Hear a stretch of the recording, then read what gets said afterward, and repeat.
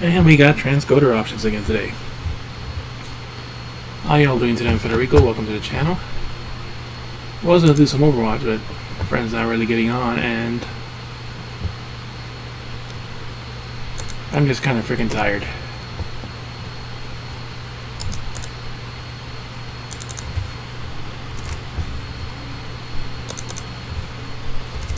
So I hope y'all been well. Just got a chance to get on now. But yeah.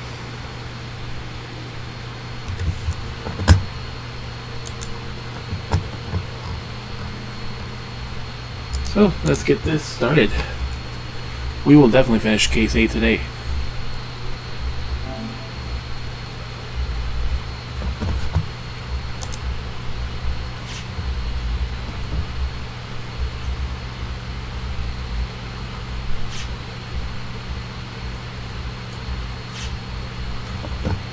I think I see what it is. Because I'm live, I can see the rolls.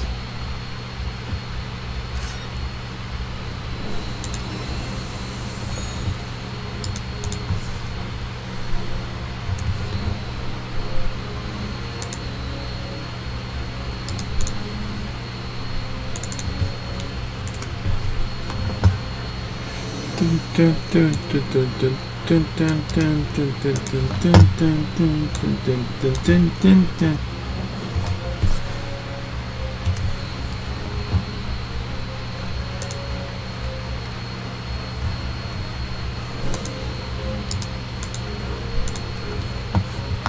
Dun, dun, dun, dun, dun, dun.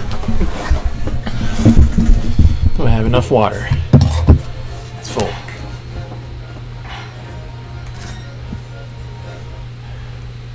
Yeah, we were just starting investigation part 2.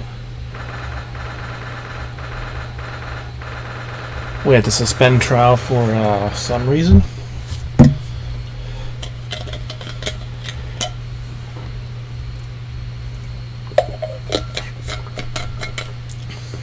I don't even remember now.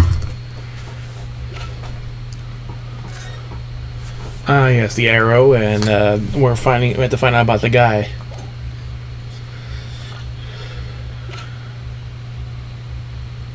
Bohemian Boy. Great. Today, 3rd October, 2:41 p.m. The Rudahodo's Legal Consultancy. Yes, the new outfits. Oh, this room has been so long. It hasn't changed in the slightest, though.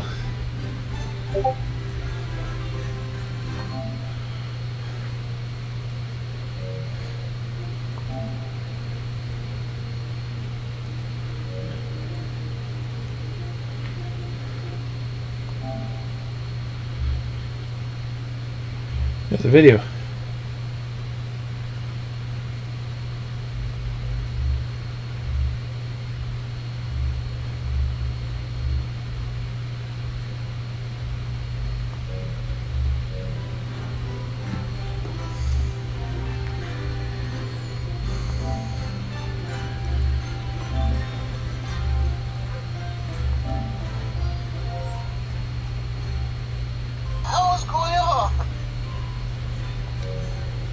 Hello. Everybody leaves and then comes back and leaves. Hey, FJC. They can't make up their minds. I know. I don't know if I want to take a nap or not. I'm too tired to take a nap and play Overwatch, so I'm playing here. Hey, Hetty, is today your birthday? What? Oh, Yeah. geez. I think That's why you got that. Oh, what's that? Oh, I'm just curious. Yeah, that's because you got a birthday present from Kenji. It's your birthday today? Happy birthday. Yes, thank you. Happy birthday. Why didn't you say anything? I've been talking to you for like fucking an hour and a half already. It's Eddie's birthday. It's not important. Happy birthday, Eddie. It's not important to him. Yeah, it sounded like it wasn't that big a deal. No wonder they're pushing you to Eddie's birthday. pick dinner. Oh, Are we having cake? She wants to know. She's laughing. Okay. Oh, maybe. Maybe ice She cream. said maybe, but we don't get any. Ice cream cake. She said ice cream cake. Poop cake. Oh, she brought that? Yes. Yeah, you. No, I said USPS. Go read your freaking messages. That's how I know you don't fucking read right. Get the fuck out of the callejero. Get the fuck inside right now. Oh, this room hasn't changed. It's been too long. It hasn't changed in the slightest, though. Logan. Inside. Go inside, Logan. It's been 6 months, hasn't it? It's a long time for things to say so familiar. Logan. So what, now you're like 34 years old, Eddie? What? No. 34? Thank God. Not that old. What? What? Okay, yummy. Fucking 25, 21-year-old. You just started to learn how to drink then, huh? No, I'm 29. Okay. I don't know why this door never closes now. I don't know when you might return. I'm going to keep it exactly as you left. Hey, hey. It has been some 6 months, it's true. I'll be right back. I'm gonna go take a quick shower. Since your father right, Susie, what happened? Oh yeah, I forgot. Oh, I'm on convention. I was gonna show My father, Mark yes. Weiss. Professor Mikutama, I mean, it was half a year ago. That's why you went back to Japan. Telegram we received saying he'd fallen very ill with high fever or some unknown reason. That's right. I was so surprised to learn he'd be coming back so soon. Surprised but happy. Oh. I think I wrote about it to my letter to you. It was all a trick. My father is in fine health and I'm obviously very relieved about that. Well, we're all delighted to have you back. It's quite by accident I was able to return in Europe, actually.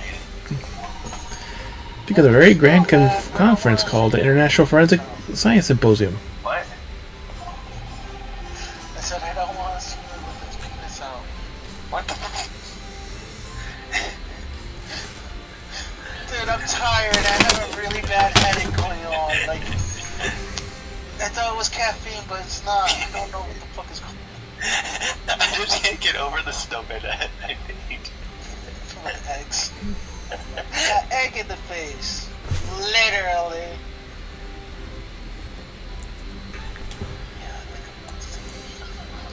The International Forensic... Oh, the same symposium Lord Strongheart mentioned. Anyway, I arrived safe and sound. All that matters is I'm here now. After all, I haven't fulfilled my promise to you, Iris. Oh? You must tell us everything that happened when you were back in Japan.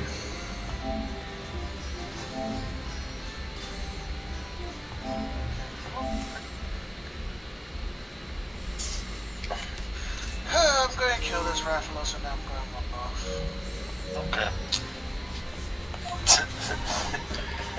Okay. Yes, of course I shall. And there's one other thing. Something wrote about your letter in particular grabbed my attention. I'm gonna edit this one. About you-know-who. About Kazuma. Yeah, you have to put everything with the egg in the face. I can't. I know, I can tell you all I can.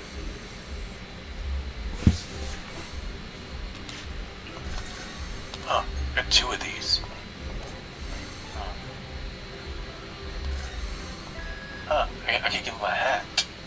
Damn, fuck it. I want to change the scarf. Oh, wait. How come I don't have the Santa Claus hat?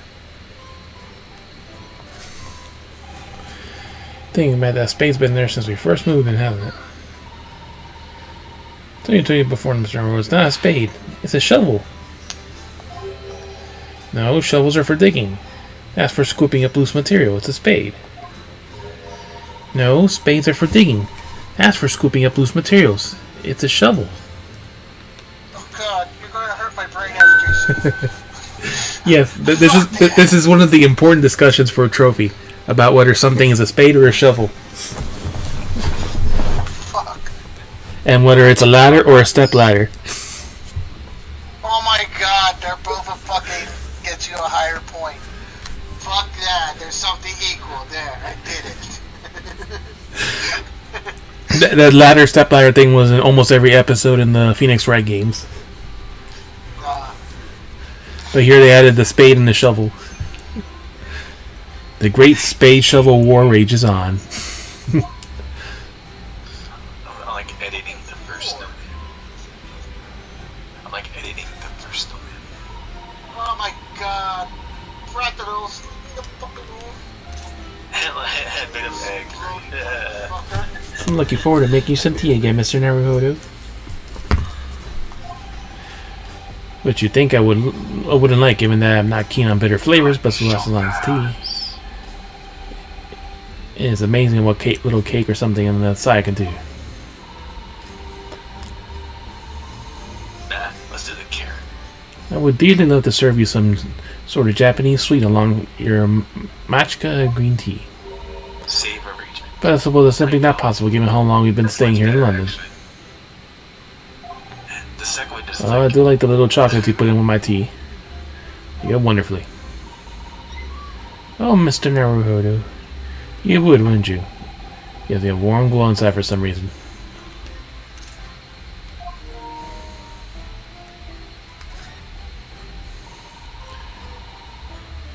You have water gently boiling on the stove, I see. Feel somehow wrong that I can't hear the water bubbling away. And we have plenty of logs. It's not like we have to worry about paying for gas. Or open a window for fresh air when the fire's burning, though. Exchange components. Can't keep it closed just because it's cold outside. It could be a matter of life and death. Oh, and you can actually wish for Well, in the freezing winter air is a matter of life and death, too, if you ask me. Who is it? Who is it? Oh well, perhaps a nice cup of tea will warm you up later. Air care. What's this? Nose apple. You see, I've been keeping my desk beautifully covered in papers like always. You must really tidy it up, Mr. Naruhodo. No more excuses. The nose. Mrs. Otto, the way I see it. All these papers are building on my desk like this are a reminder of the wonderful diverse daily life. I like to leave them as they are, so I'll never forget how lucky I am to have such a varied experiences. In that case, you should definitely have a thorough tidy. Then you'll be able to see your papers building up all over again and feel the joy renewed. Still can't beat her in an argument, even though I'm the lawyer here. Still nothing about the damn ladder again. I see your Durham still has only one eye filled in. But we agreed that it's something we did together, didn't we? You do it right now if you like. I'd be happy with that. I like the anticipation, I think, Mr. Naruhodo.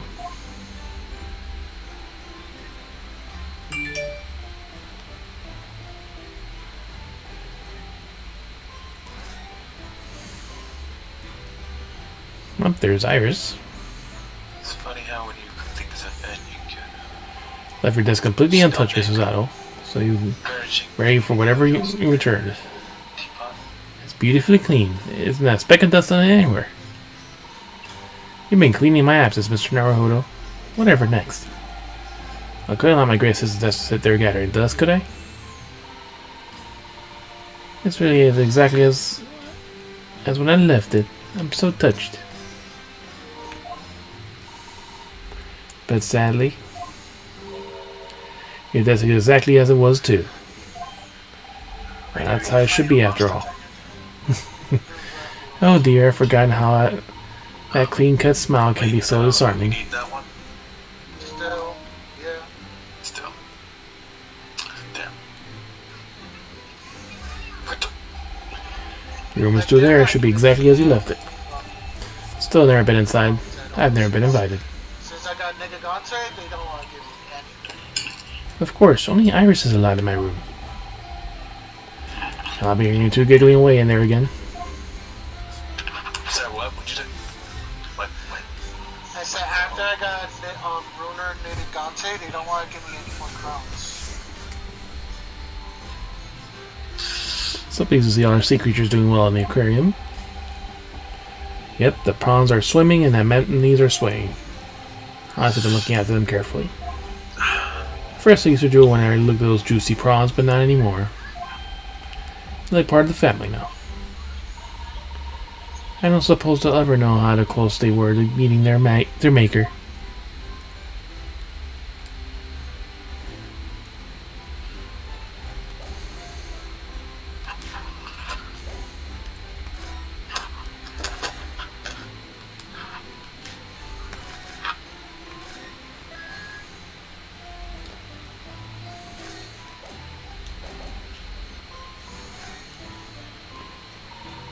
Must be about a year ago now.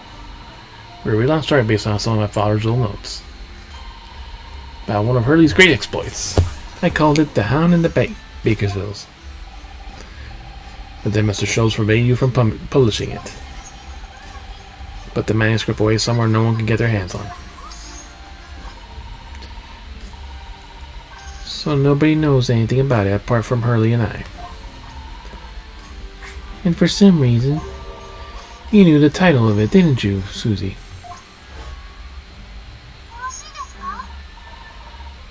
That's in The Hound in the Bakersvilles.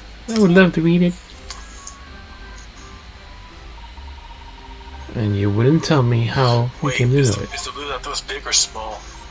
It was big, but that's Yes, but I made you a promise I would explain it one day, didn't I? So if they removed it in some events, would they? I think it's time. no, they didn't remove that. Oh? Oh, that'd be dumb if they did. I'm only sorry I had to keep it from you for so long, Iris.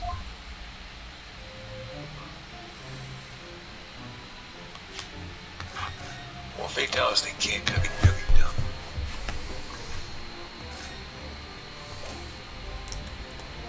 Oh yeah, what's the trophy for this episode? Goo-boo for a friend. Boring. Wait. Goo-boo. Goo-boo for a friend. Goo-boo for a friend. Ring into DPS. Oh. There's a spade, there's a shovel, step ladder.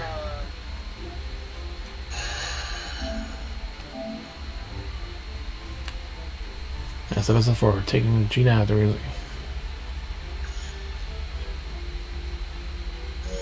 That's the next episode.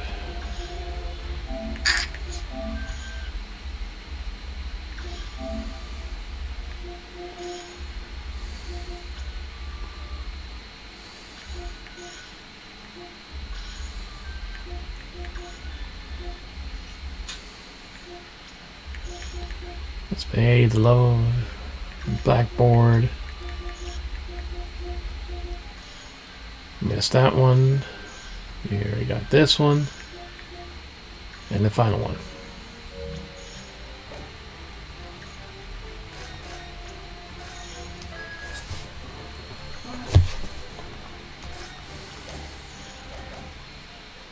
The Hound of the Bakersville.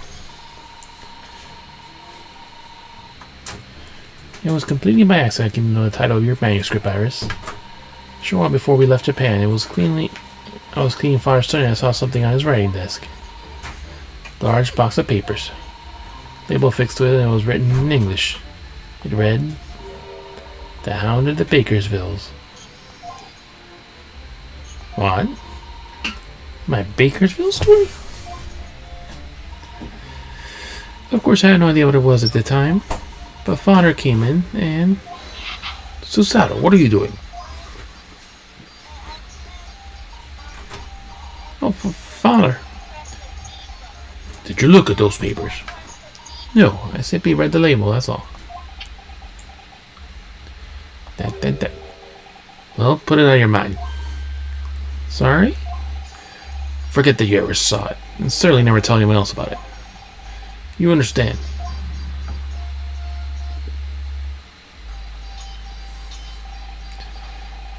But what was Iris Manuscript doing in Japan? I have no idea. Heard Iris mention the word Bakersville on that day. The title just slipped out.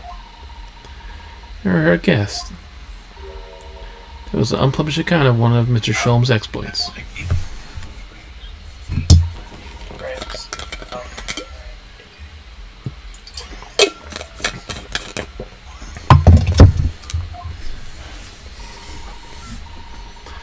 When I returned to Japan, I asked Father to explain, but he refused to answer any of my questions. There was no sign of the big box in his office.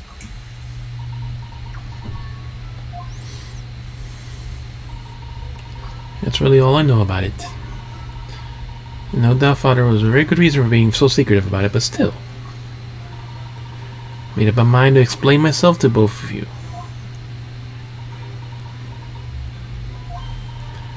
Well, thank you for being honest, Susie. And that's it for that.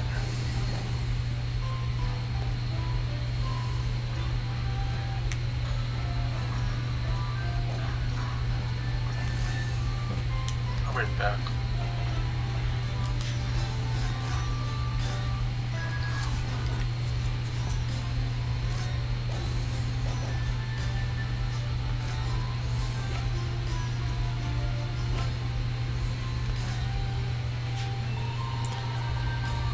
You're still taking good care of that arm, man, I see. I'm so pleased.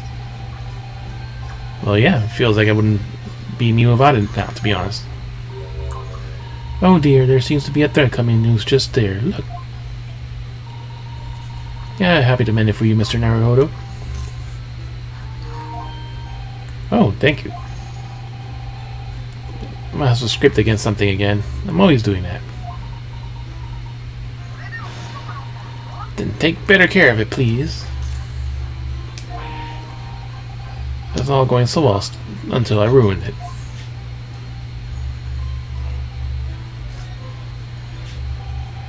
About this paper, Mrs. Otto. Yes, it's about the great exhibition. I've been dreaming about it, you know. I was sorry that you were going to miss it when you were called about Japan. So was I. I felt desperately unlucky. And here I am, back in London, where I was still on the way. It's a dream come true. Perhaps you're not as unlucky as you thought then. Once we help Professor Hairbrain out of this terrible situation, we would like to explore it all together. And of course, we must invite the Professor's good friend, Lord Van Zeeks, as well. Your luck might not stretch that far.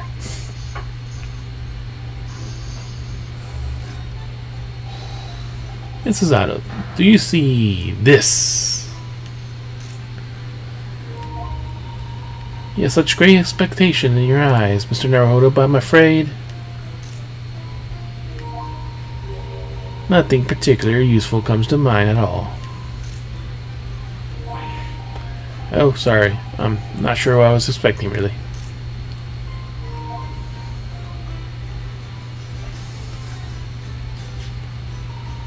This was used to shoot down the balloon, wasn't it? Yep, with a flaming arrow. Quite a formidable weapon, this crossbow. I'm quite accomplished with the longbow myself, you know. No, really? If you were to balance an apple on your head, Mr. Naruhodo, I'm quite confident I could hit it from a good 50 meters away. Quite confident, you say? Does that apparently necessarily have to be on my head?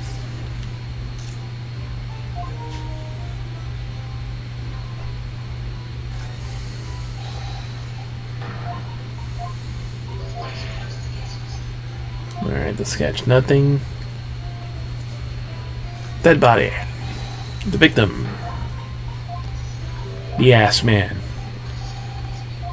Oh, the ass man.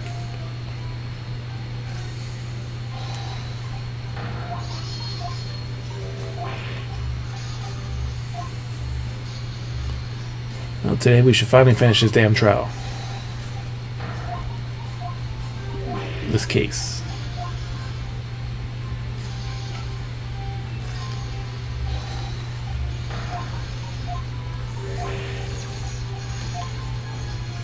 Alright, that's all the pointless presenting. Now an actual conversation.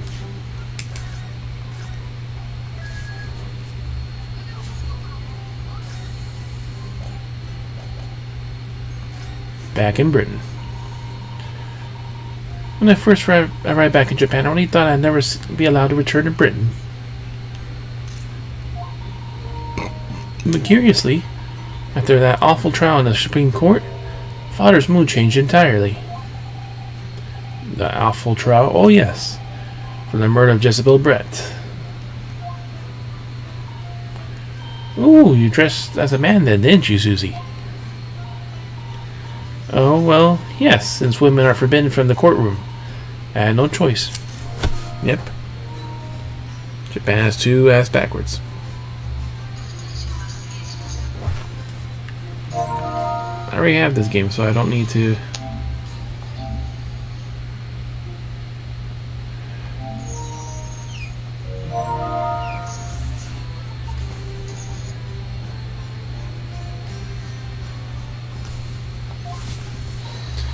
Wow, amazing. Wish I'd seen it. Don't you, Bruno? Yes, I suppose so. I want to play a being lawyer now. I could wear a false mustache, maybe. I don't think any mustache will hide the fact that you're just 10 years old, Iris.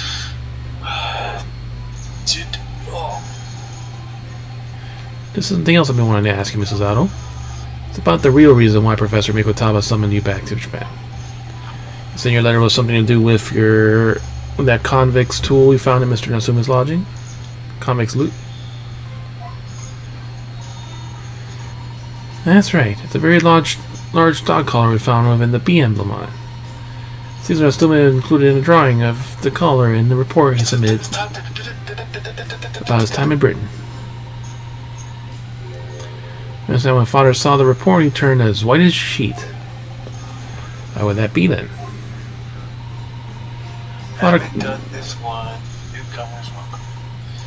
Father came himself to Britain, of course, to study. It was some time ago now, but he stayed for 6 years. Could imagine that something else happened during that time. But he refuses to tell me what it was. Then I intend to find answers for myself. Besides that, I, for one, won't keep any more secrets. Oh, Susie.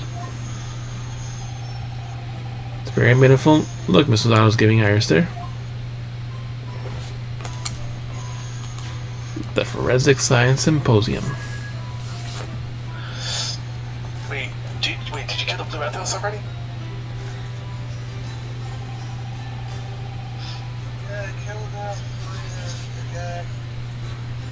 I thought you were leaving.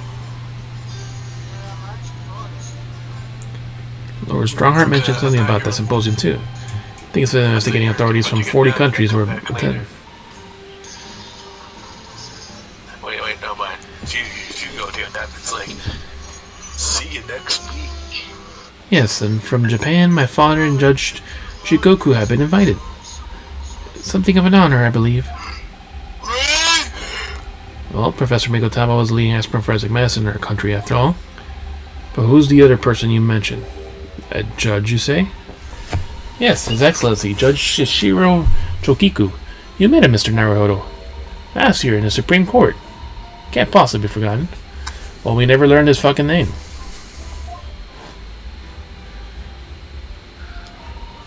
Terrible trial of yours when you were accused of murder. Ah, yes, I try to think of that as a positive turning point in my life these days.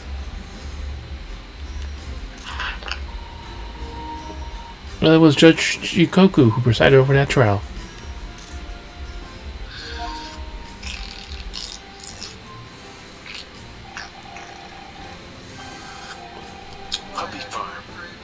If I'm perfectly honest, I'd be happy never to see that man's face in my life again.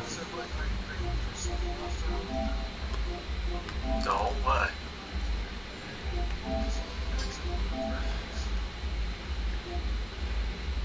Not right now. Wait, why? Because I'm gonna beat me.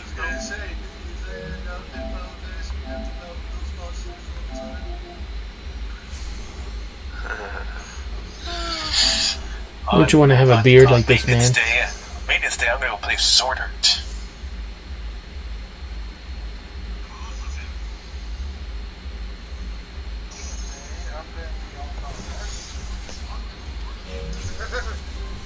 Huh? Sorry, what?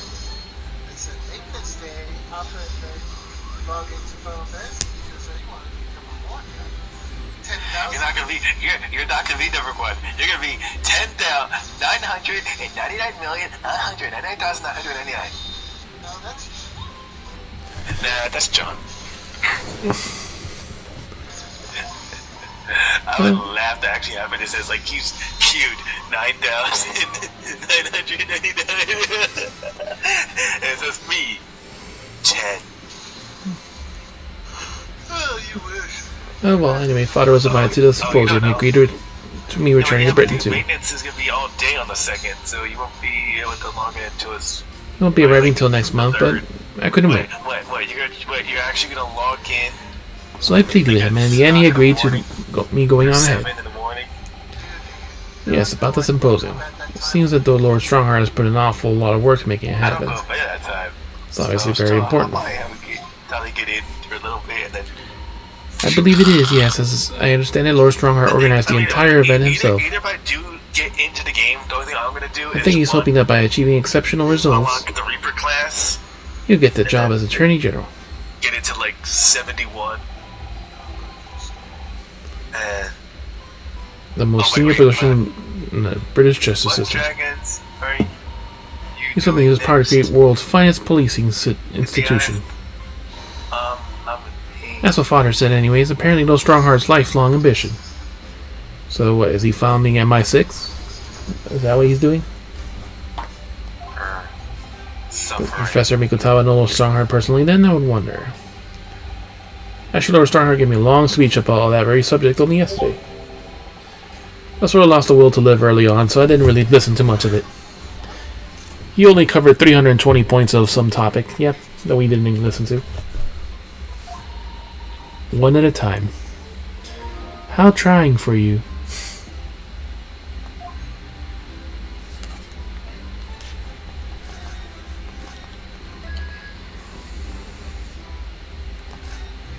Oh, Jezebel Brett. We're glad that bitch is dead. Jezebel Brett. The woman whose unforgivable actions ended in me being wrongfully accused of a crime I didn't commit. Again. Wait, I think I put seed of what? The murder of Dr. John H. Wilson. Not seed of sacrifice, it's like seed of six. Hello. Hello. Yes, Jezebel Brett, the name I won't forget as long as I live. Why? You could take a nap just The extraordinary thing is, though, it seems it's a name we should all forget. Sorry. Since the incident, the government's intelligence service have been investigating Ms. Brett. Turns out that the Englishwoman by the name of Jezebel Brett didn't actually exist. wait. Oh, it's the same. Oh, god damn it. Didn't exist, but how can that be? She's a spy. It's a pseudonym. Her real name was Shin. Was in a cutscene. She wasn't a visiting student either. That was a front. In a fucking cutscene. A front? Then who on earth was she then? I just want to get Miss I just wanna A. get Shin. the fucking mail for Ruby. Her name is literally on our intelligence services. Like a dancing plague. Have been able to ascertain about her. This is not what Nobody I knows why or even how she came into Japan. It's a complete mystery. But that makes no sense. It's an easy task to be accepted as a foreign student anywhere. What could a woman have been up to? I thought it was gonna be bigger than this. That's what she said. This watch, I thought it was gonna be bigger. It's fucking small. Hey, Kitty? Wait, is it kitty size?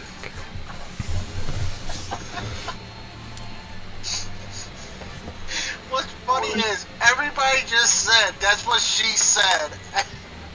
That's what I'm laughing at. Everybody just said that. No, I didn't say it.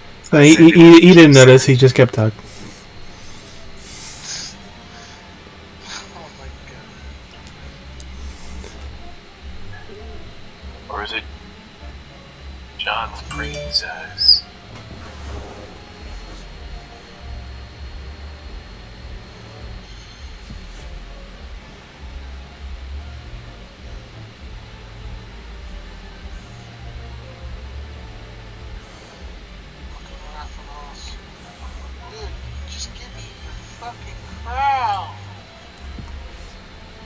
I'm afraid I don't really know. The only thing we know for sure is that she has some business with our country that we don't yet understand. I swear that black dog is small. And now that she's been killed, while all the questions surrounding her existence remain unanswered. I'm afraid so. A Shin, who on earth was she? Asian. A Shin, Asian.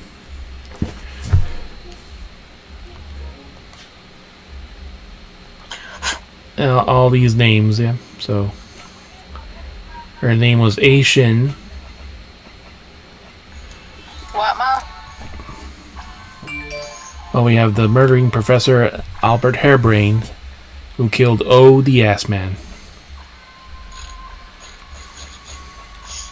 Where the fuck is this charge? Ass man. O the Ass Man. Where the fuck is this charge? What the hell? After my friend Ray's trial, This is confusing. the reporter who actually killed Miss Brett said something very strange. I know the truth. I know you had a hand in what went on Oh, stop. in that visiting student's fate. Oh. Nobody here in Japan knows anything about it. They don't know that the guy never made it to England, that he died on the steamship,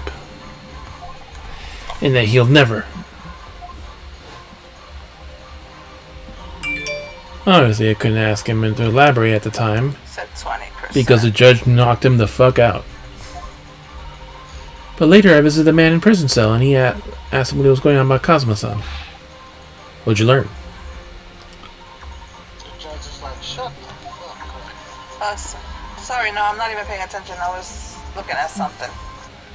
My watch is charging. It's fine. I was just coming. Yep, the pain of a smartwatch, you have to actually fucking charge it.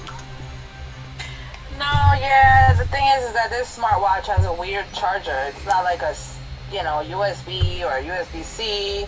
It's fucking like its own weird charger. Yeah, the Apple Watch has like a little ring that kind of, with an indent for the back of the watch to fit on it. And it's magnetic at least. Yeah, this is a magnetic charger. It has 2 prongs and it goes on the back of the watch as well. It's magnetic. But it's just odd. I thought it was going to be like a C charger or something, so. Yeah, it's weird. Like I said, this is just like a round disc. Battery, even at full capacity, like full brightness, full mode, should last 3 days without having to charge it, so. Well, it depends if you just have it on watch and no notifications or anything, it probably could last like that. Yeah, like I said, this is like a white disc and it's like inverted towards the center where the charger, the back will fit on. After he died on the Voyager Great Boom, his body should have been unladed at the Port Hong Kong and passed to the care of the consulate staff there. Should have been. Okay, guys, I'm out. Well, it turns out that his body never arrived. Like an hour. It just disappeared. I'll probably be sleeping. What? Cosmo's body We'll vanished? see you tomorrow. Okay, fine, I'll be on my Switch then. Then technically I'm only taking a nap. It is, because I knocked the fuck out on my Switch. It's in my bedroom. That'll be me knocking out, dude. Our government tried to cover up the facts, but it seems Yep. they erected a grave on the cliffs by our hometown. Wake up and it's like, oh shit. Except Cosmo-san isn't there. No, I have my girl's TV. Did Professor Mikotawa know about this? Yes, it would seem that he did. I don't have to worry about it, though. But he didn't tell me. God, dude. We're still investigating what happened to Cosmo-san's body as we speak. Dude, you know how many stacks I had and I thought I was gonna die? 7. Charging it. It's not even charged. It's like at 20%. It's a smartwatch. It's just like a rinky-dink watch I can wear at work. It's not a $400 watch like the one that I have. That's a Samsung watch. And if you plug it into the wall, it should charge faster I too. refuse to wear that at work where I'm going to be using bleach and shit. Stuff like that, so. I just don't believe it. It was an actual feeling about ranch and I have all of a sudden. Because I didn't get healed. Someone didn't heal me. The cause of a mystery.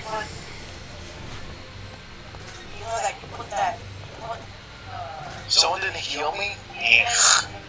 Thinking back now, I think there's some things that happened on the Essence Brouillard that were definitely strange.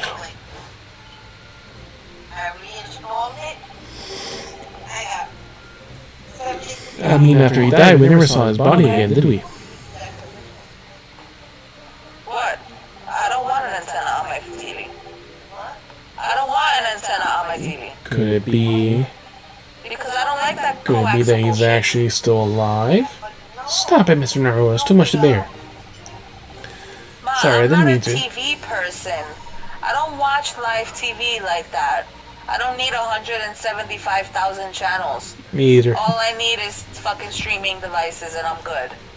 Netflix and that's We it. still have Disney Plus, we still have Discovery Plus, we still have Amazon Prime. The only thing that's down is Hulu right now, until tomorrow. Why is it down? Why? Because I couldn't pay it. I'm already negative 122. Because my first paycheck was only $498. Well, Oh, come on. if you have Amazon, Disney, and possibly Netflix, like, you don't really need Hulu also. My mom needs it. She likes live TV, and we don't want cable. Then your mom can pay for it. Oh, it's dead.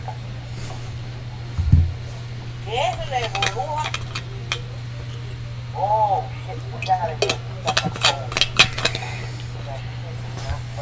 We have to get them an entire wall of that. Plus, there's always the local channels.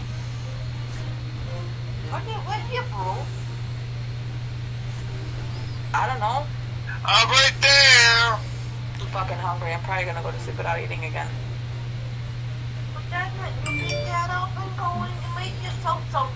No, because then if I make myself something, you complain I haven't made anything for everybody else. Very true. That's why I don't fucking cook for myself. Why? Because you don't want to cook for everybody else? If I want to make a snack for myself, I don't understand. That's it. That's where I get upset. Me, I can get whatever. What do you mean? My kids are fucking self-sufficient. They grab their own shit. They can't get up and get cereal. They can't get up and grab shit from the pantry. Yes, they can. That's giving them the fucking, like... Comida. Supper. We weren't talking about supper. No. Excuse me, what time is it? Yes, do you know that I've not eaten anything all day? 2 cups of coffee, that's it. I am going to say this. I don't want you to take it. Of course I'm going to take it any which way. You shouldn't say it. Why? You could say things that ain't in. That's on you. Why don't you eat? Do I have money to eat? Well, baby, you get up early. Before you got out of here real early. Whatever. As much as it pains me, just think about that possibility so very much.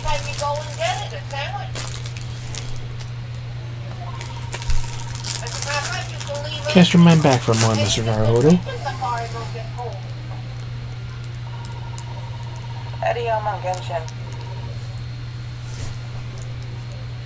When Kazuma-san was discovered, Mr. Sholmes was there, wasn't he? And he definitely examined the body. I remember it clearly. We all know he's not a very smart man. Ah, you're right. So Kazuma-san hadn't actually been dead at all. It means that Mr. Sholmes had lied to us, as he's done before.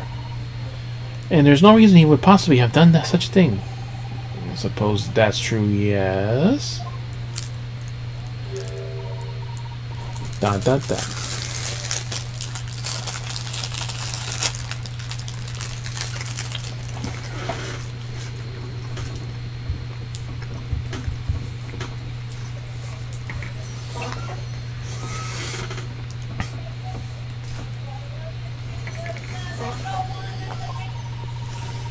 He might still be alive somewhere.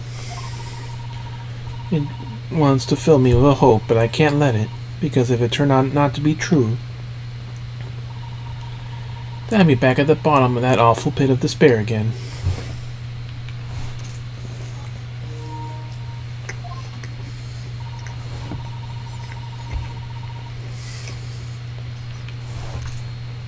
I'm terrified of what that might do to me. Oh, Mrs. Otto.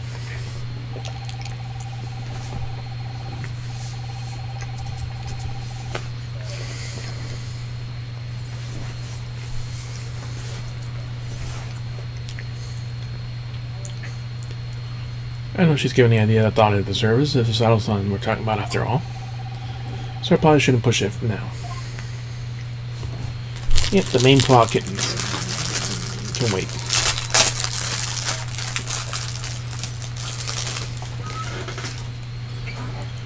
So, Mr. Naru, I'm ready to start investigating if you are.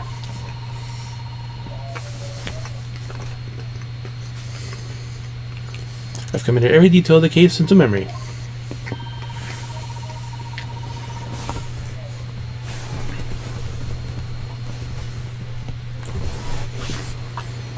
Iris told me of the disturbing happenings at the Wax Museum as well.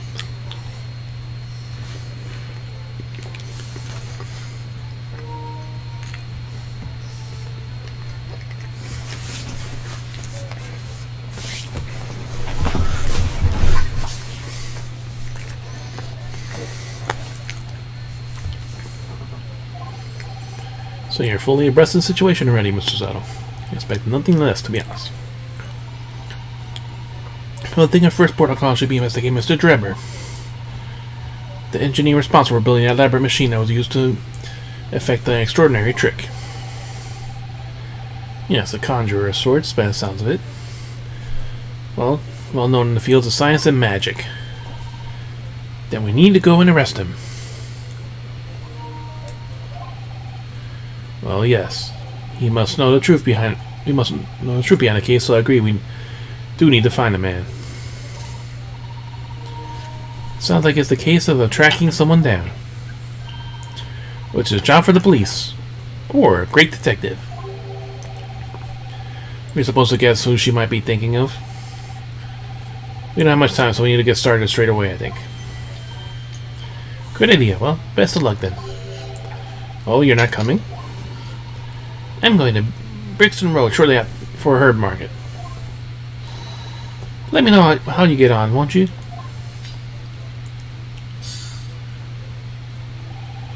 That was a little abrupt. 1, 2, 3, 4, 5. Eddie, Pull of the herb market must be strong. I'm on Genshin. Oh. Give me 1 second. Give you what? A day? Give me a second. Not a day. Give me a second. Well, if What to everyone do? leaves the party, then I'll just go back on. Gotcha. Do you know? I might never have an opportunity to return to Great Britain. Yeah, I did it yesterday. Certainly not so soon. Oh yeah, look at the party I sent. I sent an image of my snowman. Of your who? Yep. Oh, your snowman. snowman. But they look like... Yeah. Fucking random as shit. like he put eggs in his eyes. That's what mine has. It has like a hat, eggs, a scarf, and it has like a weird smile. It's like creepy. And it has a body with no legs. So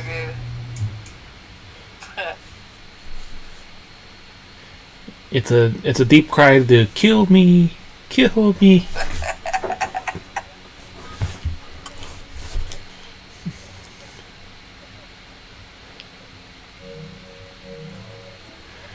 It's funny, for the past 6 months I haven't been able to work in court. Meanwhile, you've been raising a storm in the Supreme Court of Judiciary back in Japan. Please, Mr. Naro. I may have dressed as a man, but it was Very reserved performance. So what your father said in the letter about a Ryutaro takedown is reserved. Well, anyways. Back here in this great capital now. talking to me? I'm ready to assist you again in any way I can. Thank you, Mrs. Otto. It's my pleasure, Mr. Naruto.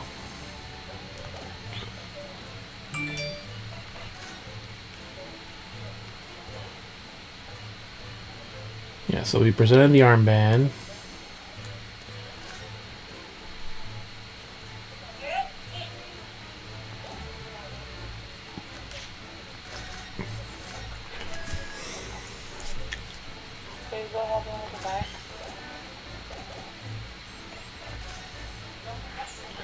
Yes. New location's been added. Outside. Yeah, but it's freezing outside, and also people spit on the floor, dude. Our lovely little office. Well, Wonderful memories I have put because in of place. that stuff, I want you with slippers on. Prosecutors, I believe I have any business that will require a visit here at the moment.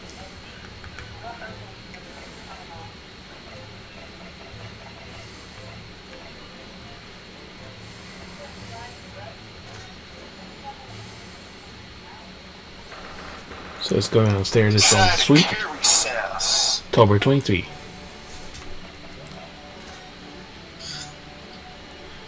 And we can examine everything again. Man, we're not getting anyone. Coffee table. 1, 2, 3, 4, 5, Is that where Iris keeps her very important papers? It is. They could treat it with a lot more care, but only the other day I saw Mr. Sholmes kick it. I'm just gonna go on. Oh no! Just go on. Suppose something must have been frustrating him. What a shame to mistreat the furniture, though. Was it damaged? The chest was fine, Mr. Sholmes was doubled up on the floor in almost 10 minutes.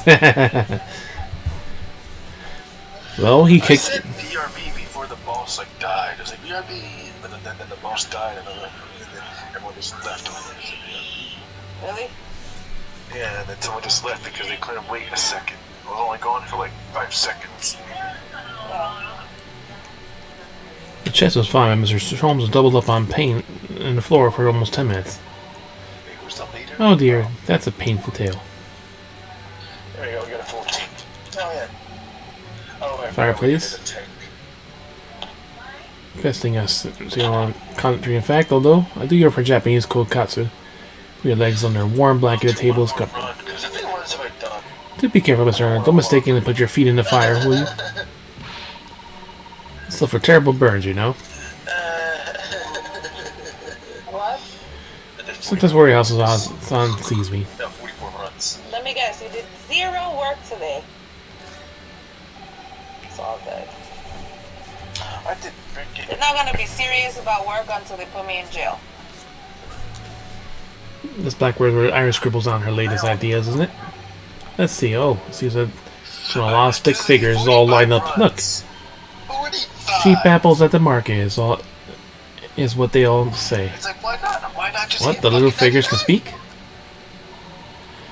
All your questions will be answered if only you read this month's Rants From now on, magazine. when I get home from work, you're not allowed to do anything but work. You don't want to do it in the morning? That's fine. But you're gonna do it now. So I'm the only one who can't make any sense of All this. the way up until the time you go to sleep.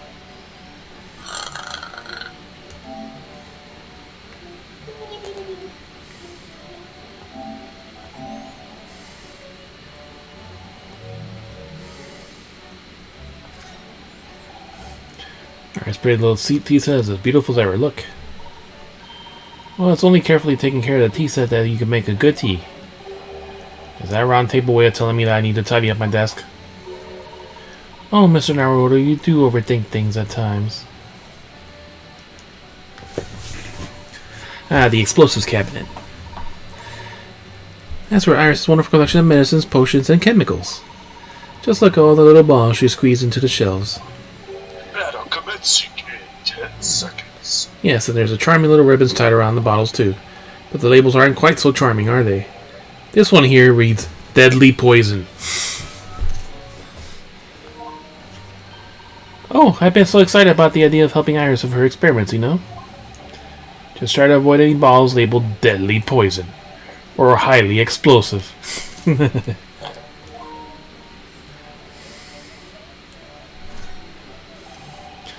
correctly as supposing lump of iron called typewriter.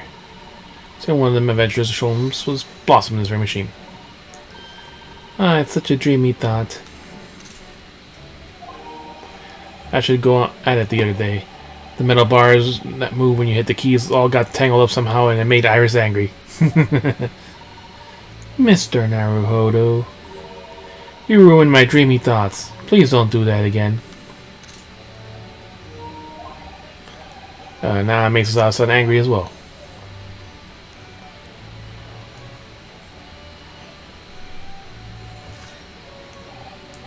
Ah yes, Mr. Sholmes' curious collection of trinkets from various mysteries he solved. One of my favorite parts of this room, full of items such as exciting tales to tell. I do believe he's added to it since I last took. Now there's a mysterious pince-nez, a mysterious little box, and a mysterious horseshoe, a mysterious biscuit.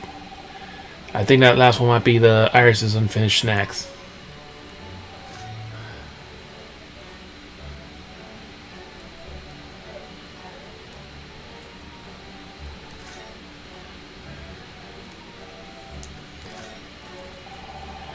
Well, I managed to remember the name of this beamless name. The Great Analytoscope.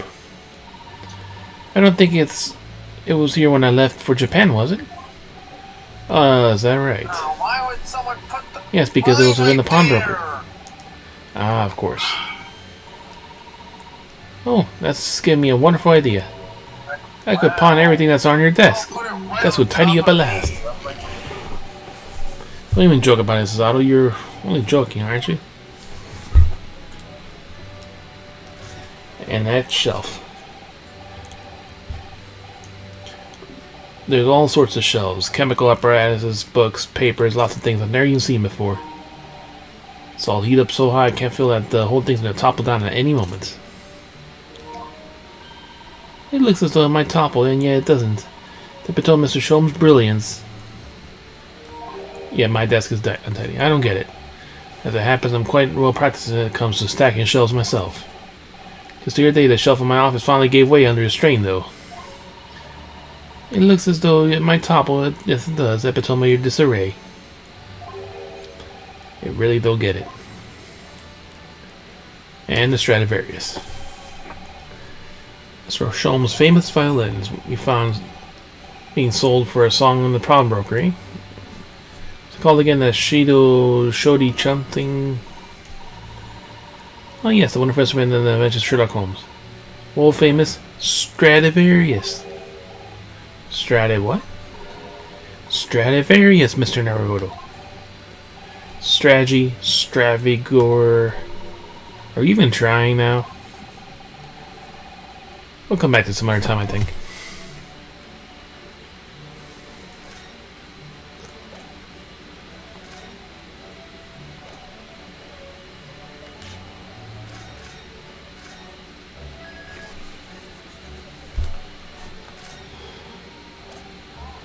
Really? What? Huh? What? Do I know? I don't think we've visited this place for some time. Okay.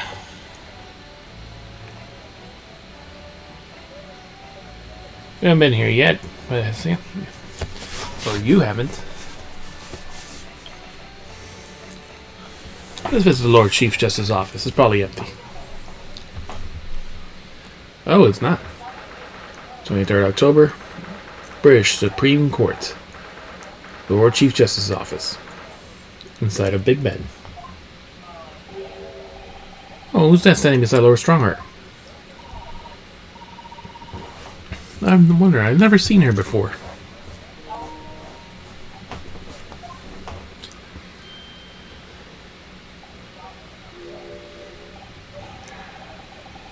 Ah, the young champion of the court. You had some success this morning, I understand.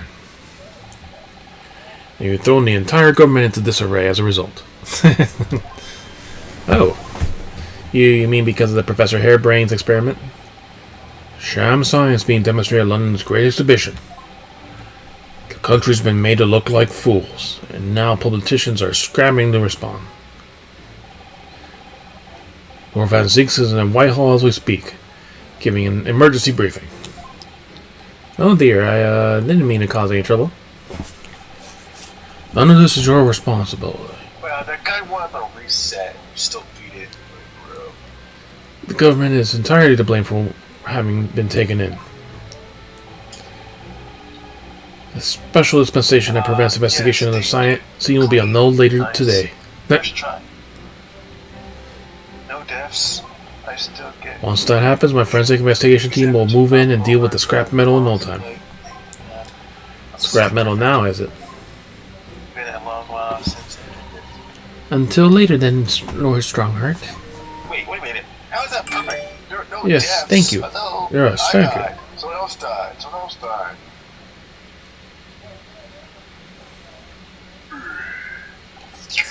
Who was that? 6 feet now. That was Dr. Courtney Sive, Scotland Yard's esteemed chief coroner. She's leading the forensic investigation team's handling of the case. She was just delivering a report about the victim, in fact. Oh, I see. About Mr. Assman. Following the outcome of the trial earlier, I asked the coroner's office to reevaluate its findings. I don't have time to tell you what she concluded. If you want to know, you have to ask her directly. You'll find her at the forensic laboratory. Alright. Oh my god. Now, what were you here to see me about? I can give you 7 minutes and 39 seconds of my time. He's not running quite as particularly late anymore.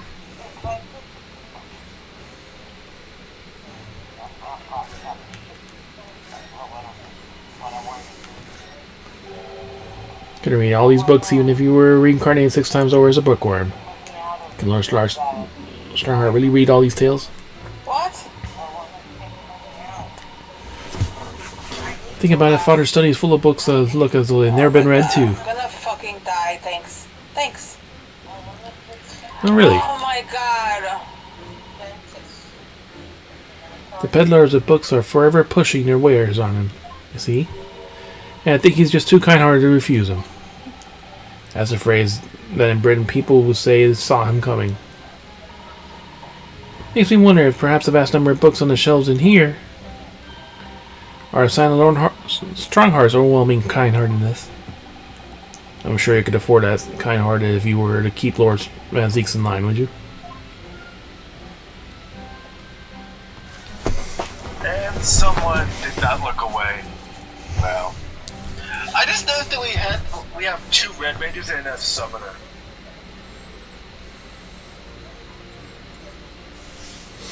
These are very European suits of armor I see glaring at each other across the carpet. In a way, I feel like the guardians of the Lord Chief Justice's office.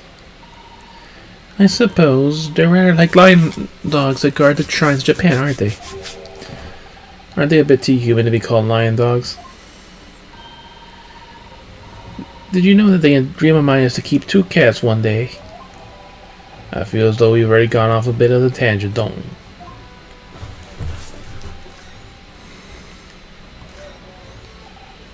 As ever, the enormous clock is diligently maintaining its rhythmic tick-tocking today. Watching machinery at work can be quite mesmerizing, can it? Ironically, you can't completely forget at the time. Which I particularly enjoy is watching the enormous wheels of the steam locomotive turning. When I was a little girl, Grandma often used to take me to watch the railway trains and engines, you see. It's open fire for me. I could sit and watch the flames for hours.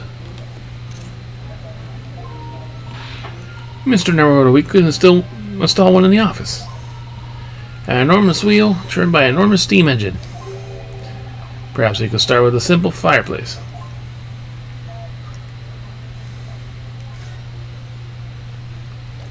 Well, that's all of his office.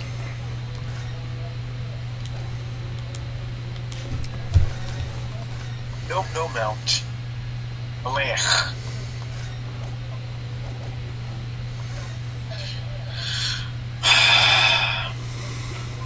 No mount. Maybe it's. Can I show you this a little stronger? I'm the Lord Chief Justice. I'm not here to offer advice or about evidence.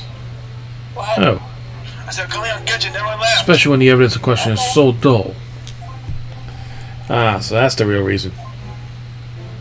So,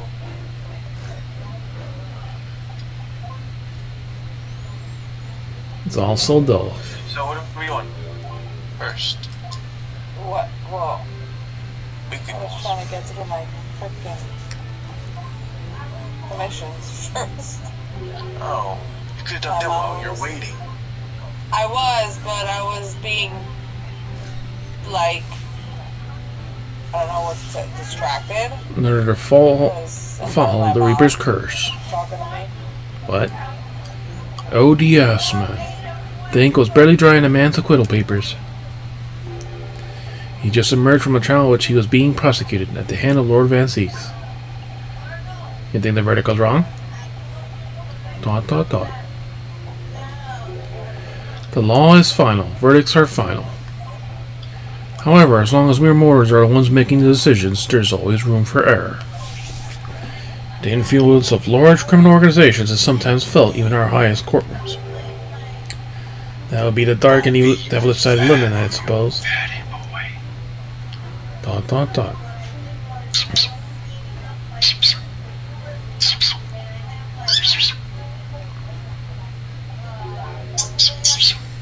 How many commissions do you have? What happened? How many commissions do you three. have? 3 left. Really? They're all, You only did one? yeah, there's 2 that are in town. Yeah, my mom was distracting me and asking me questions and stuff. Damn it, I could have done another And my run. kids. Hey, my time is precious, but I still have to fucking stop to do other shit. I literally am only doing the bosses with you, and then I'm getting off, and then doing one. I'm not even gonna do. I wanted to do a run with my astrologian with the trust, but now I can't even do that because it's already too late. I'm probably just gonna go back on Final Fantasy and start leveling up my, gonna level up my, Black Mage, I guess. What? Take a break for the farming, because it's... Which you're essentially farming as you level up. Repeated killing of whatever dungeon or whatever you want to do. Look at the paragraph Yeah, and look at the but I was look really at- farming for the extreme ranks. look at the sentences before it and after it, and try to figure out. By the what way, the Lord word Strong, is. about this. That's how you. The symbol of the defense lawyer in the Japanese judiciary. Read the sentence. Oh, I didn't expect you to know that. But I told him that originally too. It's not orient. It's ornate. We never accept Yes. foreign students before Read first the reentering sentence the legal before it. system of their home countries. The sentence with fit in it. But and such trinkets are merely for show. Only true measure of your worth is your Yes, performance in out court. loud. Yes, right.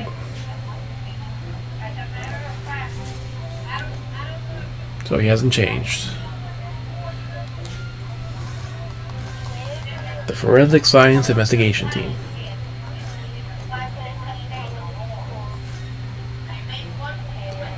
What exactly did the forensic investigation team that you...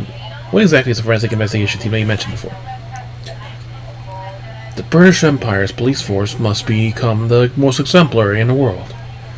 For that to happen, it's imperative we embrace the forensic science Okay, or the ornate. and everything it has to ceiling. offer. He's describing the ceiling. It was painted in gold, midnight blue, and maroon. So what do you think ornate means? If he's describing the ceiling and he's describing all the colors. I first created the forensic science team a year ago, now, unofficially, of course, to pave the way. Look it up, dude. Goodness, a year ago? Look it up. When you don't And know next where month you're gonna symposium I look intend to it. present the results of their work to the world. Once I do, the House of Lords will be powerless to oppose the creation of full-scale forensics division. And once that happens, the position of Attorney General will be mine. And criminals will suffer dearly. So, he is vying for a promotion. What do you mean? For too long, these scoundrels have made a mockery of our legal system with false evidence and bribes. The London scum are about to be rounded up and burnt in fires of hell. I intend to see it to it personally. You there, Eddie? Guess not. By creating the finest police force the world has ever known to protect our honor and our future. Look at those eyes. He means every word. Dr. Sive is an exemplary, extremely reliable coroner. When I officially establish the Forensic Science Division in Scotland Yard, she will run it as my right-hand woman. Now then, speaking of symposiums, Mrs. Mikotaba. Oh, yes, my lord? Your father should be on the high seas as we speak, making his way here to represent the Empire of Japan. Yes, that's right. He'll be arriving beginning of next month. Are you acquainted, Lord Strongheart? With Professor Mikotaba, I mean? It was many years ago now, but yes. I remember Dr. Mikotaba very well.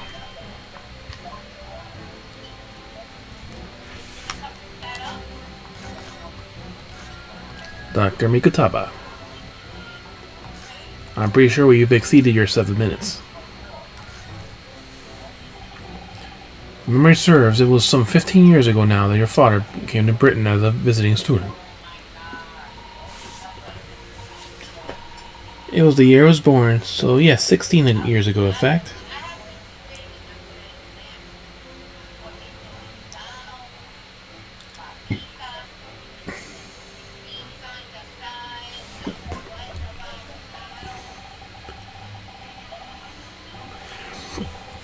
Mikotama was a young practitioner of forensic science, and Shikoku accompanied him as a young, promising judge. Ah, they were friends from that long ago. The punctiliousness and politeness of the Japanese at the time were impressed us greatly.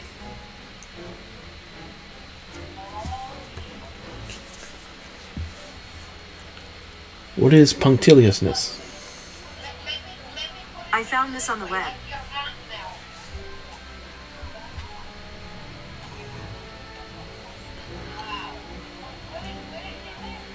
What is punctiliousness? I didn't say it right. I found this on the web.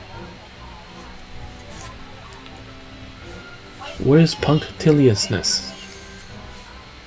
Here's what I found. That's nothing near what I said. Back. You're doing your commission. Yeah, I'm on my last one. I'm doing it now. No. Punctilious, Yeah, it's stupid. showing Make great this deal of applies attention bullshit. or correct behavior.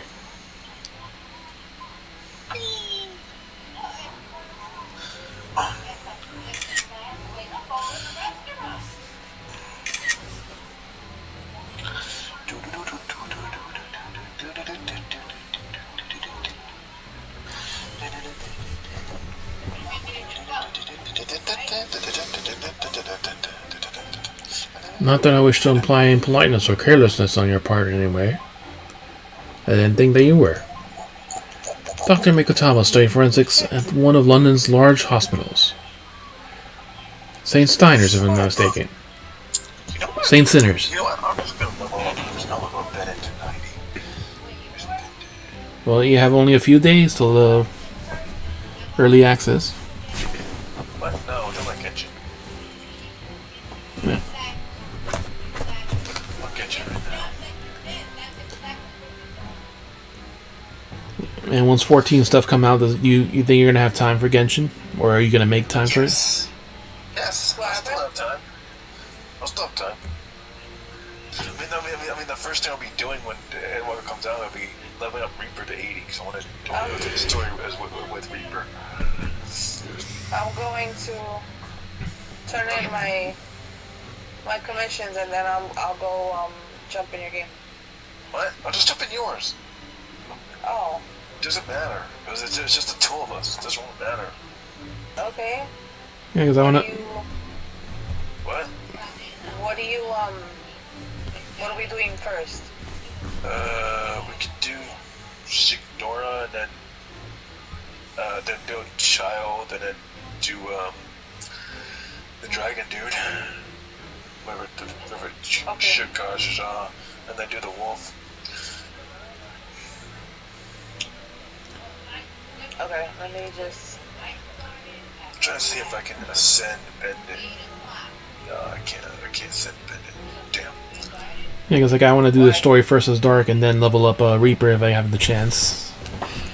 Yeah, I'm actually gonna do Reaper through the story. Through the story. It depends on what level it starts, though. Yeah, it doesn't start. It starts at 70. You would have to get it to 80. Yeah, I know. That's fine. I'm fine with that. Because my friend, because my other friend, he plays tank, and he wants me to get my Reaper to 80 so we can go through the story together. Oh. So yeah. Because he's gonna play his, I forget, I think it's Dark Knight or Paladin, and then he wants to go to the story. He wants to go through the story with me. So that's why I'm gonna get the Reaper to 80 before I do the story. I'm trying to remember what level Dark Knight. There's really no rush to go through the story. There's really no rush because technically, not the whole entire story is gonna be out. Like the whole entire story is not gonna be out. So. Yeah. What should I go with party-wise for Signora or whatever? Bring a healer. Saint Sinners, Bring a if healer, I'm not mistaken. And then bring. Dr. Syme was also there as it happens. It depends. Ice or... Then Dr. Syme knows my father, does she? I don't know because. She was a young the medical first assistant at the phase is time, when so I I doubt said their paths would cross father. regularly. Bring a healer. Yeah. And then bring. But I don't doubt that they knew each other superficially. After all, Dr. Mikotabo was there to study a subject for some 6 years in total. 6 years, that's a long time to study abroad, isn't Bring it? ice. I lived with my grandmother all in those years. I left a newborn daughter behind and went to overseas to study 6 whole years. I mean, that's fine. It was a rather turbulent time at home. I was gonna bring Electric and Geo Oh. for that fight, and then I'm switching. Perhaps father wanted a reason to get away. What do you mean, why? So you don't do commissions? Yeah, I'm done. Well, clearly something was going on at the time. Lord Van Let me Zieks. know when you've loaded. Oh, yeah, no.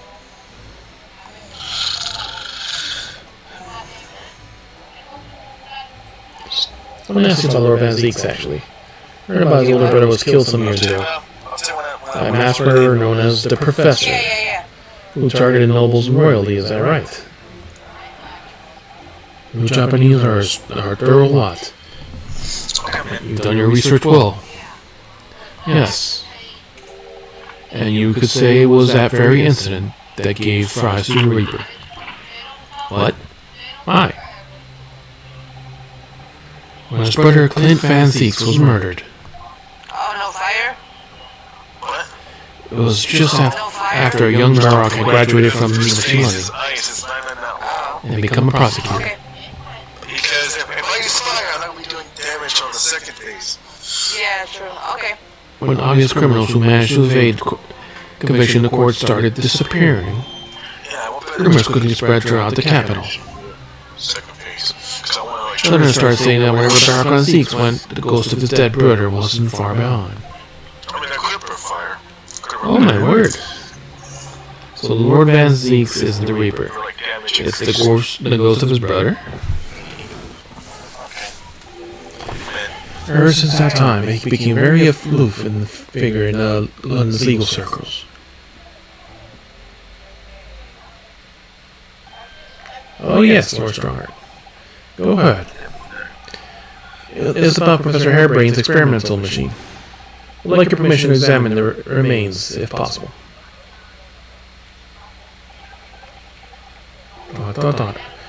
Are you well versed in science, then? Not in the slightest. In fact, you could say I'm barely aware of the subject at all until recently. I don't know the meaning of the word science.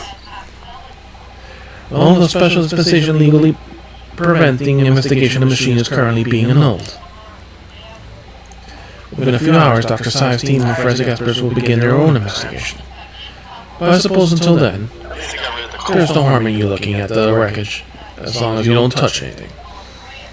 Thank you. Your look is better than nothing. I'll be able to see it too. To get some HP back. Your time is up. Yeah, no, You'll have to excuse me now, I'm afraid. My next engagement calls. You're extremely sorry to trouble you when you were so busy, my lord. I have important matters to attend in preparation of the symposium. You understand. Where'd the other one go? Oh, it's over here.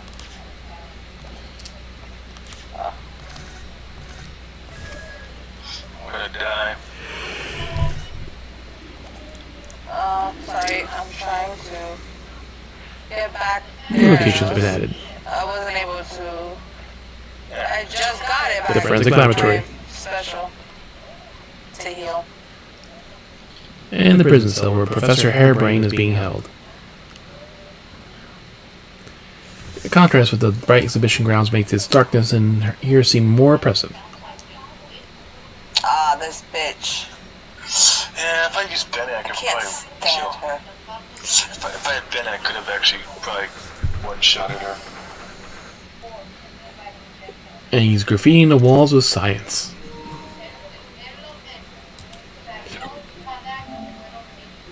No, come on, come on, come on, come on, come on. Yeah, shit. Oh, crap. Fucking bitch. 23rd October, One-shot her. local I should prison, have done it. cell 11. I'm gonna die. What's he doing? If I had Bennett, I think I would have actually probably would have one-shot her because What that. is this He's- stupid eye oh my. above everybody, like above our heads? Okay, you need to die. The whole wall in the cell is covered in the mathematical equations. At least that's out of the wall. And he's writing more now. Professor, sorry to interrupt. That's one ball down. I don't know, Mr. Maroto, who's this young lady? You can do child next. Susato Mikotaba. Child? I'm Mr. Naruhodo's judicial assistant. Child. It's a pleasure to meet you, Professor. I would just let's for my other kid and just shut. Ah, if only I met a refined young woman like you sooner.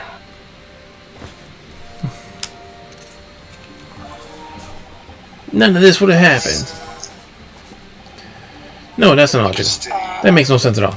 Stay what the hell you want. Oh dear, I'm sorry if my presence here upsets you. Yeah, okay. Electric? I owe an apology too, Professor. That's all. Didn't manage to deliver what I promised I'm you would switching. in court this morning. You don't want me to go as, No, you're good. Ganyu or Nope, you're Duluth? good. Nope, you're good. Oh no. The whole thing, the whole miserable affair. It all happened because I've been such a complete and utter clot. When you get my special, I'll be dead. Professor Harebrain, what have you been working on in your cell? Ah, you mean that? Oh dear, how embarrassing. I just suddenly struck my idea, you see, and simply had to write it down. The wall is all I had on hand. And where'd you get the chalk? Oh, is this a new hypothesis? Something to surpass the high level of super voltage instantaneous kinesis, maybe? Come on. Something to pass the high, Kill. super high voltage instantaneous kinesis, maybe. No, actually. It's my autobiography. But it's just fucking math equations. Oh, Your autobiography? no, he's dead. Okay, time to just one shot him now. I was Diddled and Fiddled by Albert Harebrain. That's an unfortunate title. And die. I find I can present my odd numbers of an ambiguous set of simultaneous equations. Really? Well, I came as electric, so I'm not doing shit with damage. No, but the ice, yeah, but your other character should have been. No, but like, we have double ice, so it should have killed him really fast. Gonna have to pay you back for the loans I took out in the kinesis machine, you see.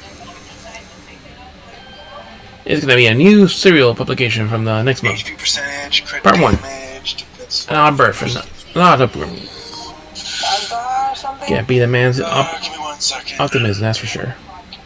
I actually want to teleport there and see what's on the wall. I see, so, well, for now, do you mind if we talk a little bit more about the case? Oh, yes, of course. We're working through the numbers. I was fiddled by the pair of them. Again, unfortunate choices of words. By Ass Man and the aloof engineer, Trevor. I check on fires. Yep. Okay. We're not gonna have to sit through an explanation of all these equations, are we? What do you want to do? Azza? Yeah. Okay. I'm going as Ganyu. Fuck this shit. Because I don't like going too close. Professor Herbert, what do you make of this? Oh yes, that's what I need to prove my hypothesis, isn't it? No. Yeah, it's nothing to do with your hypothesis, actually. And take it away, I don't want to be bothered with anything that doesn't assist my science. Alright, keep your abundant hair on.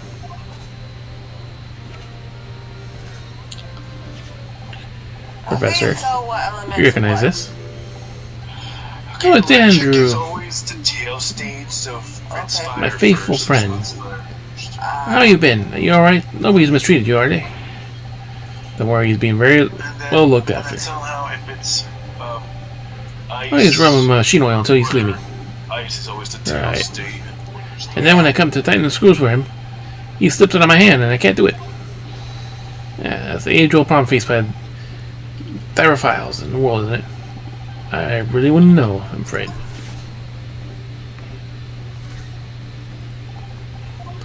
And that other stuff is probably going to trigger him.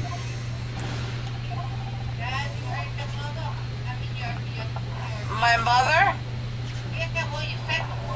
What? How could this have happened? It must feel awful.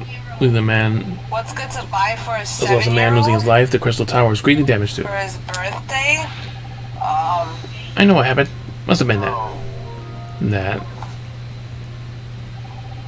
The day before the demonstration, I had my usual meal of frankfurters and hotel restaurant. Toy figures, When I paid the bill, they gave me 3 shillings too much in change. But instead of saying anything, I just slipped the coins in my pocket. They're still there now. Divine retribution is a wrongdoing. I That's what it would is. say some toy figures, maybe For science is toy very cars. illogical. I had those. Long and illogical.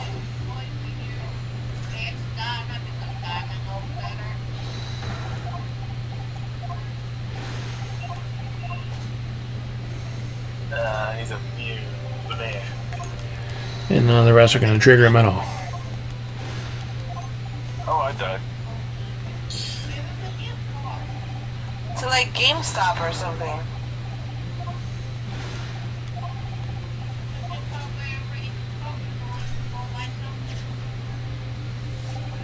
Yeah, how could this have happened? It's feel awful as well as the man losing his life. It was Tao's great damage. What happened? What's been that? That.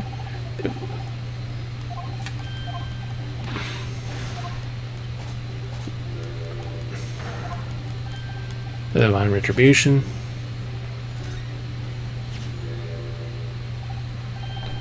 Ah, fascinating, yes.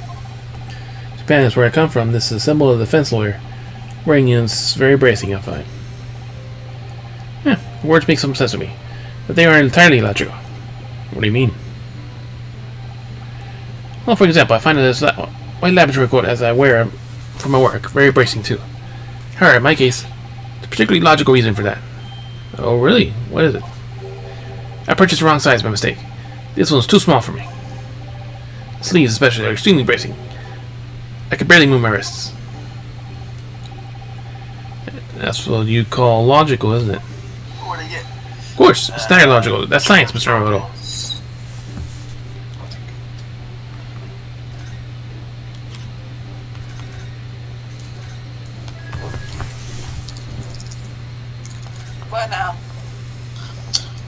Woof.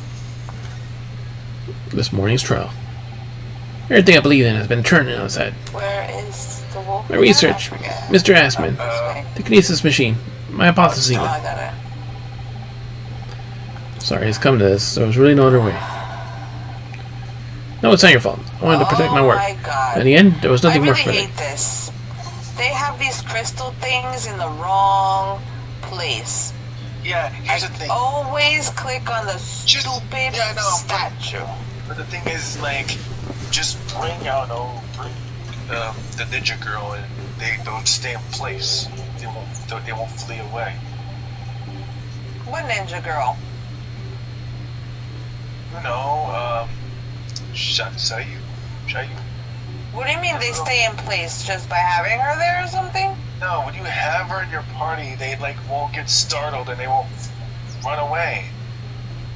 I didn't know that. Really? I didn't. Aoi does the same thing, but she okay, what the fuck just happened? It was their mind that you deceive anyone. They didn't want to trick the public. Glide and You fell? damn. Pop a meal or something. Enough to get my health down to a good amount. I don't need it too high. Speaking of health, you should see what I did yesterday in Shin Megami Tensei 3. After visiting the Demon Lord of one of the factions, there's a shortcut. Jump off the building. It's like, okay, fuck it, let's do it. Jump all the way down to the outside of the building. Character gets up fine, but then he's bracing himself, meaning he's injured. I take a look at the party information. Everyone's alive at 1 health. Oh my god. I did technically jump off from the 63rd floor to the first I floor. think I did this one. So just the fact that they survived alone is something. No, of course you didn't. But in court this morning, I realized something. Oh? If you've done something wrong without knowing it, you've still done something wrong. Logically, it makes no difference if you were aware or not. Ignorance is a pure excuse. The blame still lies with me. To Luke. Oh, Professor. He believed in me this morning, you know? Barak did. He believed in my hypothesis. Well, I think that was just a necessary factor of the prosecution establishing this case.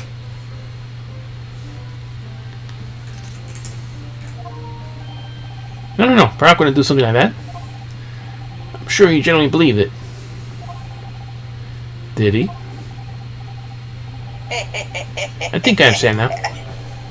Why is that he decided to take the prosecution of my trial, Man seeks motivation. I gotta wait.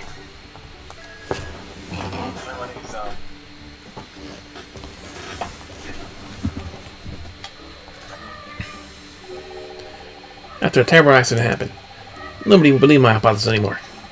Not the police, not the prosecution service, not any lawyers even. I feel like I dealt with some kind of finishing blow there. So if any other prosecutor had taken the case, it was anyone other than Brock. I'm sure the prosecutor should have declared my hypothesis complete and utter nonsense. This morning.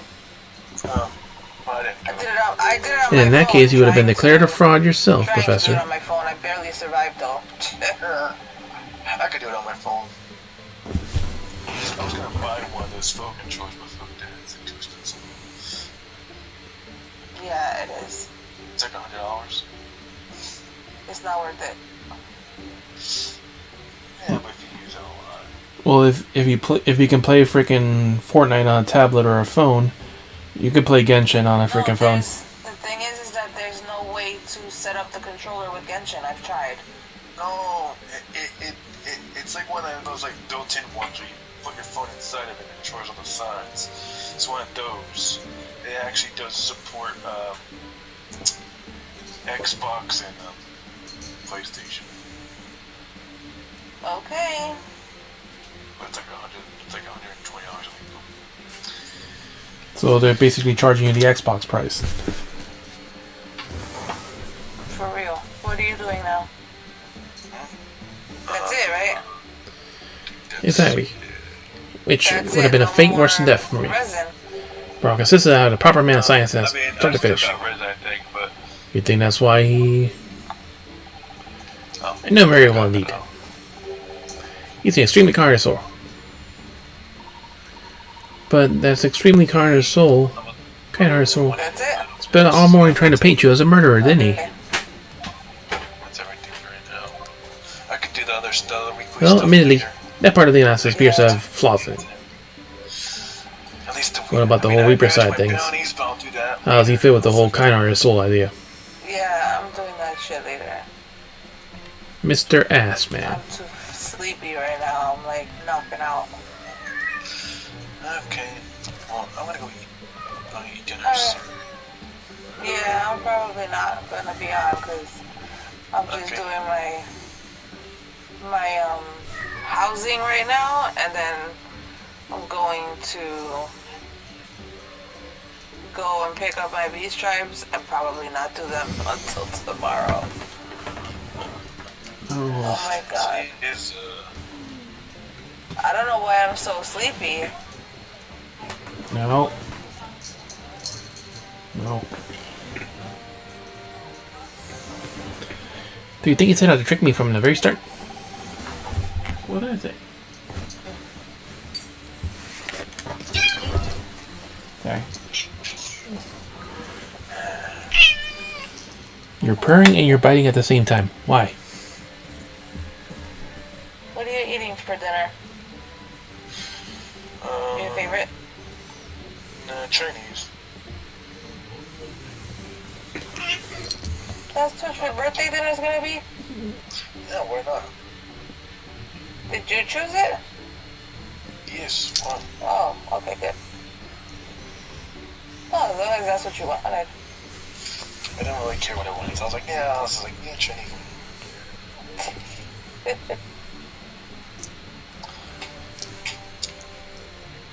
I really wanted a fucking meatloaf wrapped in bacon, but everything so sick. Oh my god, that's how I make my meatloaf. That's so funny. Yes, I do. And then drench it with barbecue sauce on top of the bacon. Yep. OMG. Wait, do you do it in the oven or grill? No, it depends. If it's freezing, I won't. But I like it grilled. Oh, we smoke it. Yeah, I would rather smoke it. Smoke the meat. I don't have a smoker though. We must be related.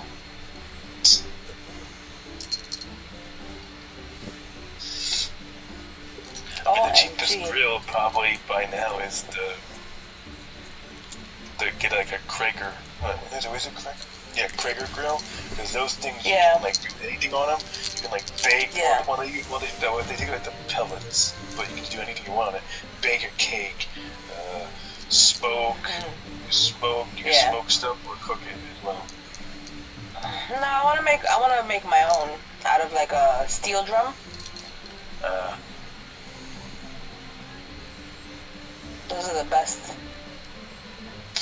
Yeah, they're good making your own. You know why? Because all these companies, they're kind of like skimping on materials now to make the most possible profit they could. So they're like giving you shitty products, you know, for like top dollar. And it's like, come on, you know? You can make something way stronger than that. It's crazy. But then again, you know, most of the products are just designed for airwear. I don't think they make special consideration for snow or other stuff. Unless it was a quality product. Just throw that down the stairs. Amazon, dude, you suck. Throwing shit down the stairs. The hell? Fucking Amazon guy. I just watched him throw the fucking package down the fucking stairs. Next door. I want to punch these people in the fucking face, yo. You're lucky there's no glass. You're lucky the package is not glass. Oh my god. Yeah, I would tell the dude, you better buy me another set then. I don't care. That was $600. You buy me another set. Yo, but like, why do they have to do that? Like, why can't they just fucking? And they didn't even ring the bell. It was like whoosh. They didn't ring the bell, knock on the door, nothing. Video. Watch a video, please. No salt. Yeah. I'm gonna Well, if it's broken or anything, Amazon will replace it because they fucked it up. I wanted to emerald, but I Nope. hate the fight. Sorry to say, that does seem likely, yes. When I first met him, he drew himself as a wealthy financier. He looked at the paper I had written and said my work was benefit all humanity. It must be pursued. He was so enthusiastic, he was so empathetic. But in reality, he was just masterminding some vast criminal network, it seems. Still can't believe it. Mr. Assman. As the machine was essentially a decoration for some stage magic, it probably didn't require a large amount of investment, actually. But the skill of it wasn't some small trick. No.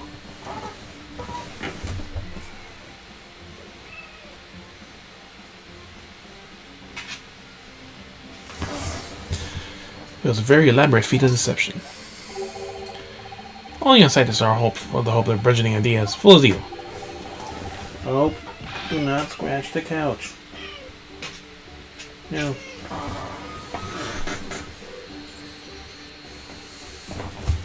No.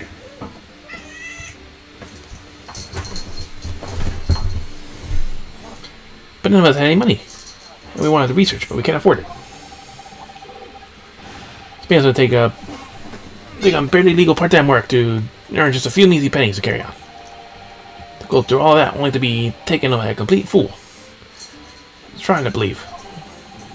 Too rotten to believe.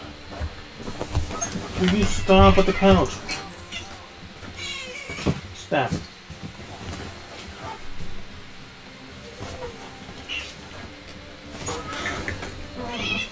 Scratch yourself right there. It is, I agree, and we have to find these responsible and bring them to justice. Mr. Assman is no more, of course. Which leaves only the engineer. Dr. Enoch Drebber.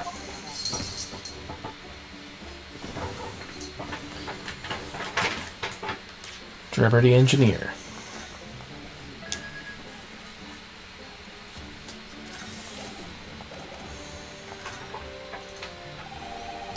Is he an engineer, a magician, or a swindler? All three. It was about a year ago Mr. Assman first brought Drebber to meet me in the laboratory. Since then, I met him many times to discuss details of my kinesis machine. At no point did he have an inkling that he was just an illusionist. Oh, he definitely wasn't just an illusionist. What do you mean? He was a wealth of deep scientific knowledge. There's no question the man's a genuine scientist. Instantly apparent in conversation. I see. But the wretched man deceived you, Professor. It's unforgivable. You must do everything you can to find him and bring him to justice. There are no more clues you can give us of his whereabouts?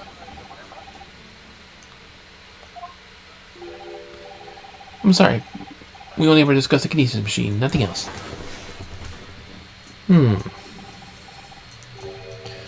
Although, just once. At David Dale's workshop. That's kind of important, Sean. What workshop? Drebber's Norma's fabrication laboratory, where he constructed my great machine. ...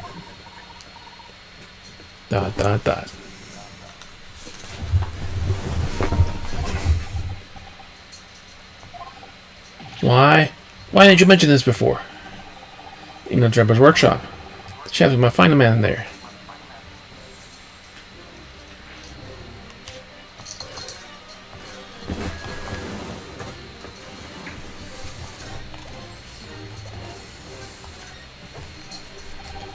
So you've been to Drebber's place of work again? Yeah, just once, you understand? Yes, once. It was an enormous place. Plenty of room to construct the kinesis machine, you see. Where do we find it? We have to go there once. It's a good chance we'll find Drebber there. Well, yes, definitely. I'm sure. As in, I'm sure you're not going to want to hear this. But I have absolutely no idea where the workshop is at all. I'm so sorry. I was more than half expecting that.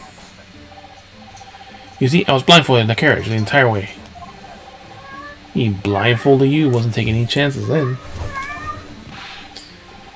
This was incredible. Pinnacle of modern engineering. Even the oil used there was the very best. A special French machine oil that was impossible to obtain in Britain. And an indescribable scent of imported oil. Perfumers across the world should forget their secret. Will forget their secret formula and use that instead. What do you think, Mrs. Otto? Oh, a machine for your next birthday? I never use any kind of perfume, Mr. Naruhodo. I'm not sure I'd like to start with that. Suppose you know even part of the workshop's address, Professor? You don't have a business card for Mr. Dreadborough, for example. Man, it's clearly very cautious out of. Sure, he would never have. Ah! Yes, I do. Give me a business card once. Right, it's right here. Look. And let me see that. If he gave you the freaking business card. Oh my god. Fucking. Oh my god. So, today is not my fucking day. First, I had to clean liquid shit off the fucking floor.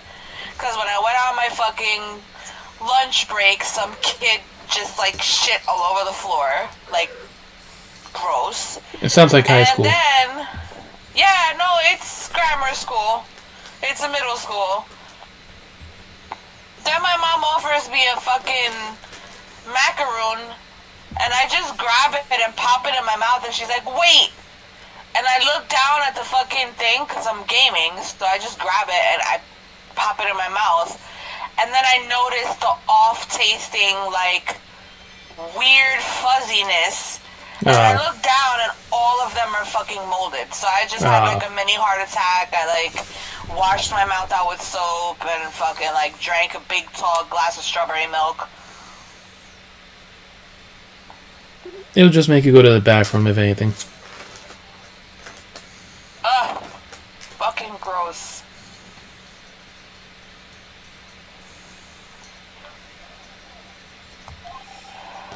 Throw right, get to the wind, why don't you? Dot dot dot. Enoch Drebber, engineer. Afraid that's all it says. There's no address. What about the back? Oh, well. Like I say, I'm not surprised. Give me a second. Still could be useful.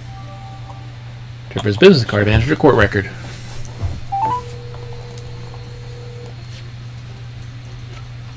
Hello? Sorry, I was unavailable because I was pouring acid in my mouth. Oh. Yeah, I mean, like, you're trying to cure my diseases that I don't have or something? That's the second. Your job to be a professional mold tester. Fucking for real, yo. That's the second Dark time smudge you here. left out of your Think food. perhaps it's machine oil. Moldy fucking food. Ah, yes, possibly. The professor mentioned, Harry mentioned something about machine Out of oil. your pantry. One out of your fridge. So we're 1 for 1. If I find anything else, I did taste. That's what you have kids for. The kids are supposed to taste. Expired like 2 months ago. The sugar cookies. That's gross. What, 2 months ago? I got shit up here that expired in 2020. The macaroons were bought at the same time, no? I don't know. You can say especially imported very high quality oil that's possible to Eerie, obtain in you Britain. know? It was like putting a fucking werewolf Yes, that's right. in my mouth. But more importantly, it is more fragrant than the finest perfumes, so excuse me a moment. Oh, it doesn't appear to have any scent at all. Gee, dude, I'm serious. Like that. Don't worry, I wasn't expecting it just because it was such a tiny amount here. Swallowed and didn't taste it. Huh? Business card, there's no address.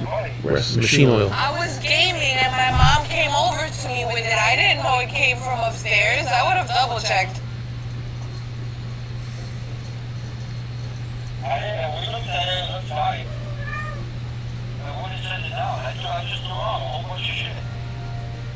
Yeah, Apparently, you're still not done throwing things out. You can keep your moldy shit. Throw it out. Don't send it to me. I don't want evil. Things like that for your lunch every day.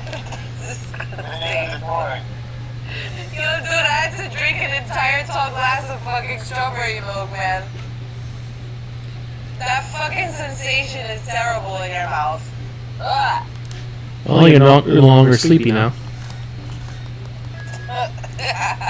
FJZ said I'm not sleepy anymore. I was just complaining I was sleepy. That shit woke me the fuck up, dude. Yeah, that's good. Everything for me. You want to take it out? No, bring her a moldy cookie. No. Oh my god. I got work to do, but I'm in a lot of pain. What's wrong with you? Office. I don't know, I think because it's so cold at my job and I have to heat on top of like cancer crackers. Yeah. And he was hitting my leg all day. Alright, to the experimental stage. Prepare the crime scene, which mangled remains of Freezing the at my job today too. doom super high voltage stainless condition machine.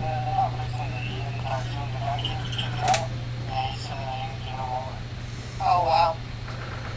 Well, the girls' bathroom that I take care of this morning when they went to go put the furnaces on at like 5 o'clock in the morning, they realized that there was a really large leak coming from the second floor bathroom that's right above the first floor. And like at 10:30 in the morning, the fucking drop Bathroom break. ceiling came down, and so did pieces of like concrete and shit. So they had to close, the bathroom was closed all day. They got the plumber to come, and he couldn't find the leak. He's saying that it's coming from the toilet, but Hey, something amazing. what? I went to school and I almost went to use the girls' bathroom. And I didn't get off the game. There's nothing else to do. Yeah, when the events come up and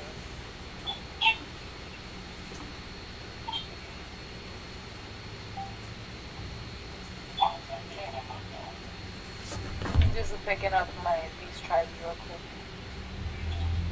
Yeah.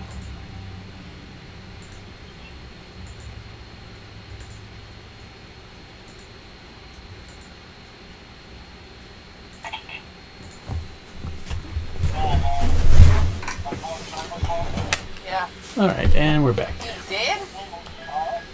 Why? Oh my god. I don't even think the game is worth that.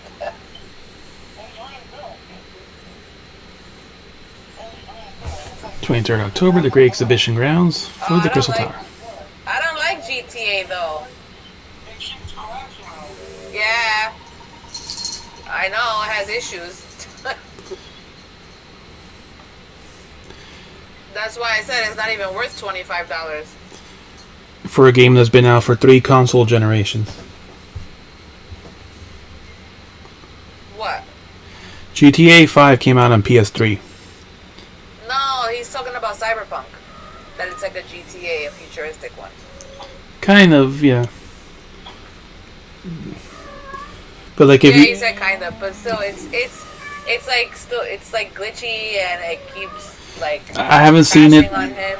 I haven't gone back to it, but if you had it on the PS4, it was horrible. I didn't have really many issues on the PS4 Pro.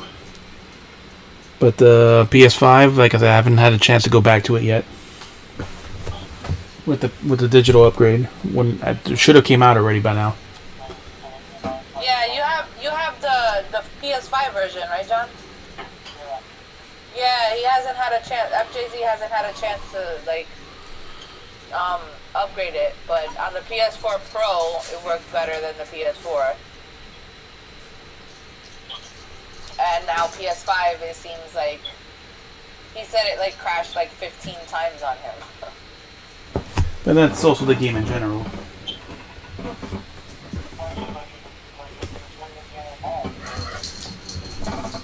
It crashes like you're playing a game with mods, he said.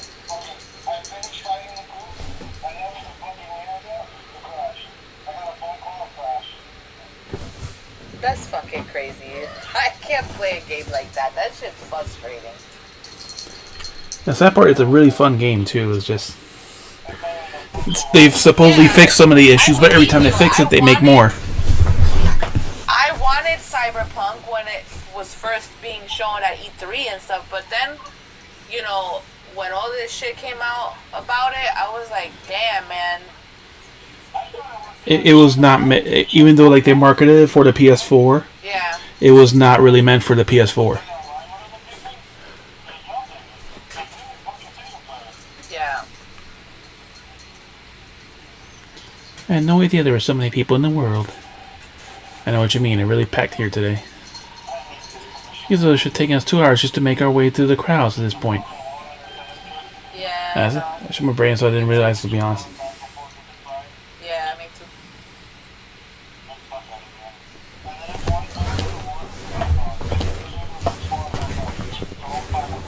Yeah.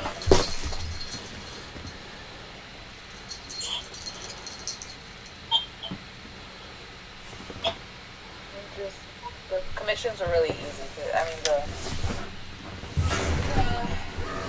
challenges were easy for me, so I mean, decided to do them. There was not really like much to do. But pick up a fucking.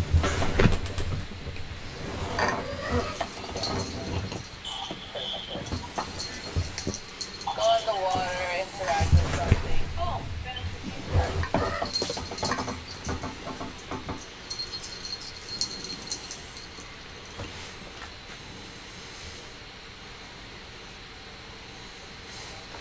Off I go to turn the phone and I'm back. I don't think it's gonna be tomorrow, even though I'm gonna get home after fucking 5 now. They changed my hours. Now I'm getting out at 4:30, so by the time I get here, I'm gonna have no fucking parking.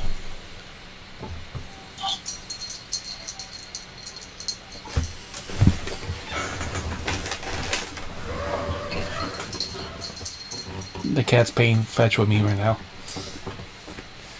Not even a month I'm in this job and they already changed my hours. Like, they're screwing me, like, every chance they get.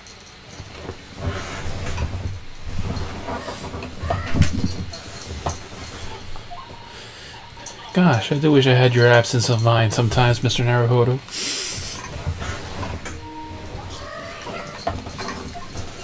Yep, that's it. There you are. I had a feeling you lot would show your mugs before long. Inspector Gregson. See you hard as work as usual. Alright, I'll be right up. I'm logging out of the PlayStation Network. The bread. Greetings to you. I do hope you're not keeping Alright, well guys, since we I'll last talk met. to you later or tomorrow. Alright, have a good night. Alright, thanks. You too.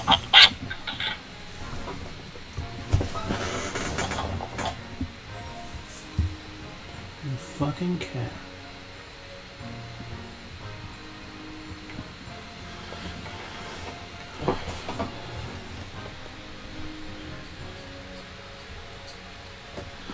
Well, this microphone cable has a fucking cut in it.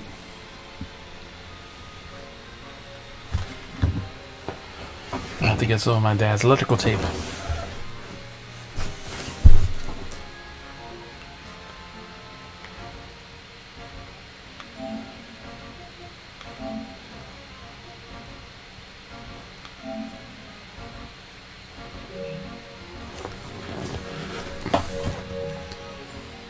When we see it, I hope you be keeping well to that event. That's all the ceremony you just saw each other in court this morning. Not you, Sunshine. The gentlewoman so loyally at your side. Oh. Why, thank you, Inspector. How good of you to notice. It'd be a rough ride, but he's still a proper English gentleman at heart, I suppose. That's probably guess we're hoping of us to get to see once more. Right? Well, that's the young trainee's domain. Oi, get over here, Gina.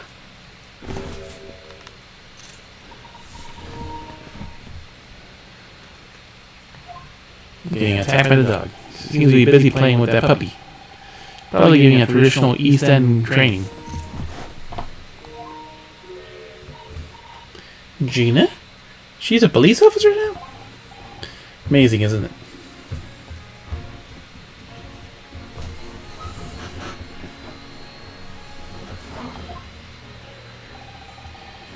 She's a good kid, actually.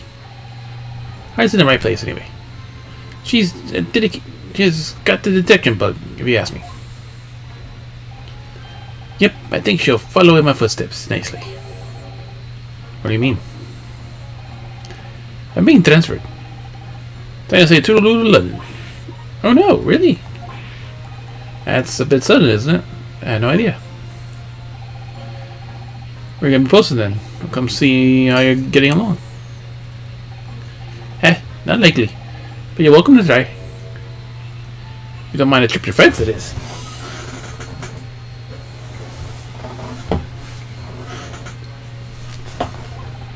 To France? I'll be working at Paris Police Prefecture. Should be right up my alley.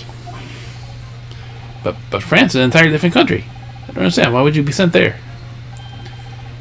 That's the way adult works, sunshine. Don't go poke your nose when it's not wanted.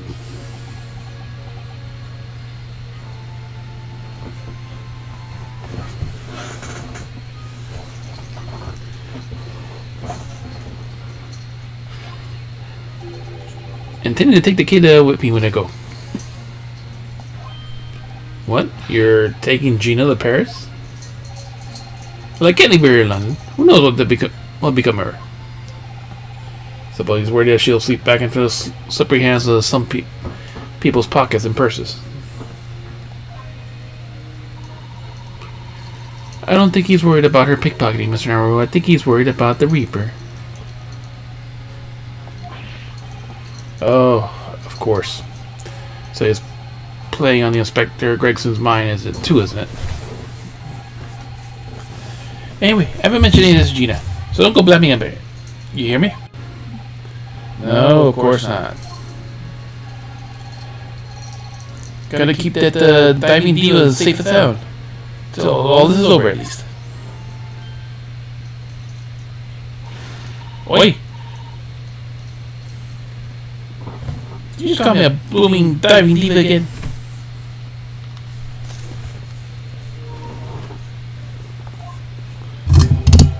Ah, so you heard that, did you?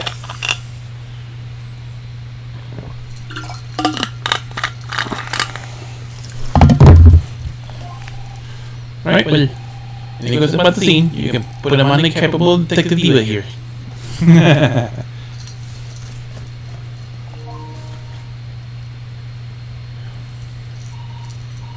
Alright, you heard the boss. Inspector Lestrade's in charge here now. Suppose I better keep my word and not mention anything about Paris. So, Gina, you got a new dog, have you? Ah. Any great. Toby's his name.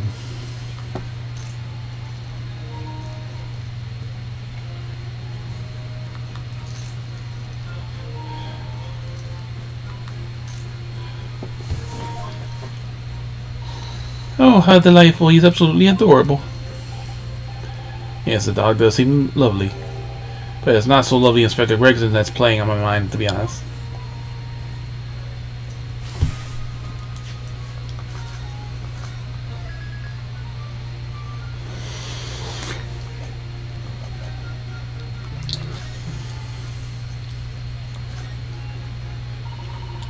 Here's the scorching on the ground you mentioned. Yep, there's what's left of the green balloon's envelope. All clear evidence of the balloon had exploded on that day of the incident. Poor Professor Harebrain. I do feel sorry for him when his dreams have been shattered like that. Well, someone's well and truly burst his bubble, and as it were.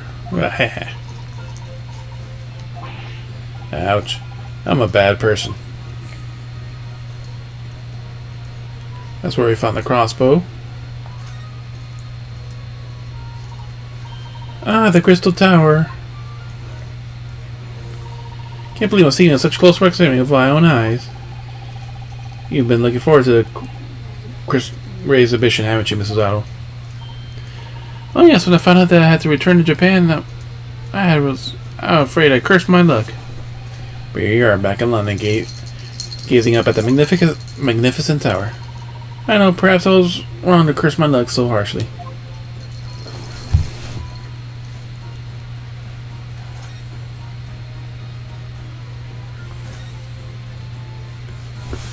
They're still there. What a shame that the symbolic landmark of the great exhibition has been damaged like that. Yes, unfortunately, the birdcage smashed in the most prominent position possible. It's the gods giving us warning, if you ask me. Man must travel on his own steam, not cut corners with instantaneous kinesis. But imagine what might happen if the birdcage had landed in a slightly different location.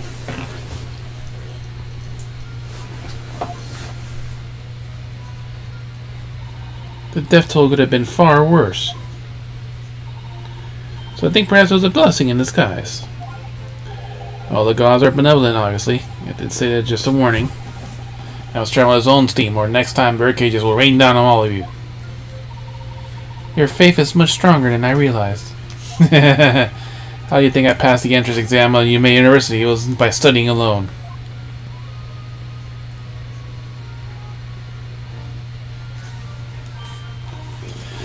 Oh look, a flying balloon. Never seen one in the flesh before. Can't understand how they fly, and so high up as well. But think of the view, Mr. Naruto. You'll be able to see for miles and miles. I do think of it, and it terrifies me. I mean, it would be certain death if you fell out. Sure, they're perfectly safe after all. They've been invented by some of the brightest minds in the world. Let's not forget we know at least one exploded. Because it was shot down, I'm sure. There are ways to fly.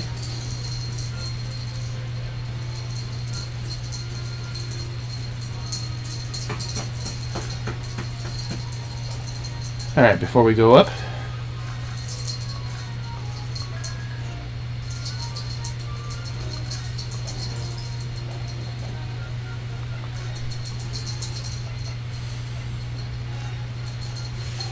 Gina, would you mind taking a look at... Oh, where'd it go? Looking for this, Odo? Why don't you do that? I wonder if I still got anything else to show me, eh? What do you reckon? Give that back first, please.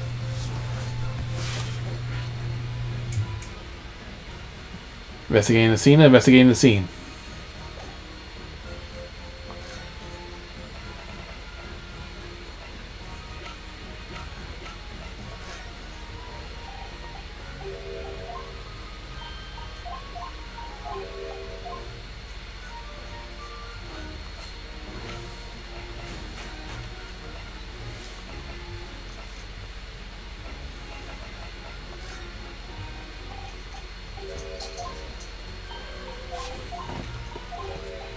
That mischievous smile of pure delight.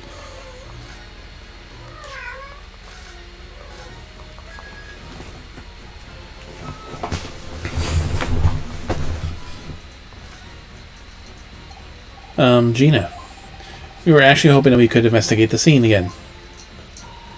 Yeah, right. It's around here, you can do what you like. Oh, that's alright, isn't it? I think we need a new friend here. Ah, yes, Toby.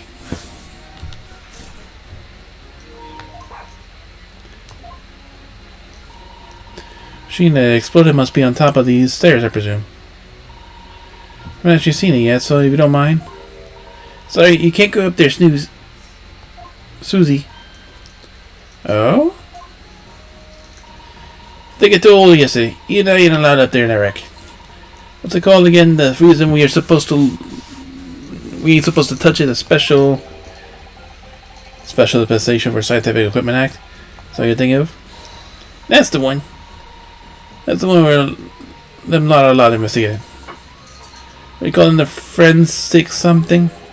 The forensics investigation team. Is that what you're thinking of? That's the one. Yeah. But isn't that case of the special investigation has been lifted? I think so. I don't really get it, but to be truthful, yeah. You still need to go get permission from a bigwig or something, as far as I know. We did. What's his name? Lord Strange or something. Not sure what's quite right, Gina. I think you mean Lord Strongheart, perhaps? That's the one, yeah. Apparently he's always watching the time or something.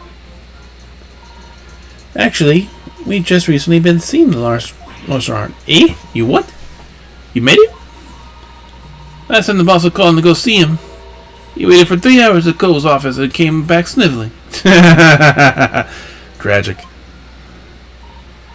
Well, no stronger gives permission to examine the scene as long as we touch nothing. Oh yeah?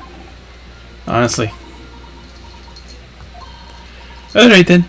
Go on. If it turns out you're lying, I'll be the boss who gets it. It'll be the boss who gets it. He'll never eat another chip in his life again.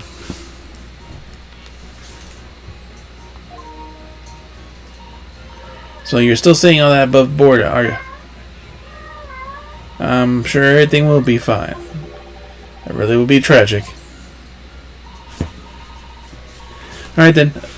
Them's the stairs. Off you go. Oh, thank you, Gina. Today's trial. It's great, wasn't it? I had a laugh. It's a new one on me, that. You know, being in court and not spending a whole time worrying about being found out.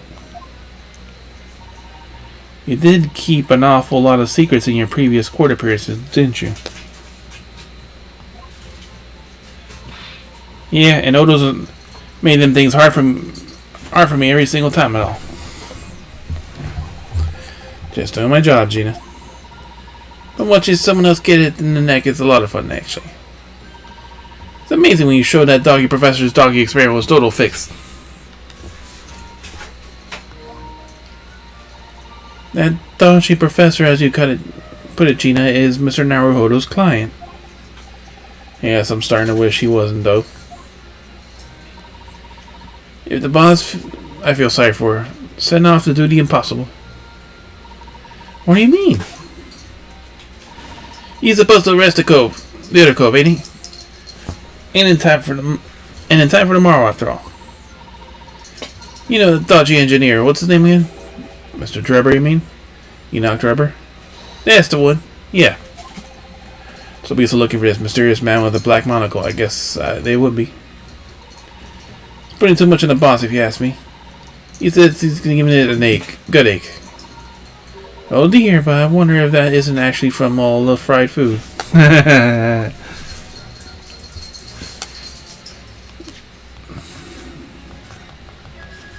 The engineer's whereabouts. We're getting to the heart of the matter. So Scotland Yard are trying to track down Mr. Enoch Drebber. I wonder if they had any luck.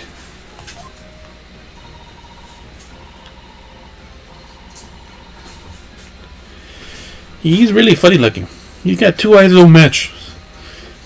Still looking for a picture of him earlier. I mean, I didn't actually pinch it or nothing. The old devil's got it. Sorry, who? You know that scrolling reaper who's always scribbling down the glasses of blood red punk. Ah, Lord Van Zeeks. He always had it with him. In for me, Echo. Don't know what he's always scrawling about. Probably a pretty old boss, I think. Pretty good boss. Sure, I'd be the Reaper's apprentice and a detective's trainee. The way I see it, if it were a choice between a chip-guzzling detective and a chalice-juggling demigod, you are equally bad off with both.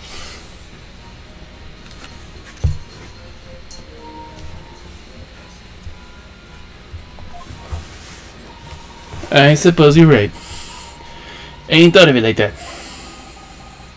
Well, I put that one to bed. Anyway, the point is, every one of the yards Dennis had on the fishy engineer. Don't seem to be clues to go on, so they're stuck. Nothing that could lead us to Drebber at all, like my hints. Toby the dog. Where'd you find that little money then, Gina? Oi! Don't be so flaming rude, Otto. Slight overreaction, don't you think? He ain't no mud, alright? Toby's... how did they put it?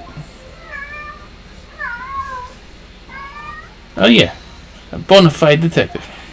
Sorry. giving him a proper title and Chief Inspector Toby for you. More senior than Inspector Gregson, is he? Well, so he's a police dog then, is he? Police recruit dogs now. They're already using them officially in Germany as part of city policing. They're used for chasing criminals and such like. They have a wonderful sense of smell after all. Hint, hint. A fairly good sense of smell myself. As I can tell, undergarments that have been freshly laundered and undergarments that haven't. Hey, nothing compared to this little fellow, Odo. Oh, really? According to what the boss said, once Toby here's got a good whiff of your drawers, he could chase down and send on the other side of the world. What? The other side of the world? You mean you can actually swim? Mr. Naruhodo, I think you may have missed the point by a rather wide margin. I just can't believe this little dog has such an incredible skill. Funny, Odo, there's gonna be more dogs doing their bit to police in the future. So hint, hint, the card. Yes, I agree. Right, one of these days they'll be barking orders at us lot, not the other way around. Oh dear, sorry Gina. I don't think I agree with your vision quite that much. But anyway, whatever you got about that, Toby here is the first police, Britain's first police dog. Found him in the East End the other day. Someone had chucked him out on the street. Aww.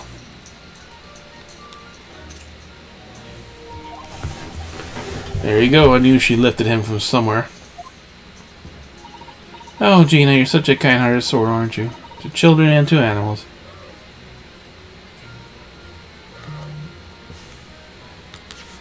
Well, now we know how to find the lab.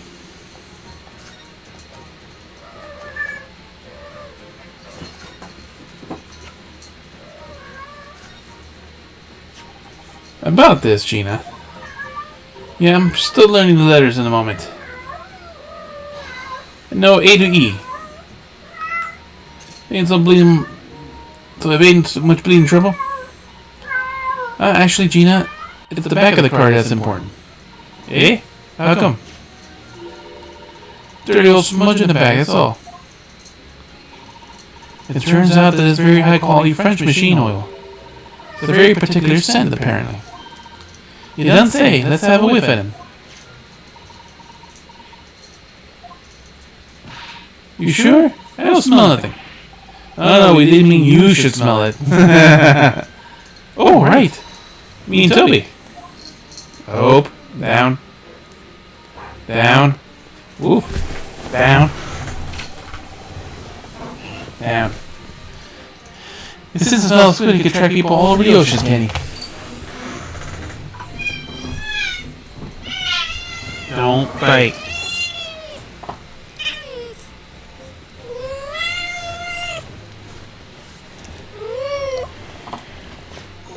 Professor Hairbrain informs us this oil is unique to Mr. Drebber's workshop.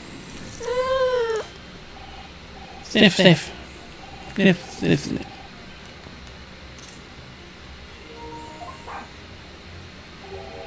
I think he's picked up the scent. So you mean they follow the scent of the oil? Toby can lead us to Dodgy Cove's workshop? That's right. Exactly what we're hoping. Right then, we'll give it a go. I'll just borrow that. What? Wait. When did you... Wants a pickpocket.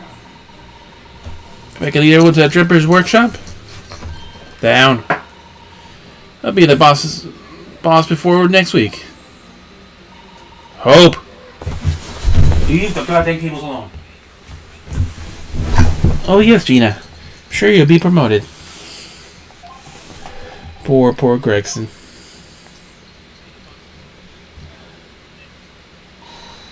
Right then, Odo. Leave it to me. Sorry. We're gonna go in after the Dodgy Engineer Cove right this minute. Hope. No. No.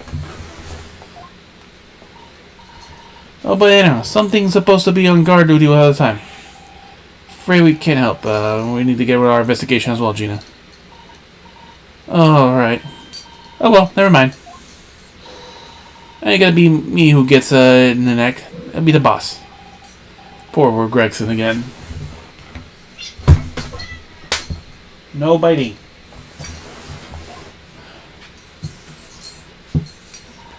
Ready, Toby? Got the oil set, have you? Come on. Come on then, boy. Do not scratch the couch. No. See you later.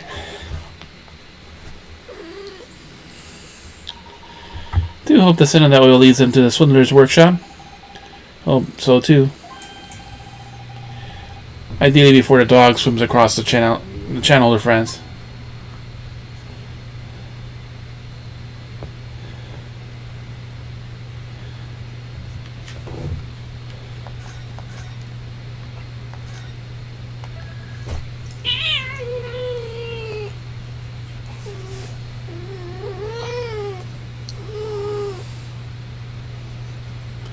If you don't want to be held, stop scratching.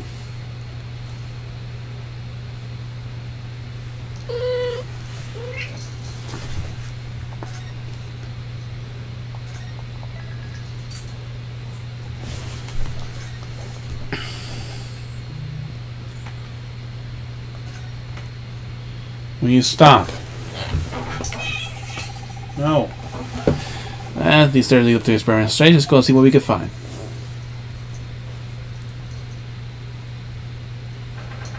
Still smoldering. 23rd October, the Great Exhibition grounds. Experimentation stage. Oh my, so this is the machine. Do not. That was used to deceive people that thinking instantaneous kinesis had taken place. Yep, that's right. Or it was a machine. A little worse for wear at the moment. Do not scrunch the couch. What did you say? No. No.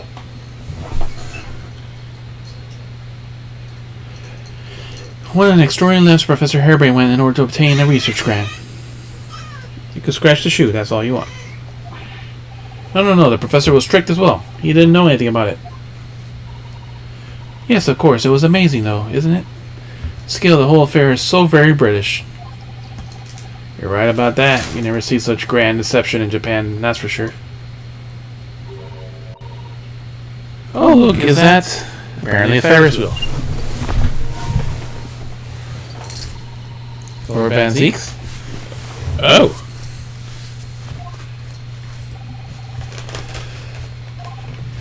So I think we're more or less done here, aren't we? Shall we, Miss Sudano? Already? He is the Reaper, remember? We'll do well to keep our distance, I think. We have permission to be here. From the top. Stop. What more are you going in the box? Stop.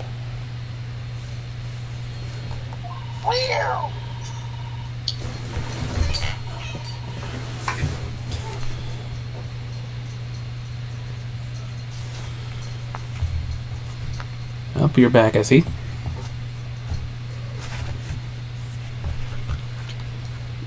We're perfectly well allowed to investigate this machine as long as we don't touch anything. From the top, you mean Lord Strongheart? Exactly. So we can stay here and stare at the wreckage as long as we like. She should have been the center of the explosion here, and it still wouldn't have been Benner's steel will.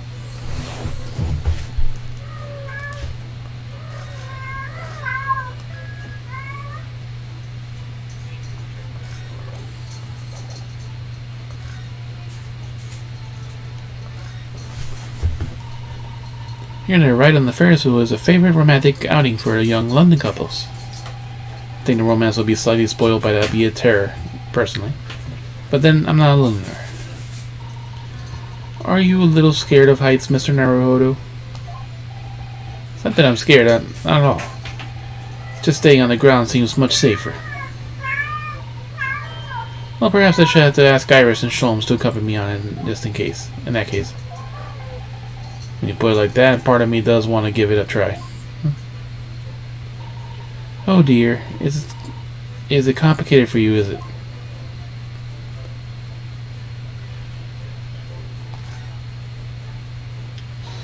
Oh, isn't it exhilarating, all this different architecture from the corners of the world? Makes you feel like a bit of a sport, doesn't it? I know it's all subjective, but the onion-shaped roofs have caught my attention, personally. It is very subjective, isn't it? Japanese buildings and their wood and paper construction have excellent ventilation. And I realized that the British buildings being made of brick and stone are very strong and long-lasting. The more you know about things that are done in other countries, the more you understand your own, I guess, you feel. Oh yes, I agree with you there. But I can't help wondering what the onion does for the roof of the building. Yeah. I mean, it's supposed to be playing on the mind because I don't like the taste of onions. Some Arabian palace building. You really ought to let your taste in vegetables dictate. Don't let your taste in vegetables dictate your taste in roofs, Mr. Naruhodo.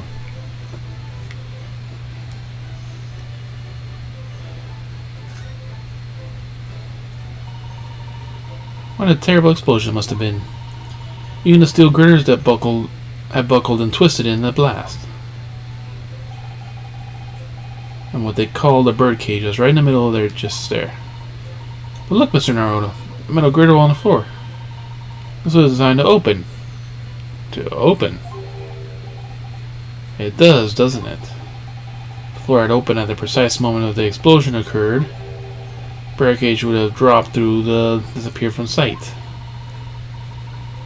I don't think there's any doubt that this was a very elaborate hoax, is there?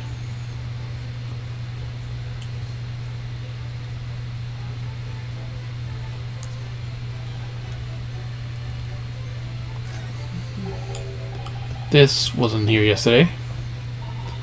Really? If I'm not mistaken, this is the cage where the victim was standing before you, apparently beamed through the air. That's right, the birdcage, according to the Professor Harebrained said in court, is made of wood. Or more precisely, Japanese cypress, I think. Despite having been an explosion or falling from great height, it's relatively unharmed. What wonderful, durable construction, would you say, Mr. Naruhodo? I understood the forensic investigation team had taken it away yesterday to examine it. Both of them must have brought it back when they were finished their work. But sadly, not with any body inside. Nope, that's right. We're given strict instructions not to touch anything, but still.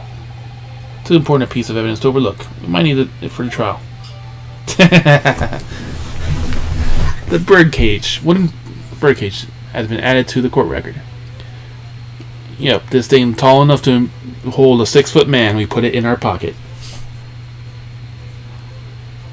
The wooden cage used for Professor Harebrain's experiment, the cage with the victim inside, crashed down in the Crystal Tower.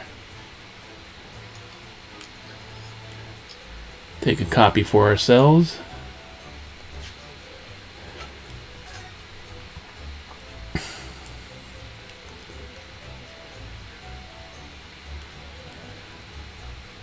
Some parts are damaged. Ah, look here, Mrs. Otto. Oh, yes. The wood's cracked and broken a little, but I suppose it fell from such a height? Yes, with the height which the balloon was flying down to the Crystal Tower below.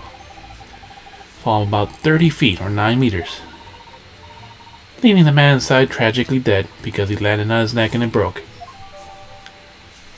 Wooden cage used for the demonstration, it crashed down with the victim inside the Crystal Tower, causing damage to his base.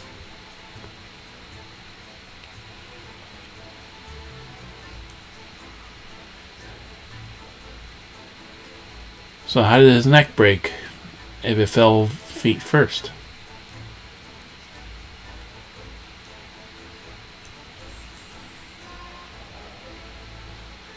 That is the question.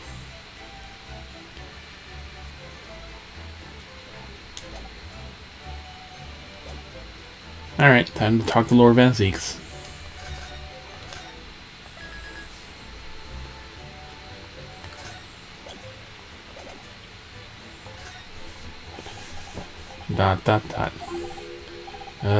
Least approachable man in the world winner. 10 years in a row. Be strong, Mr. Naruto. Your country and your assistants stand firmly behind you. Lord Van Zieks?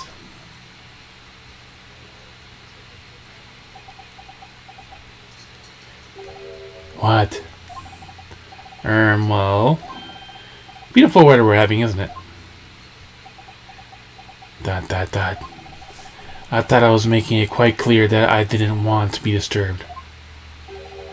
Apparently, you Nipponese are unequipped for read the signs. Oh, I read them. So, what are you doing here? Entering this area is prohibited. Well, the thing is, we got permission. Lord Chief Justice Strongheart granted us permission to investigate, on the condition that we didn't disturb anything. And yet you managed to disturb me. Never mind, state your business then. Come and think of it, there's quite a few things I'd like to ask Lord Van Zieks about. Not the least of which was that awful case that was nothing to do with this. Ask away, Mr. Naruto. Won't know unless you try.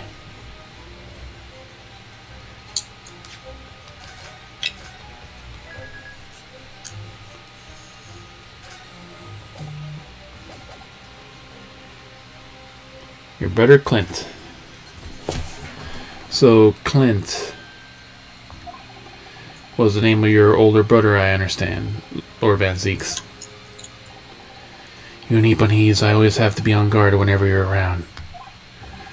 So you've been investigating me, have you? Oh, no, it's not like that. Well, alright, it is a bit like that. My older brother was also a prosecutor. He was the pride of the Van Zieks family. But tragically, a vicious killer took him from us. The Professor, you mean? Weird ass nickname, but yeah.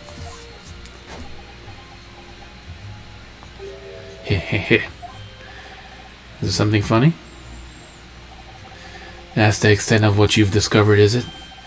I shouldn't be surprised. Sorry? There's more to it then?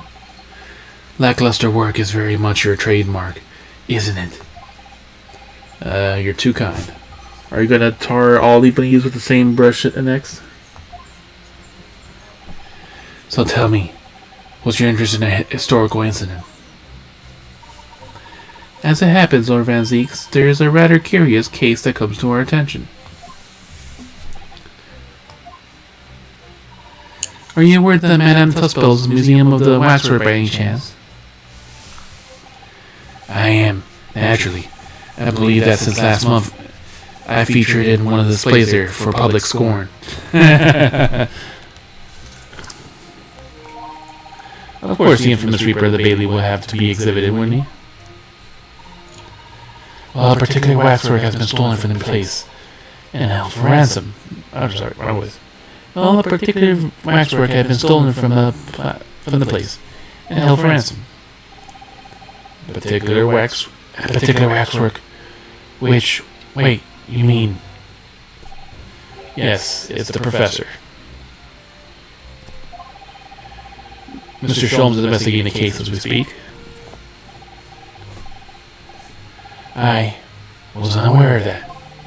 He's turning as white as a sheet.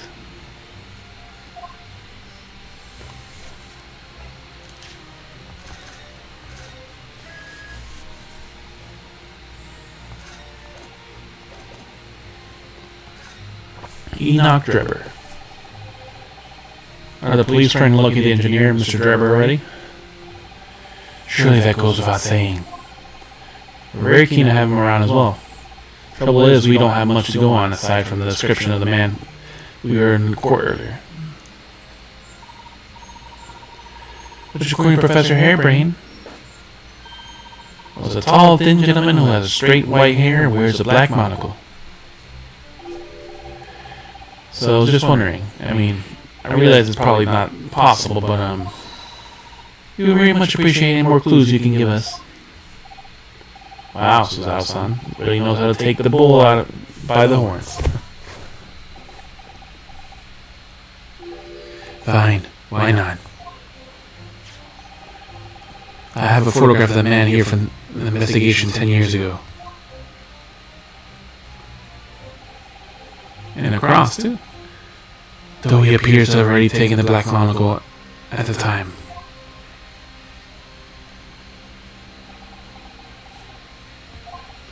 What? What? Oh, no, nothing. I was just surprised that you shared that with us. We all need the man's testimony in court tomorrow. You know, running as many of the sharpshooters as we can, not just instances. If you're wanting to learn this, the perfect party. Which means we have to do everything we possibly can to track him down in the short time available. So I want to show you the photograph. What is it about Lord Van Zeeks? Sometimes I just can't work him out at all. Photograph of the Drebber at the court record. The fingerprint of the engineer, Mr. Enoch Drebber. It's hard to make it out, but it appears to be wearing a monocle with black glasses.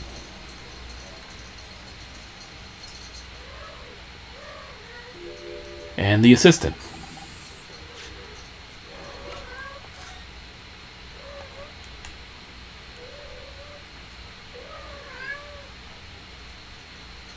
You can't read any of those street names.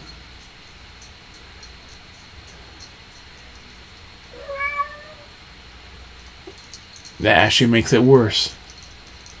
The monocle makes the fucking words worse.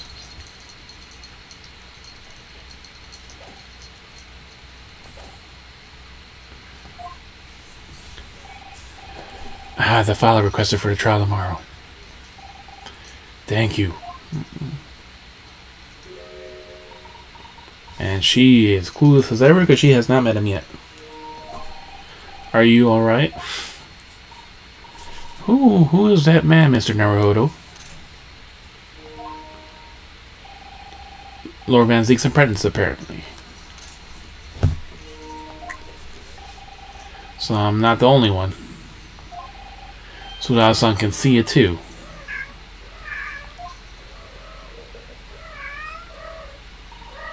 Lord Van Zeeks? May we speak with your apprentice for a moment? He doesn't speak. With him? Why?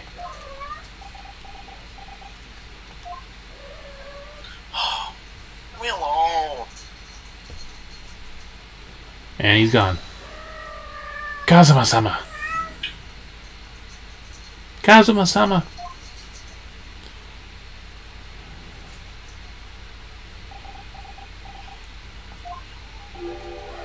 Kazuma? I don't believe it. Your posture, your presence. It can only be... It's you, isn't it, Kazuma-sama?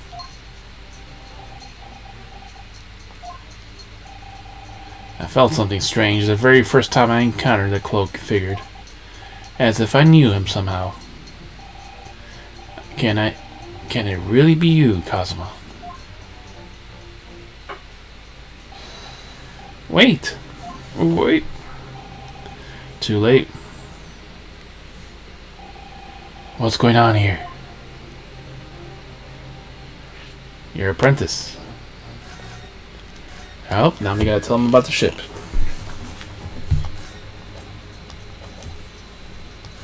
Your apprentice. What is your interest in my apprentice exactly? You act as if you know the man or something. Well, since when has he been in your care?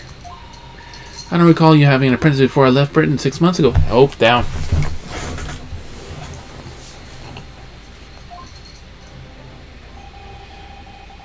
Lord Strongheart introduced me to him about 3 months ago now. Down.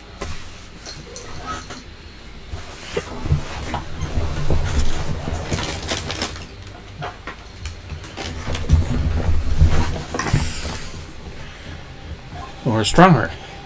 Hope. Leave the cables alone.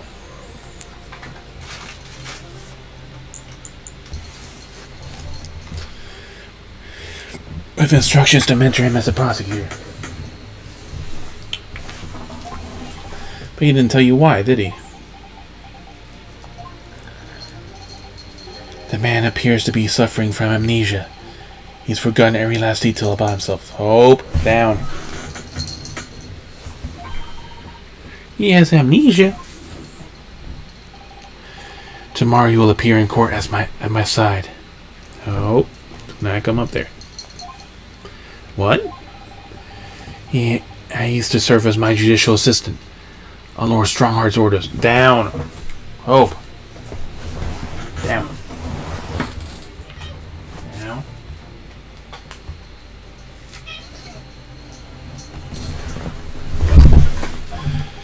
He'll be in a court with us? Now, unless I am mistaken, I believe this conversation has run its course.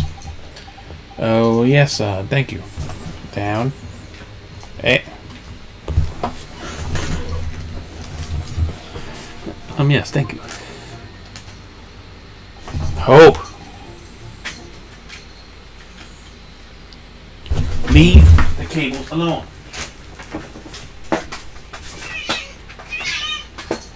Enough.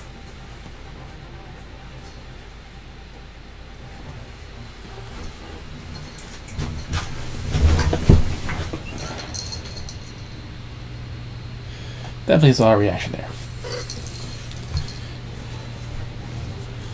True.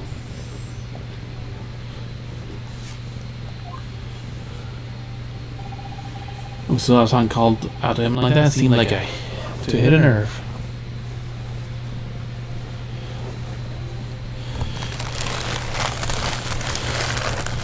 You want to be brushed?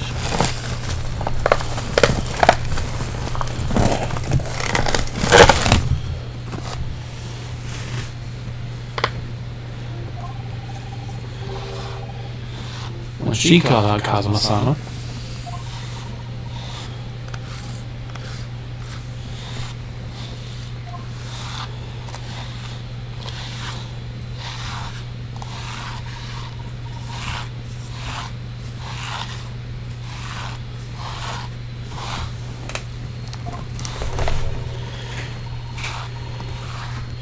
You've already met the masked man, have you, Mr. Naruto? Yes, yesterday, in fact, at Lord Van Zeke's office.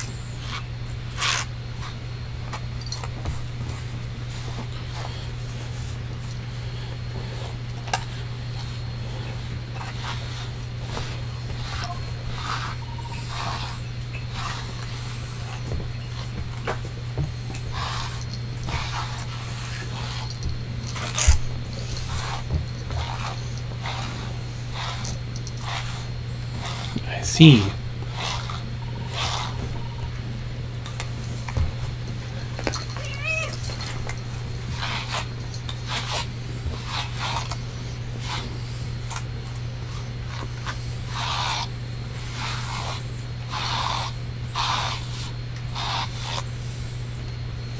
Down the bottom.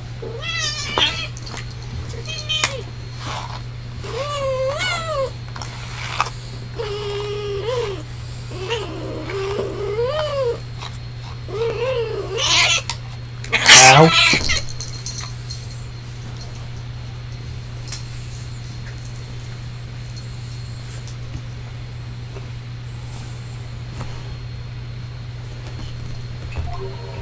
And if Kazuma-san really is still alive, means Mr. Sholmes lied to us.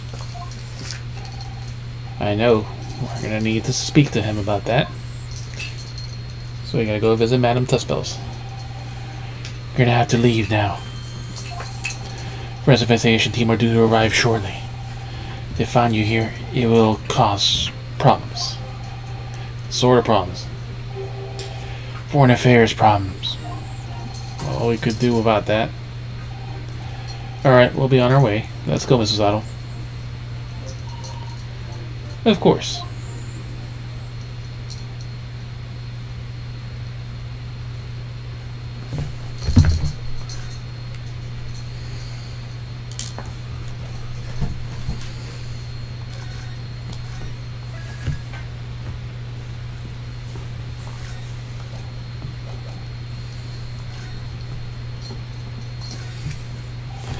We better not try going up the stairs to the stage area now. Welcome to the forensic investigation team. It sounds like we could make trouble. Alright, we're done with the fairgrounds for now. Now we need to speak to Sholmes and then head to the laboratory. And then return for Gina's suspected finding of the lab.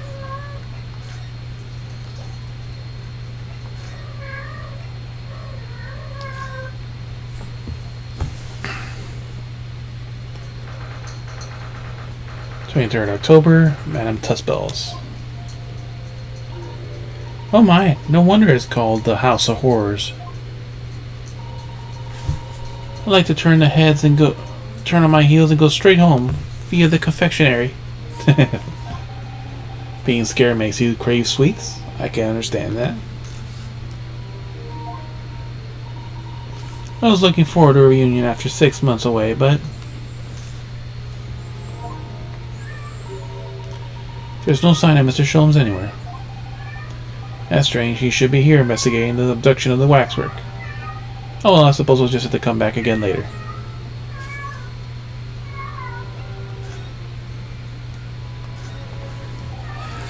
Ah yes, the heavy curtains in the middle of the House of Horrors.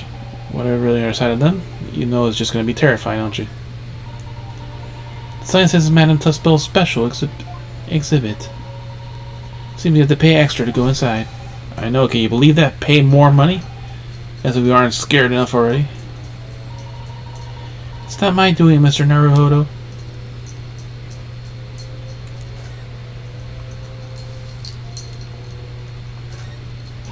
No. Hope! Leave the cable alone.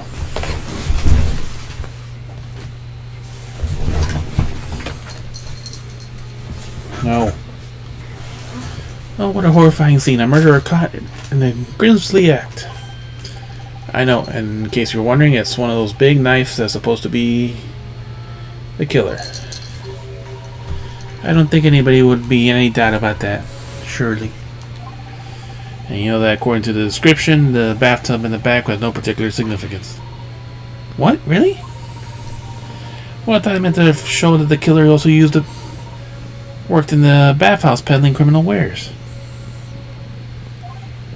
Ah, we have a new theory.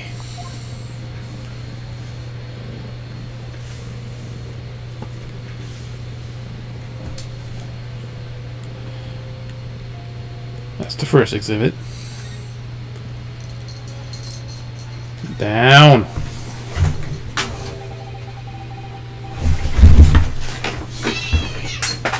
Stop with the cable. Stop. The old policeman isn't here, obviously. Still can't believe he just happened to be on the jury, though.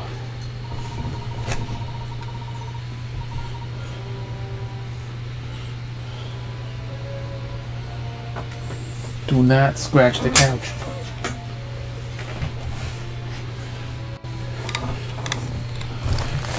I understood that London has a population of 6 million people, and yet you do seem to run into the same people disproportionately, don't you?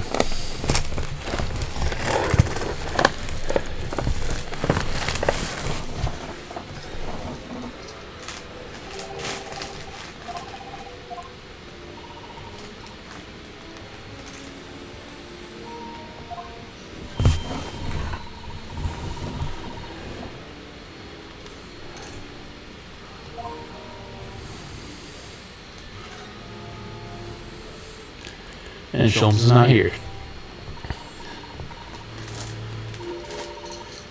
This one's posture reveals his weakness. Sorry. Killer stance leaves him wide open to attack. I'm quite sure I could see him off. With a Suicidal takedown and then Suicidal squash, and finally Suicidal smash. Right. And it doesn't render the culprit unconscious, and a Suicidal slam should finish him. Suicidal slam? Oh, I'm sorry, it's rather hard to explain. Leave yourself open slightly and I'll demonstrate. No. Absolutely not.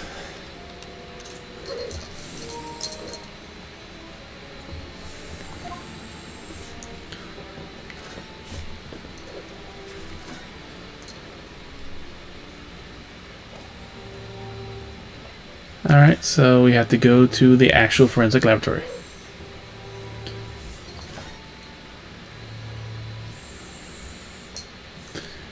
Ooh. Now this is a laboratory.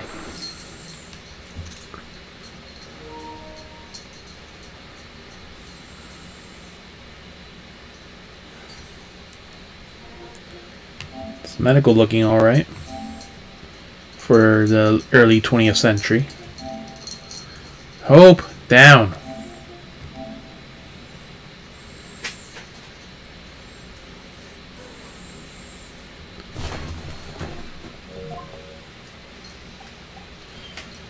I don't believe this.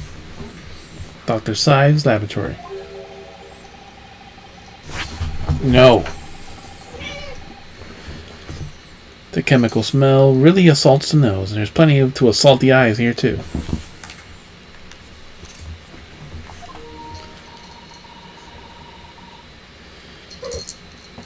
It looks as though the doctor isn't here. Really? But we're here now, so we may as well do some sightseeing, don't you think? Leave the water bottle alone. Stop. What's the seasoned tourist you've become, Miss Usato? Stop. You could just have a little look around, being careful not to upset any restless souls. Do not bite.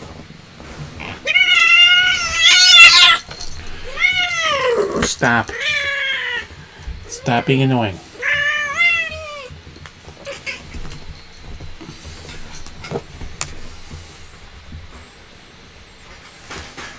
Do not rub against the cage.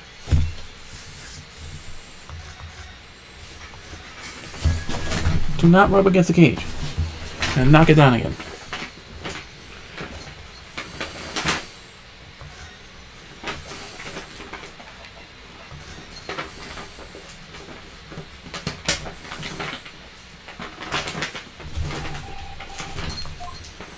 Let's start with the skeleton. Well, look at this. What a magnificent display case. Cherry wood has been polished to a high sheen, and an intricate carving is a joy to behold. Western cabinet makers really are skilled, aren't they? Do you have nothing to say about the skeleton inside, Mr. Naruhodo? Miss Susato, can't you tell I'm trying very hard to avoid talking about the terrifying contents of the case? It's how I cope. I'll be sure to remember that from now on. Do not rub against the cage.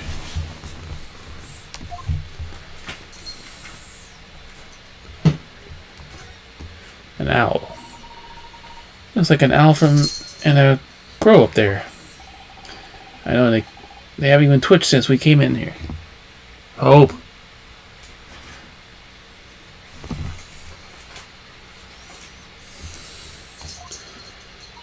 Well, no, they wouldn't have. They're taxidermy mounts, Mr. Naruhodo. I was afraid you were going to say that.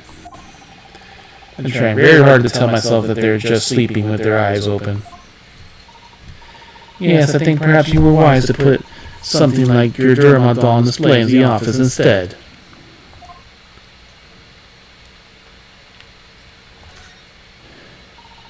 Suppose this is Dr. Syve's desk. I would not like to work in a place like this. It's very tidy though, isn't it, Mr. Naruhodo? Imagine how efficient she must work. The lighting is poor, which is bad for the eyes, and the chemical smell can't be good for you. Not to mention the skeleton watching over you as you work is definitely bad for nerves. Oh yes, those are valid concerns, I suppose. I can just about cope with one-eyed Durama doll watching me, but that's all.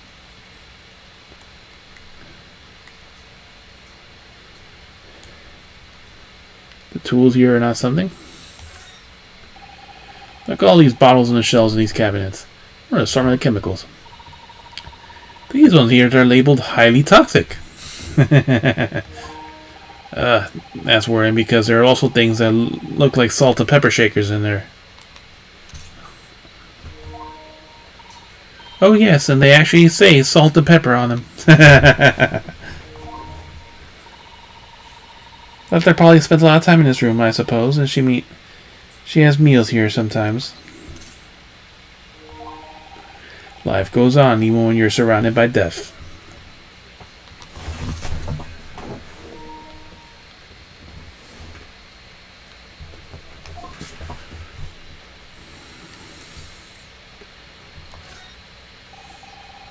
Three of those large jars seem to have pale things floating around inside them. I suppose they're fruit liquors or something, or that pickled unembellished plums we make back home. Oh, nope, they're not. Father said jars like this in the laboratory as well. I expect they're human organs in the preservation fluid. Probably examples of some rare medical condition. Miss Usato, there are some things in the world that is perfectly fine never to know about. Ever. Oh. So as I said, I'm sure they're fruit liquors or unambrosia, aren't they? Oh, of course. And all these instruments. Table of set and sharp tools. When you consider each in isolation, it looks quite innocent. So why is it that when you put them side by side, they're so horrifyingly disturbing? It might be best not to ponder it too deeply. Seeing the large tome that's open on the desk does make me wonder, though. How could anybody concentrate on bookwork when this accurate odor of chemicals in the air? You either have to have a cast iron constitution or a really terrible sense of smell.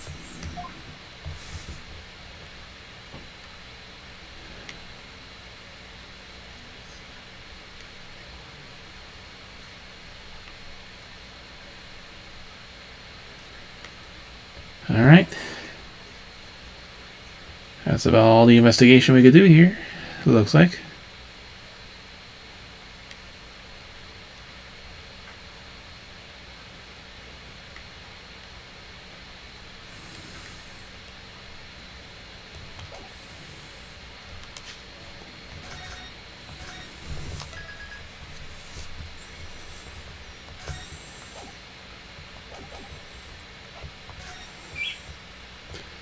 We need a little more time to investigate here.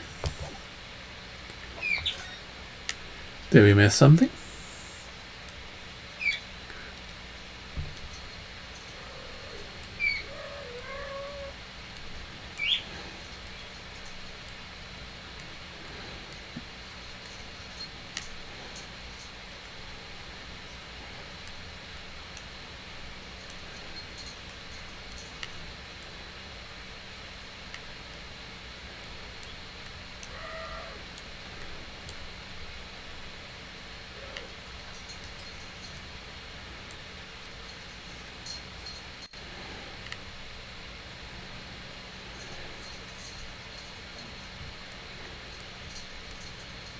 Not that I can tell.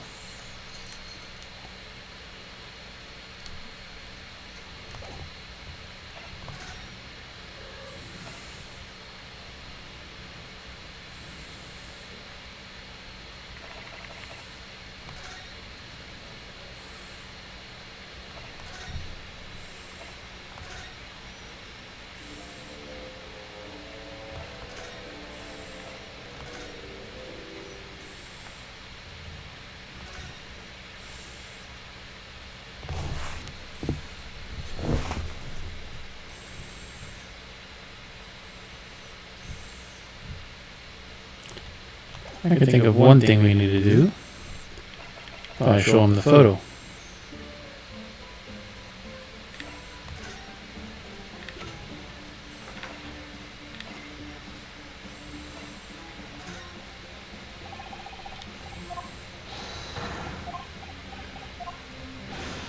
It's not about my hypothesis. Take it away then. Nope, not the photo of the guy.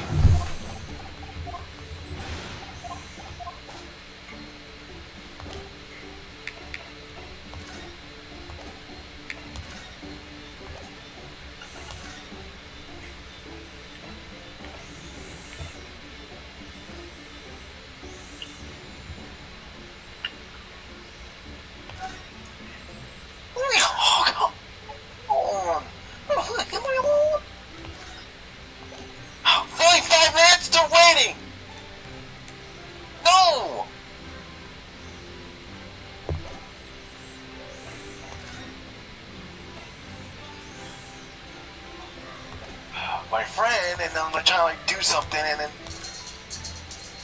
you don't have any friends. No one doesn't like you.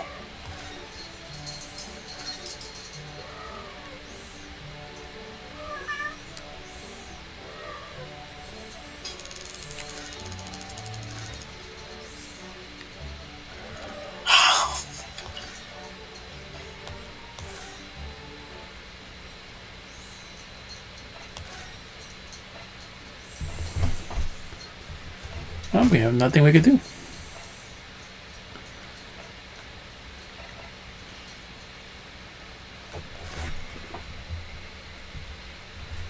So what are we missing here?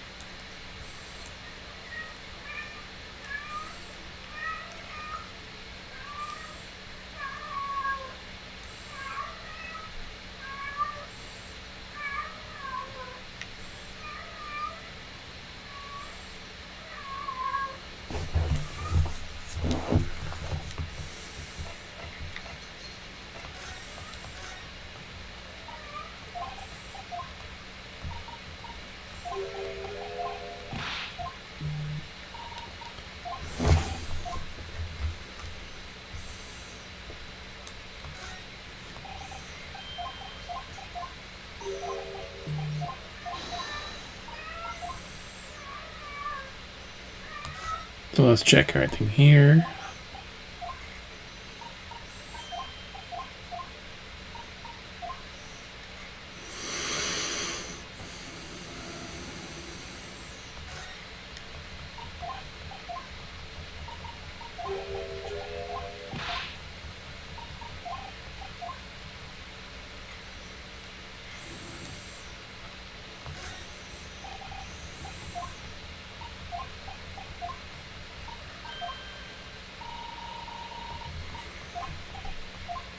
Life goes on.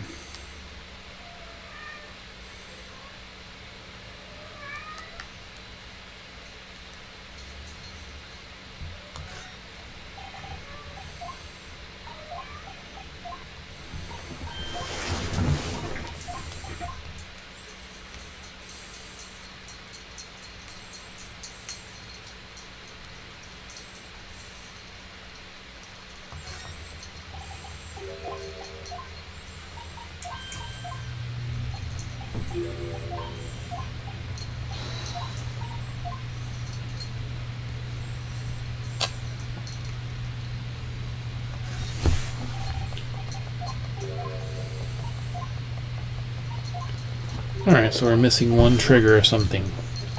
Maybe we shouldn't have sent Gina off on her mission yet. Hope! Down. Down. Down.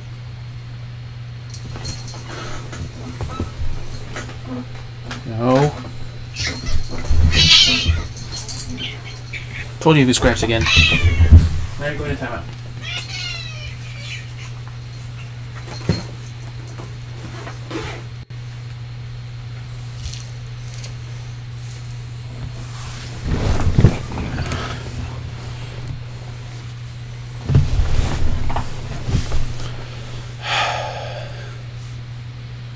What are we missing then?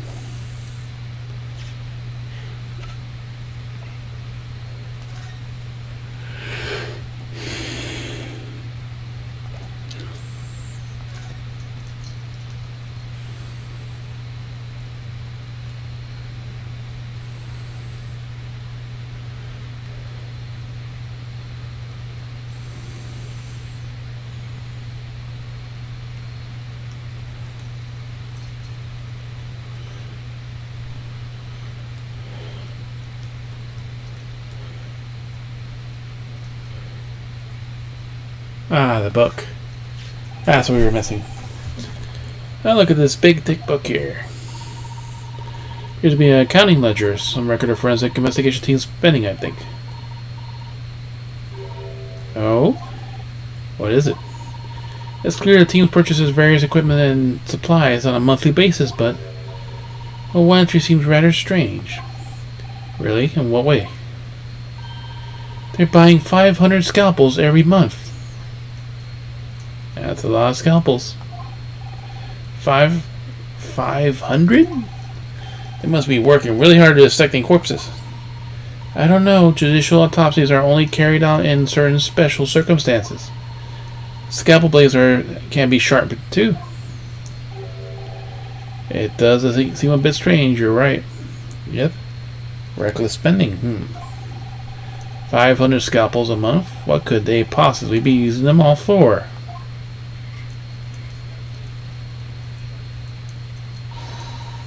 What are you doing? Ah. There she is. The trigger event. Reading a book. Sorry, we wanted to ask you, but you weren't here, so... So you thought you could snoop around. That's acceptable to you people from the east, is it? Well, what do you want? Well, Lord Strongheart told us to see... It was you who examined the victim's body. Mr. Ashman's body, I mean. So we come to ask you about your findings on Lord Strongheart's advice. Very well. If Lord Strongheart's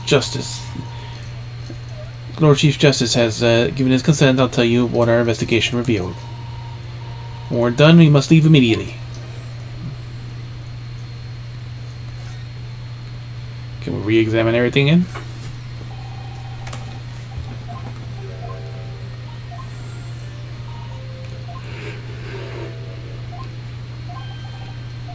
Nope.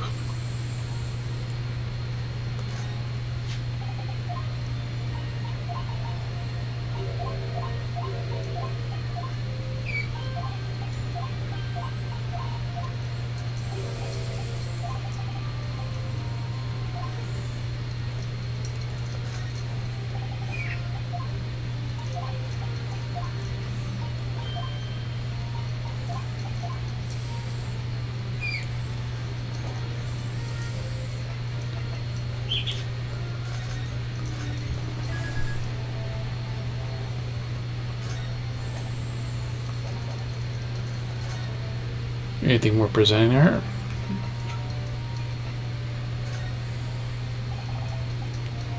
Take it aside, will you be good enough to take a look at this? Oh, you think I'm good enough, do you? I mean... Not good enough. If that's the case, why would you show me anything? Clearly you're too good for me to show you anything ever again.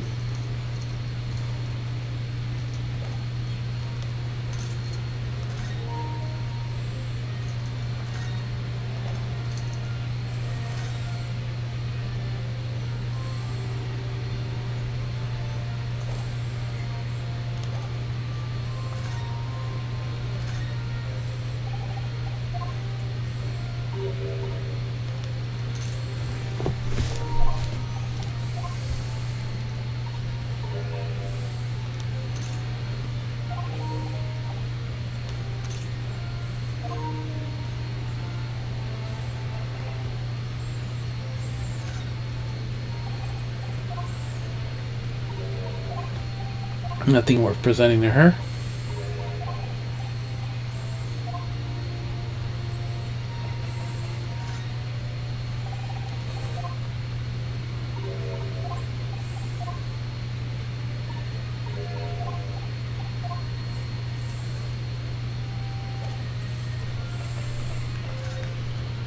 Your findings. So you want to know the findings of forensic investigation team determined in your initial course of a scene.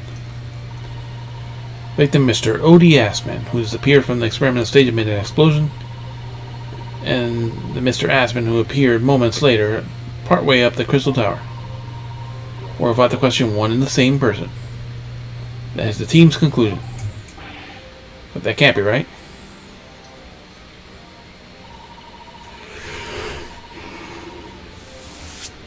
If it was an elaborate trick, we can only speculate about how it was carried out. Let's see, if two people who look very similar to each other were involved, they could have made it appear as one single person and switched places, could they? Very true. But sadly, in this instance, this was not the case. The man who disappeared and the man who subsequently reappeared was the same person. The fingerprints of the scene make that quite evident. Ah, fingerprints. They're not yet officially recognized as forensic evidence in the British justice system, but one day they'll be used as investigation aid in a matter of course. Oh my, that would mean that the instantaneous kinesis actually took place. So what does it leave us? My team is tasked with investigating, not drawing conclusions. Instantaneous kinesis is impossible, and yet the body did move from one place to another. This hasn't cleaned up anything at all. It made the whole thing even more of a mystery.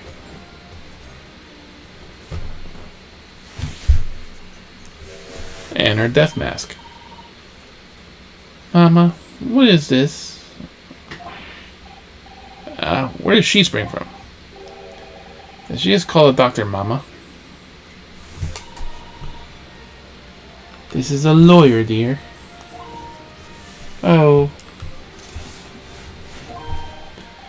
Hello. To meet you. Pleased to meet you. Yes, I'm a defense lawyer. Ryosuke Naruho. Mama? Yes. Can I cut this one up? What? Never seen the inside of an Eastern person before. I want to know what they look like.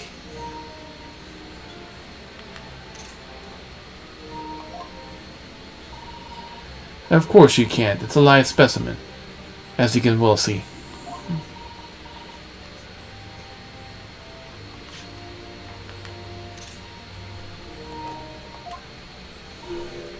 Oh, boring.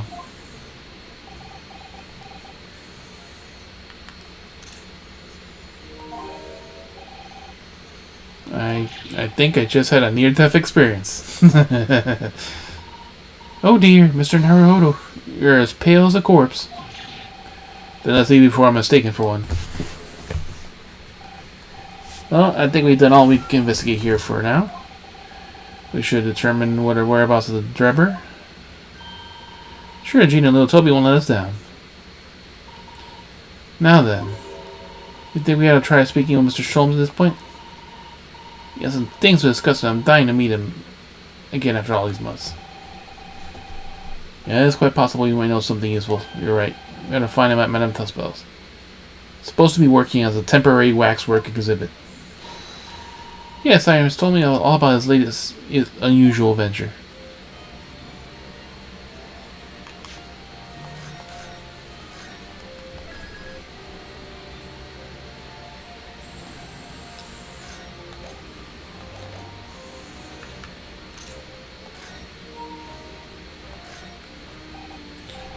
So what are you doing at the moment, Doctor?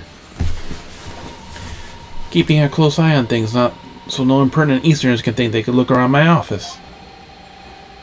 Oh, there's such impertinent Easterners around. How terrible. Yes, you. She doesn't mince her words, Mr. Sato. I think perhaps it's time we left.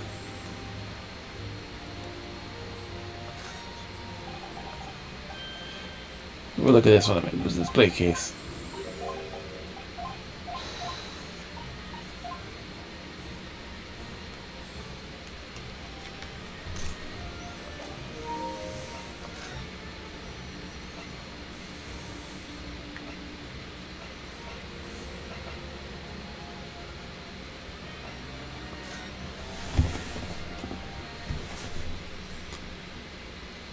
And now we get the date. So we trigger the next one. Madame Tuspel's Museum of Waxworks, October 23rd. Here we are again at the House of Horrors. Afraid I haven't gotten used to this place yet. I also like to turn on my heels and go straight home, via the confectionery, of course. It really is after something sweet today, isn't she? Eek! What's the matter? Look, Mr. Emerald, look at that waxwork. Quite sure it wasn't there before. Sholmes in a random outfit. Yep. Yes, it looks exactly like Mr. Sholmes in the very last detail. Aha! What is it? Oh, sorry, I think you'll find. Asked the temporary waxworker himself. Ah, the friend of my dedicated employee. And that's right, we haven't seen the outfit yet. Oh, yes, hello again, Miss Inosuke. Inosuke Naruhodo. I must say, I'm quite spellbound by the great detective. He is a marvel. Precious Wacko is already back where it belongs. You don't mean... But yes, the mystery is solved already. Ah, Mr. Shrooms can really engage his brain when he's hungry enough. As you can see, he's returned to his habitual duties. Yes. His habitual duties? Allures. Do not disturb, huh?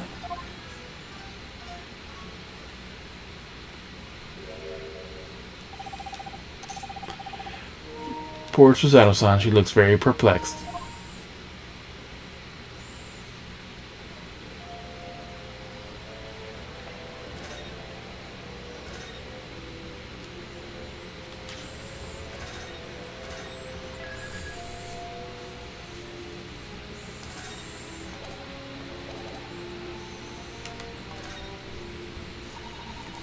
Really need to speak to Mr. Sholmes, and I'm longing to say hello again. But where is he?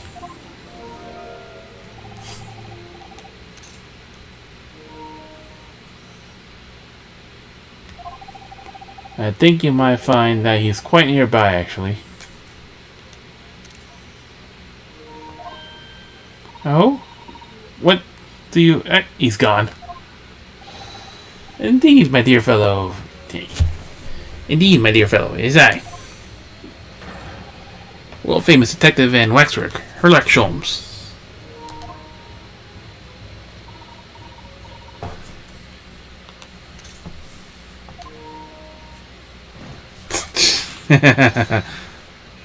She fainted. Susato-san! Susato-san!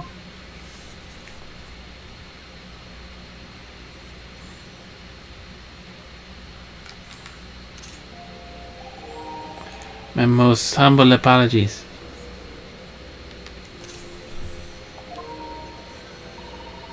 I thought I died and gone to eternal paradise for a moment. Via London.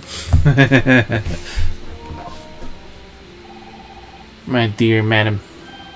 Allow me to make amends by offering you a tasty free deduction at some point. As long as it's not questionable street food quality. I don't understand. Why are you working as a waxwork here, Mr. Sholmes? Because he's broke. You need a second identity, you understand? Hey, pal. The case is largely solved now.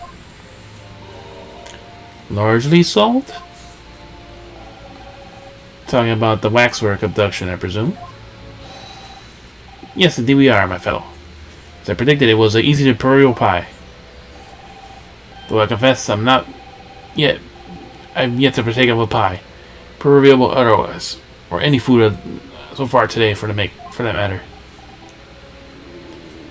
Rumble, rumble, rumble.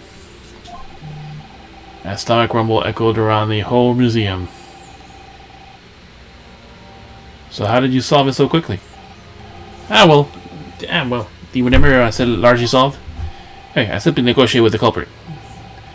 You familiar with so-called telephone? Oh yes, it's the most modern invention, allowing you to hold a conversation with people far away. Japan, only the imperial capital and a handful of other cities are connected as yet. This morning, a telephone call was received from the perpetrator of the abduction. As such, I was able to negotiate terms. In the end, Waxwork was returned. It was amazing. Just between you and I, it would appear the culprit had intended to return the stolen waxwork in the end of it. Oh, but I thought whoever was responsible had demanded a ransom, no? Yes, I think perhaps ransom now is necessary to avoid unwanted suspicion regarding the true motive. But does that not mean your negotiation was entirely unnecessary? Yep. In fact, I must ask you to keep Madame Tussauds at any cost. Hungry man, Iris awaits my return to Baker Street. Iris. The hungry young Iris awaits my return to Baker Street after all. Poor Iris. Now then, why not since you have some business with the Great Waxwork?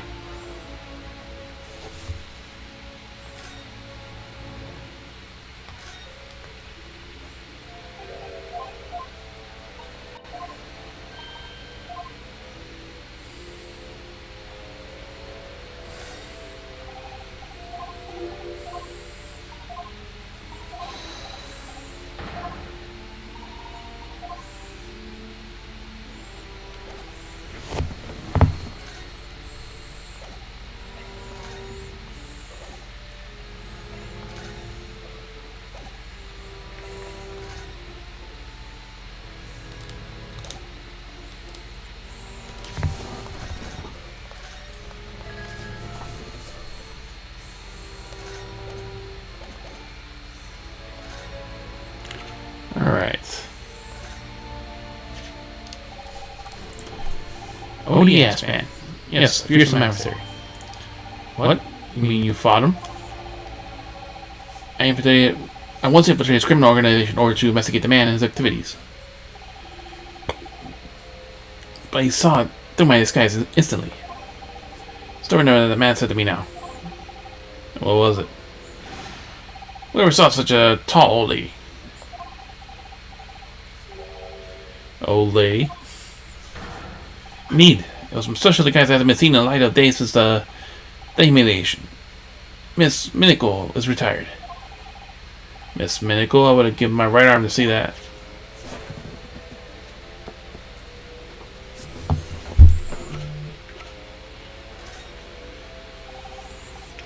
Mr. Sholmes about this. As you see, I'm rather busy at the moment. The advice you seek, I'm office tomorrow, and I shall be happy to help you. Shall we say, treepence an item as a consultation fee?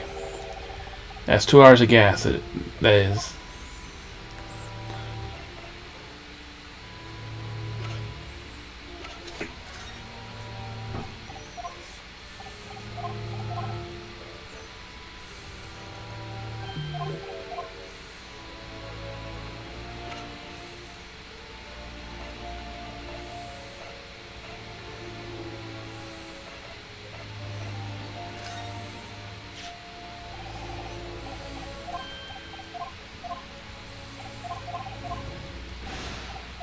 Whoever saw such a tall lady?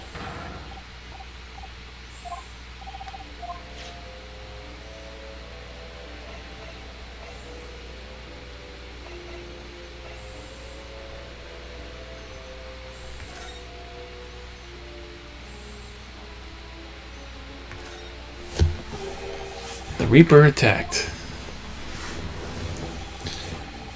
The Kingpins of the criminal underworld generally manage to escape conviction in the Reaper's trials. This is the first time the henchmen have tried to attack Lorenzig's result by the sound of it. Makes you think. If that's how the justice system works in London. It must be a dark forces at work.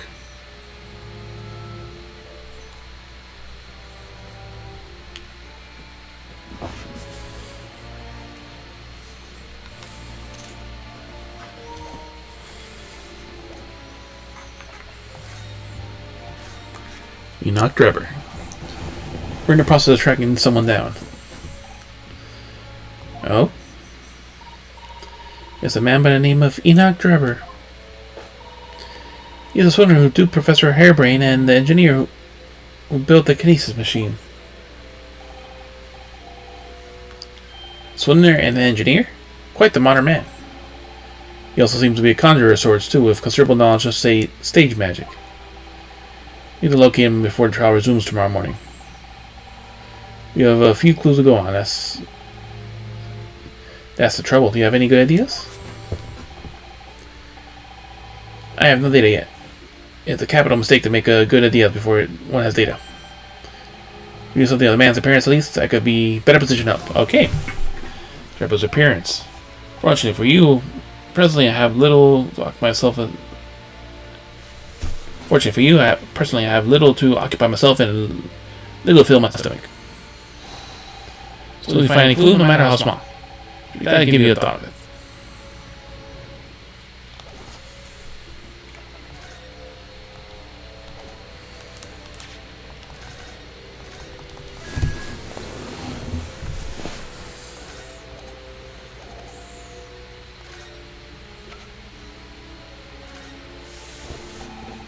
Mr. Sholmes, we cast your eyes over here this photographic print.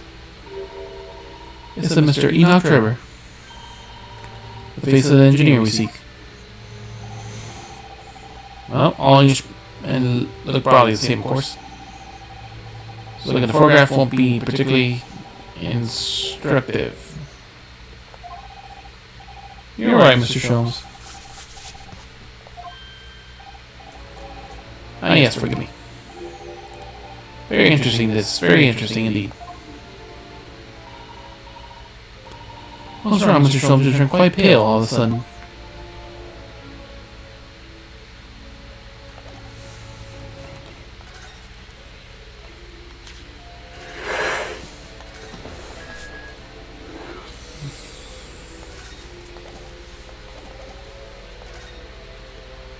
Kazuma's death. Mr. Sholmes, did you lie to us? My dear Namaroto-san, stay at the piercing gate. Stare. What's it about? Last winter, when we were first on our way to Britain on board the steamship.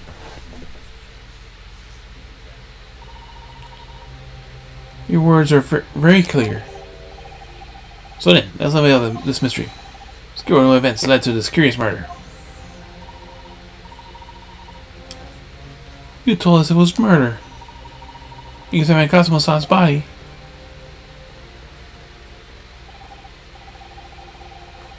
Indeed, and wherein lies the problem? We just met a murder today, the victim, Kazuma Sagi. You're quite sure? He was wearing some sort of mask, and he was apparently suffering from amnesia. But yes, I'm quite sure. It was Kazuma-san.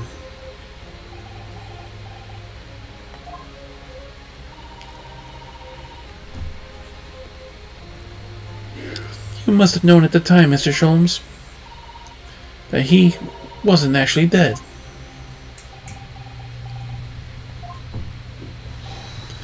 Well, I can only assume I was swept up in the murderous atmosphere at the moment.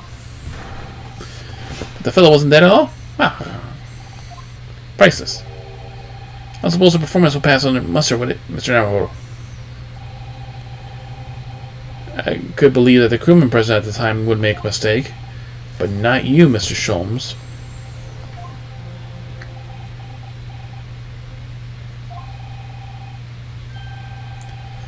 I will now tell you something of importance, my dear fellow.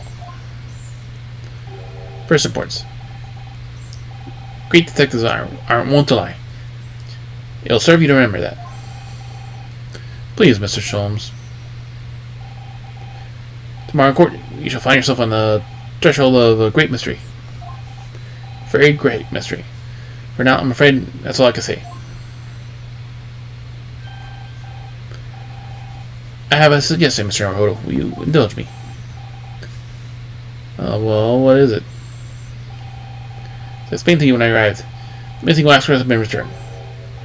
The person was seated in the exhibit from which was taken, behind those thick curtains. Oh yes, the professor's exhibit, was it? Would you like to see it? For a mere 5 shillings. One time is special. One time only. You understand. Price. You're charging me, so you need 5 shillings. The opportunity won't come again, I add. It's the fruits of my labor.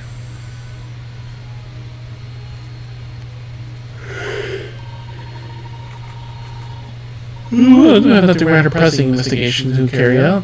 Perhaps we could postpone. Price is very reasonable, 5 shillings. Think you can find a werewolf. Are you being quite serious, Mr. Sholmes? Surely only look at my expression to ascertain that this is serious or silliness. I can never tell you at this point. Very well, it couldn't hurt. Here's your 5 shillings. Gratefully received. So, the special exhibit behind the curtain. I invite you to pursue it at your leisure.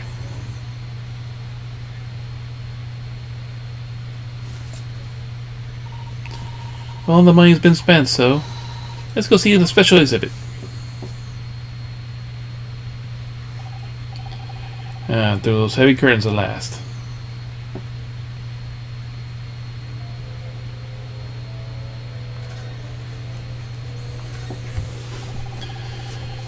$5 we've had to pay. Doesn't seem right that Mr. Sholmes slipped the money into his own pocket, does it? No. Well, we could ask Gina to retrieve it for us. It's her special skill. Pickpocket police officers and diddling detectives?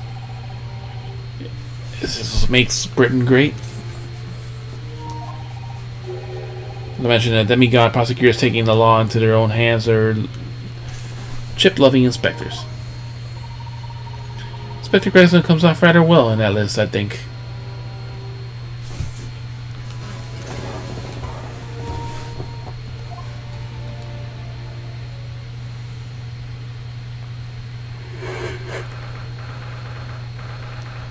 On 3rd October, Madame Tussbell's special exhibit.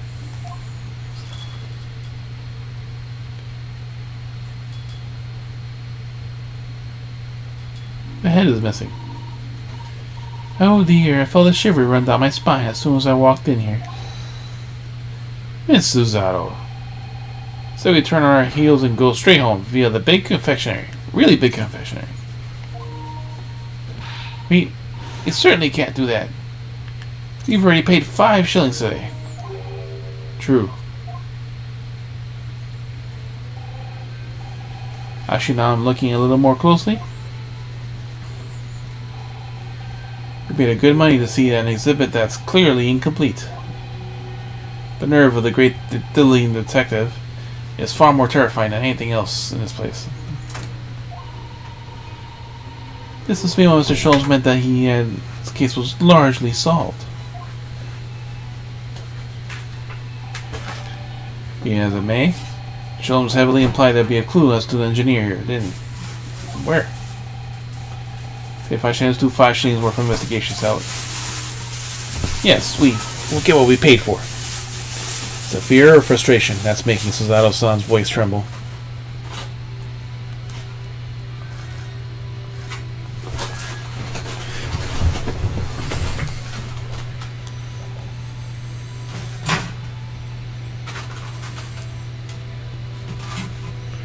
The shovel spade discussion. We get to have that one here. Part of the exhibit is just as disturbing as the rest. It looks so real. Seems like the young man over here in the white overcoat. And he has a large shovel in his hand too. Look. Perhaps we should investigate a little more detail.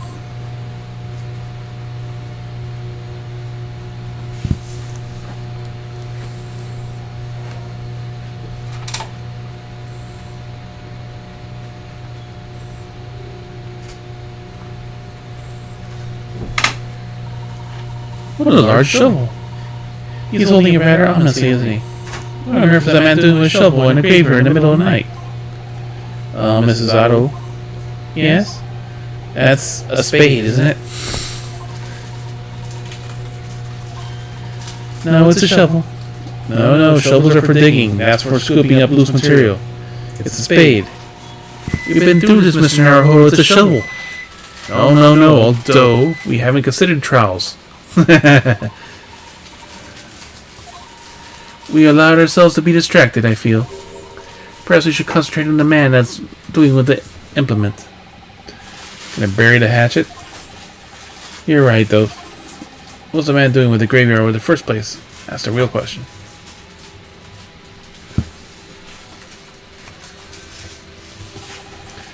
It's quite a large lamp the man's carrying. Or is it a lantern? Not like a Japanese Kochin paper lantern, actually. Lamp, lantern, Kochin. Point is, this casts very little light. To be walking alone in the graveyard in a night like this? Certainly I couldn't do it. Not sure I could visit a graveyard at all, even in broad daylight, to be honest.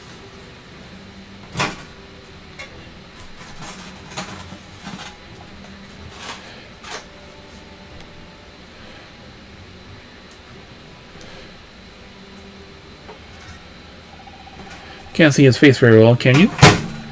Perhaps if I just... Oh! Do you think I should be manhandling the exhibits, Mr. Naruto? Put it back exactly as it was, don't worry.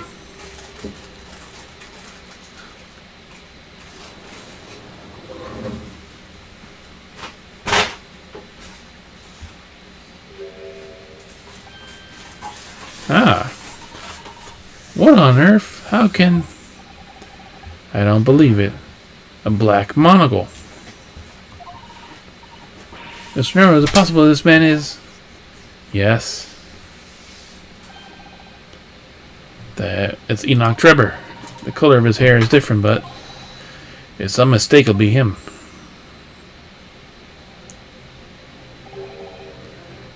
Indeed it is. Indeed it is, Mr. Sholmes. This man is actually a subject of your present hunt, I believe. Yes, that's right. Just who is this man? Why is he here in this exhibit?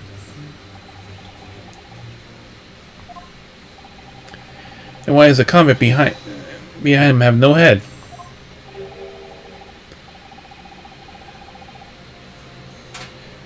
The head is missing when the model was returned by the thief who stole it. What a surprise. That's the case isn't solved yet, is it? They do not see themselves largely solved, were my words, I believe.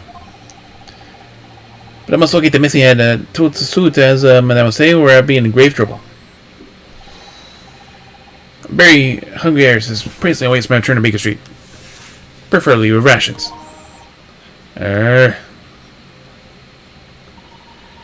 You know, though, something about this room is strange. Strange? What do you mean? When the Space of Horrors was supposed to be revealed to depict real events, do they not? Indeed they are, Mrs. Addo. Do go on. And as terrifying as they are, the scenes of the other exhibits are believable. But this one...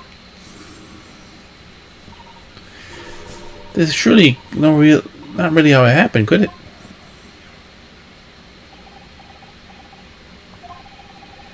I think it's time I educate you a little. But the nature of the incident involved the professor 10 years ago.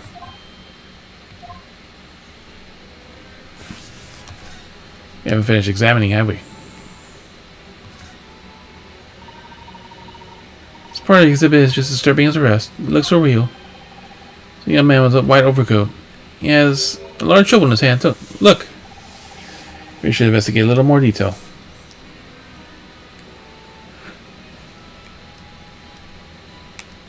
What is this? What's this here? It appears to be a lens of a metal, so I believe it's probably a camera. Camera, but it's so small. British is not honestly incredible, isn't it? I mean, what about Mr. Sholmes' skin prints? I think perhaps you should treat Mr. Sholmes' inventions as exception to the rule. But anyway, why would a man be in a graveyard at night with a camera? I wonder, perhaps he was trying to capture the moment of the dead coming back as a ghost to haunt him?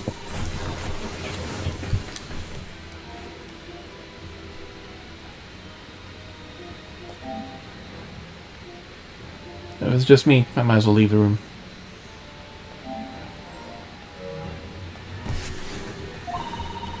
We'll just borrow this for a little while, I think. Camera has been at the core record. A camera from the neck of the waxwork of Mr. Drebber in the exhibit. Look at the photographic plate inside the camera. I can see the picture was taken.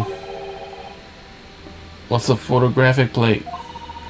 It's a piece of glass coated with special emulsions that reacts to light coming through the lens. If we open the cover in the back of the camera, it should find it. Let's have a look. You should see yourselves, son. Your eyes are shining. You do like machinery, don't you?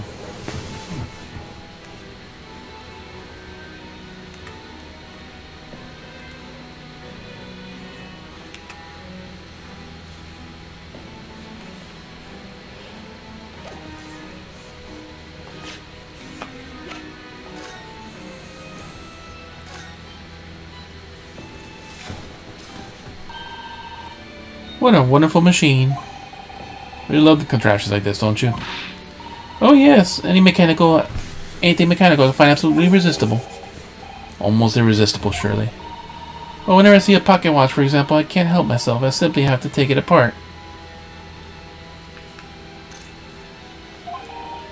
That's worrying. Yes, Father tells me the time by the rumblings of his stomach now. He's given up on having a watch. Poor Professor Mikotaba.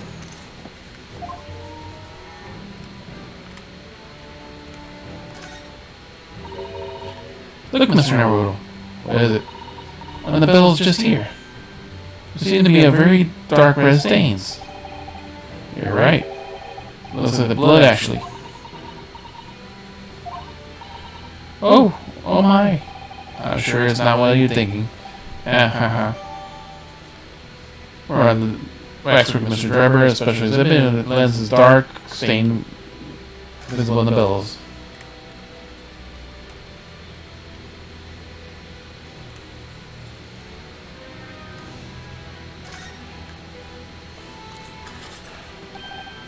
Oh look, the cover came open.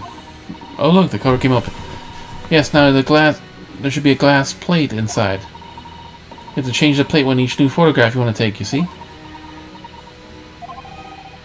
Is something wrong? There's no plate, it's been removed. What a pity, but I suppose if you think about it, this would be an actual camera that was used in the time, just that the waxworks isn't an actual person.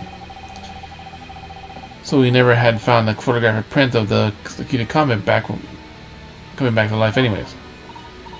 Oh yes, you're quite right, of course. Poor Susan, she looks devastated.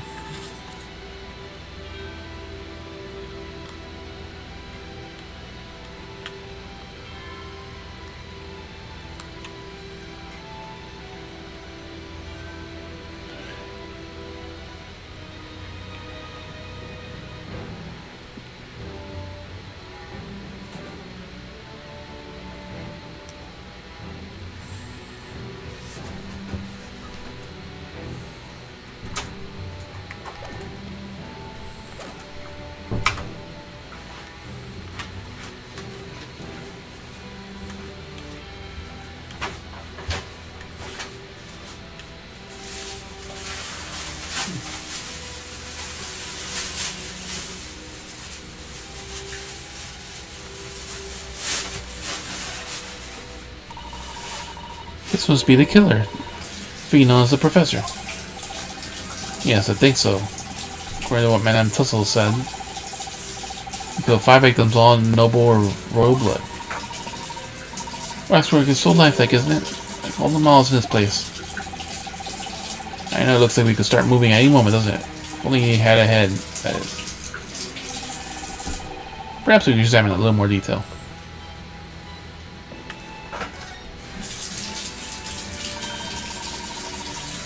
This is the condemned man. Yes, the so-called professor. Then perhaps the head is chopped off by a guillotine. But unable to find peace, he emerged from his grave a headless ghost. Do you really have to entertain such terrifying ideas, Mrs. Little? Sure, the model has a head once. There's metal fitting for it, you see. Perhaps Mr. Strom absentmindedly forgot to reattach it. That's an extremely absent-minded detective you're describing, isn't it? Or perhaps Thief absentmindedly forgot to include the head when he or she removed it from his museum. That'd be extremely absent-minded thief.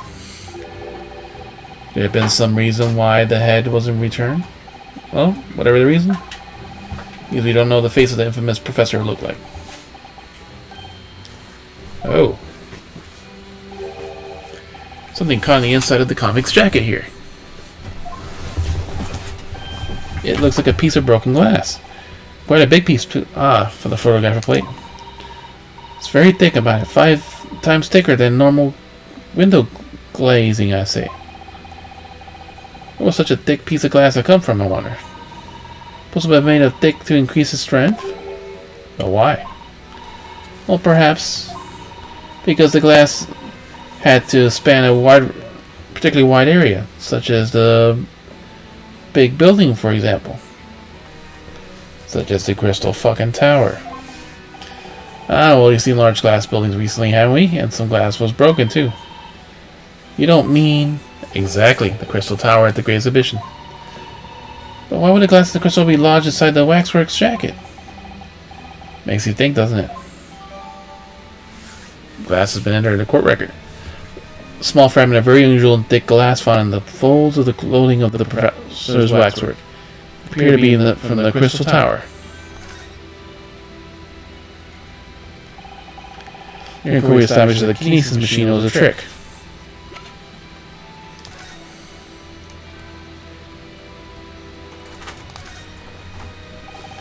This piece of glass is almost as thick as it's wide. If anything like it. But compared to a human, only Mr. Sholmes has such thick skin. There's really no need for a comparison, Mr. Naruto, as you well know. It can only be from the Crystal Tower, surely. I think so too. It's probably made especially for meet the demands of the great structure.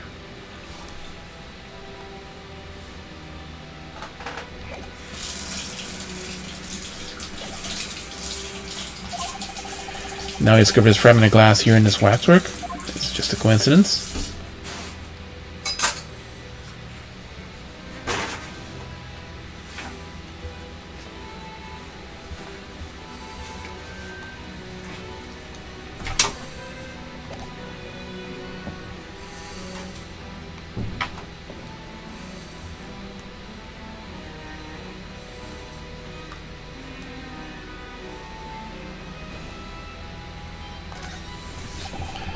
Doesn't matter if they're here in Great Britain or in Japan. Graveyards are scary.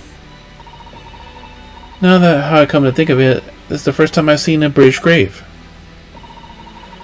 According to what I read, the custom of Britain is to bury the dead as they are, without cremation.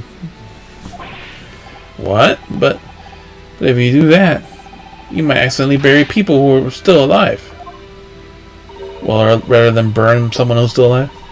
I'm not sure that would be worse than accidentally incinerating people who are still alive.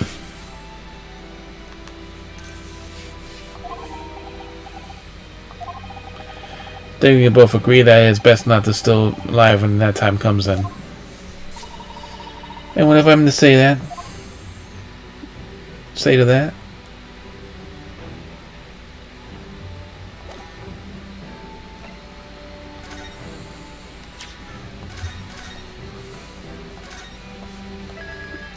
So we know where to find the head.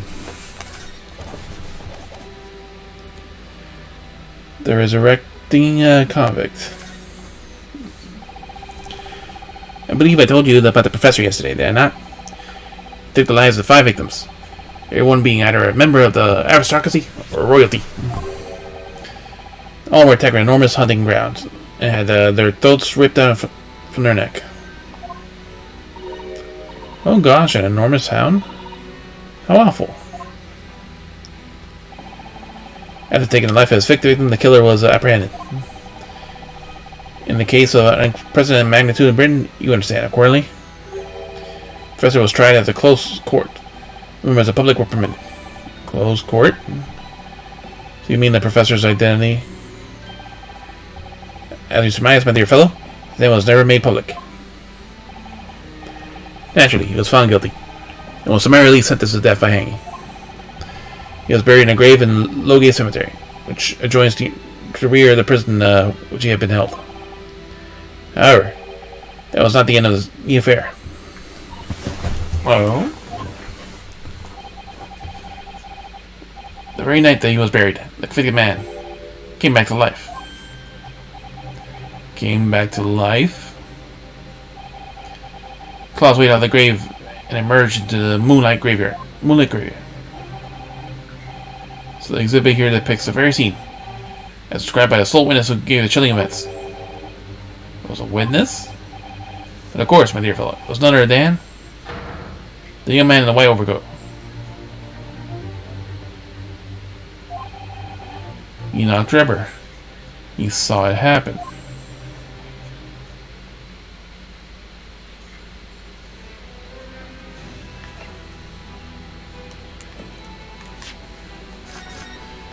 So, did he have a hand in like getting him out? Yeah, witness. So this is the waxwork of Enoch Drebber. 10 years ago. The professor, having been chip-bedded and buried, emerged from his grave in the dead of night. So witness that unimaginable scene was a young man. From appearance, they'll say he was about 20 years old. So horrifying. Lieutenant Drebber ran to a nearby police station and reported the incident. Sheer terror, he's seen this turn his hair white overnight. Yes, they're showing a photograph you've seen of him. His hair is completely white. For the following few days, the story of what he's seen on the first page of every capital. Public was frantic and very detailed about what happened to the killer who came back to life. As you've seen, the exhibit has even created here to the Man of Tuspils. I can quite understand why the man's hair turned white, certainly, but what I don't understand is what Mr. Drebber was doing in the first place. In a lonely graveyard in the middle of the night. Yes, what was he up to?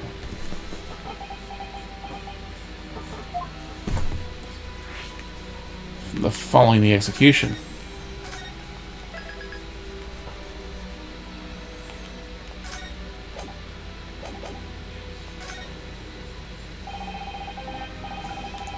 Professor's act of terror drew London upper class to complete panic 10 years ago.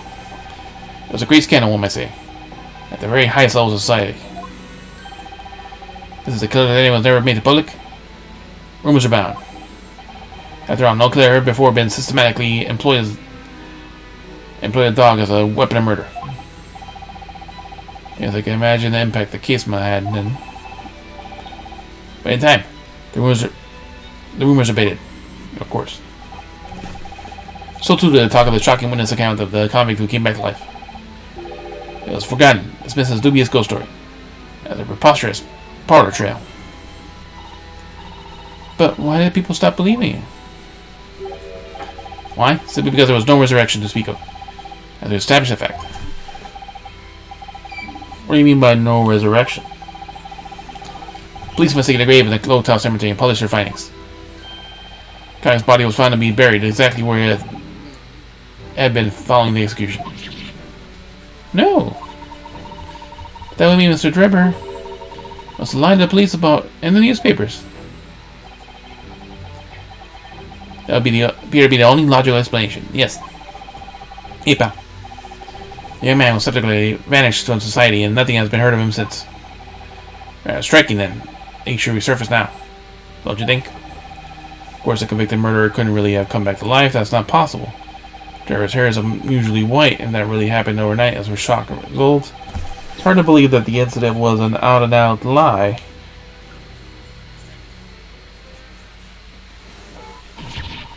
Ah! What the bleeding Odo? What have we done and gone? Gone and done. Sheena, what are you doing here? Master Cyrus, you said this is where y'all be, so... So, Gina, not so loud in the museum. Man, Tuspils would have you take a position as a waxwork if you're not careful. I think there might be more pressing concern. Let's have some flash power left from 6 months ago. So, right, Gina, we understand that. Please, put the gun down.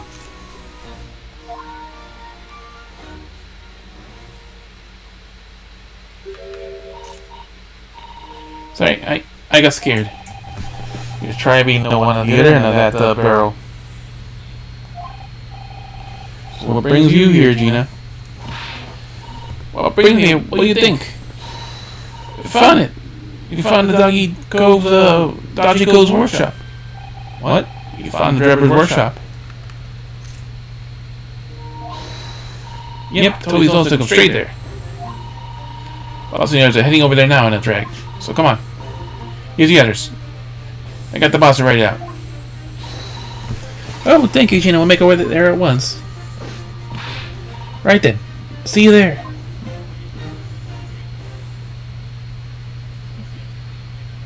This investigation's done. You go. Don't mind me. I'll just stay here, being still. What? I know my place. An exhibit over there. Oh dear, someone is feeling very sorry for himself. Let's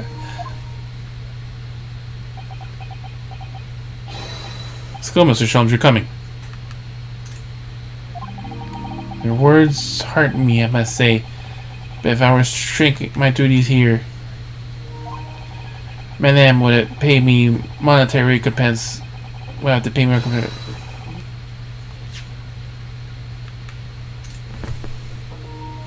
Monetary recompense and Irish dinner plate will be empty once more. Right now, I'll pay everything. Oh, you should not have said that. Then it's not a moment to lose, my dear fellows. Shall I hail a carriage at once? Of course, a carriage, expensive. No offer to share the cost of Mr. Sholmes, then. I should gladly pay half, Mr. Naruto. Thank you, Mrs. Otto. Right, let's go.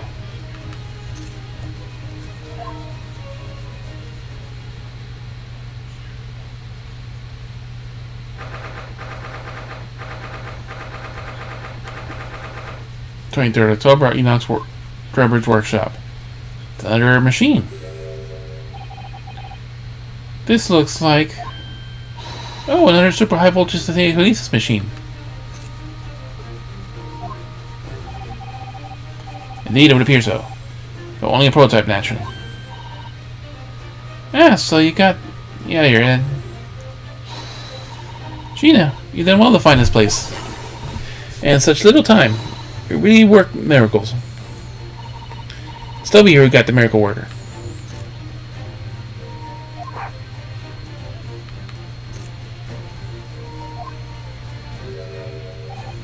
Yeah. Thought you like you show up. Yeah. I thought you like would show up before long.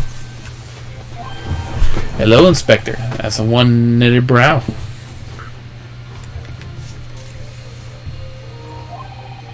Looks like he's eating a lemon and not a bag of fish and chips. So, Inspector, is there any sign of the engineer? Sadly, no. We didn't find a soul here. Oh, what a shame. Well, thank you for letting us know about the place and giving us a chance to investigate. Going to what Gina told me. When you find it thanks to the clue you got turned up. I wouldn't want to say go to Paris with a debt of gratitude and pain now, would I? Thank you. Anyway, you open the stupor around here, I get cracking. Seeks and the forensic investigation team are underway as we speak. Then again, imagine you get the picture now. Don't think too kindly, lawyer types. Right. So then, my dear fella. Let's turn this place upside down while we have a chance. And you, Sholmes. Pardon? They take even less kindly to great detectives than they do lawyers. Ha ha ha ha ha ha. Very droll, Gregson. Very droll. Very droll. Have you considered nothing more than it's a picture of wax model? Right then, let's see what we can find in here.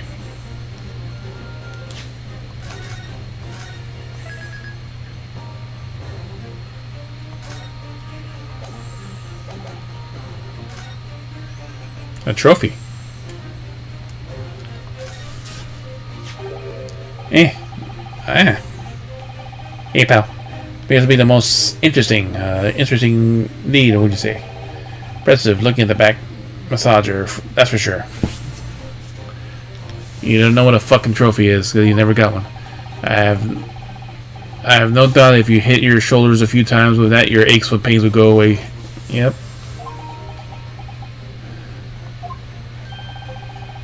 It's a Royal Society trophy for excellence in science.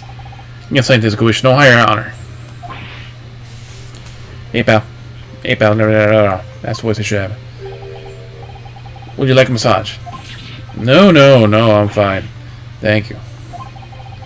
I know, Leo's such a grand thing. I think it's becoming increasingly clear that there is much more to Mr. Enoch Drebber than conjuring tricks. I couldn't agree more, my dear madam. How about you, Mr. Naruto? Would you like to take it with you? For your tired shoulders, of course. He's not gonna let that go, is he? It's curious, though, isn't it? You would expect an important trophy to be proudly displayed somewhere, not haphazardly cast aside. English gentlemen can be quite a mystery at times. Science trophy has been entered in the court record. Royal Science Trophy exhibiting the excellence found in Mr. Drebber's workshop is a very prestigious award for a young scientist.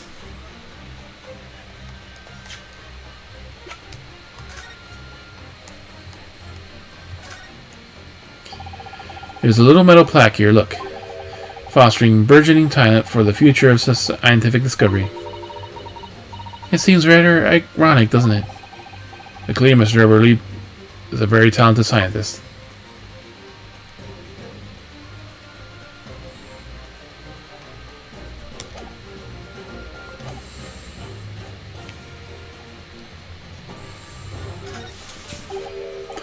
What on earth is this? Airplane. An airplane, Mr. Naruto. One day scientists believe it will allow humans to fly freely in the skies. Is that how we tricked will be described as? Sorry? Well, it's actually suspended by a very long cable, isn't it? Oh, well, this is a model, yes, but not a real airplane would actually fly high in the sky. While suspended by somewhere else with even higher in the sky, of course, with wire. The large metal objects obviously can't stay in the sky mid-air unsupported. So to you, the solution is everything even taller, ever taller towers.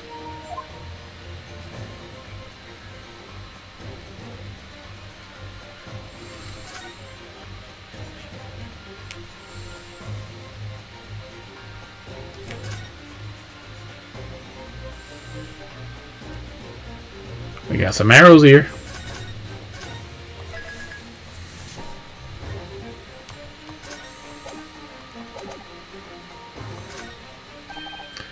This is an European-style quiver of arrows with steel bolts inside. Oh, do you suppose? Graspable bolts like these. They're the right size for the bow you turn up in the exhibition grounds. In other words, yep, that's more evidence to support your theory. It all goes to show the Drebber was the one pulling the strings behind the scenes of the whole scam. Crossbow has been updated. Found hidden in a tree under the experiments. It belongs to Enoch Drebber.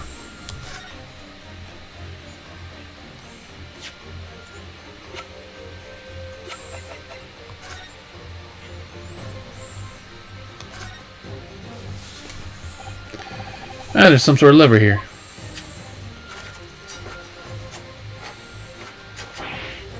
What is this? Looks like a cross between a bow and a gun. I think it's probably used for the same thing too. If you can wind this around and draw a bowstring backward tension. That arrows a huge amount of force using this device then. Imagine it's far more accurate and powerful than the Japanese longbow. I really had no idea I was picking up on that plot that's in the grounds. We re-examine this, but yeah. It's a groove here. Must be where the arrow is loaded, I suppose. So I was right. It's sort of a bow with automatic firing mechanism.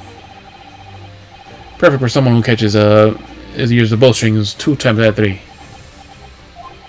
In fact, I have one of these, or maybe I could have beaten Kazuma and Kyudo archery already.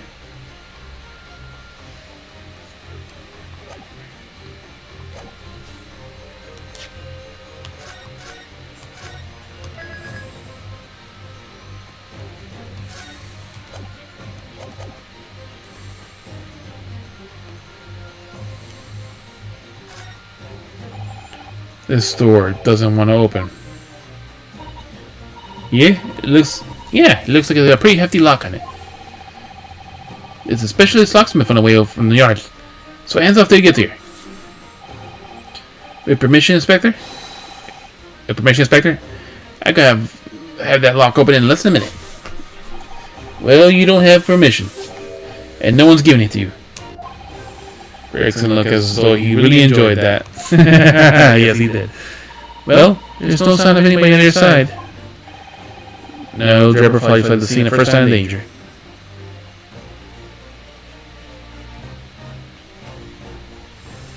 Wooden planks. Sorry, Mr. Arnold, that machine is covered by a specialization scientific act. These serious repercussions in order to examine it from the crown of the government.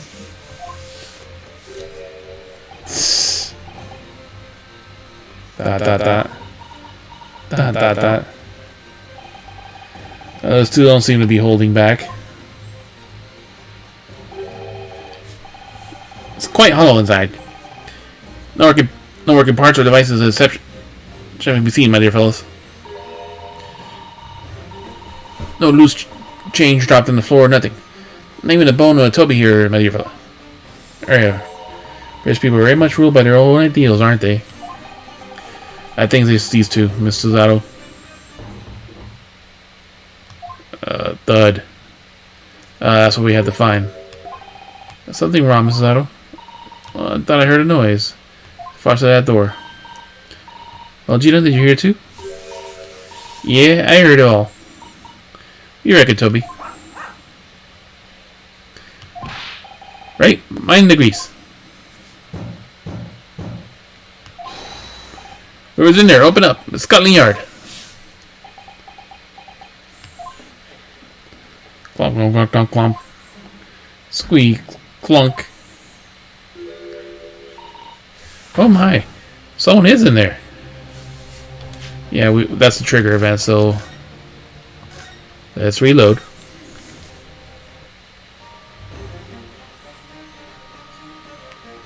It's not the floorboard.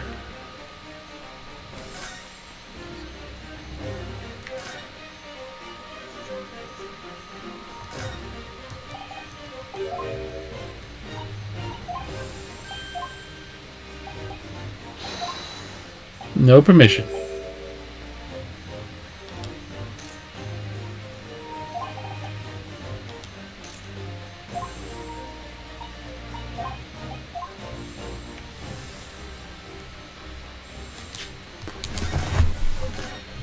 Let's speak to Gregson then.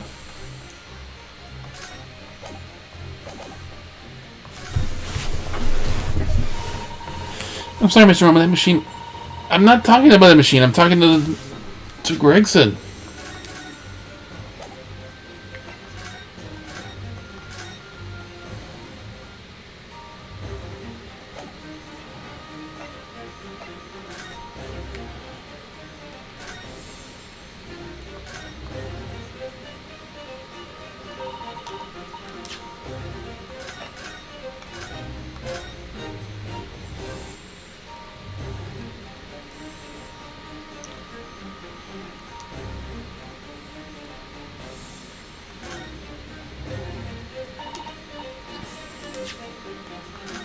It's not the ladder.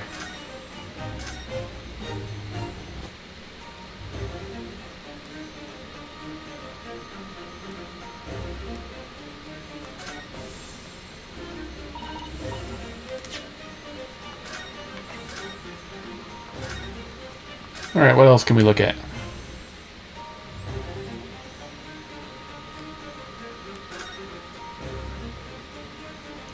Yes, the rope is part of the machine.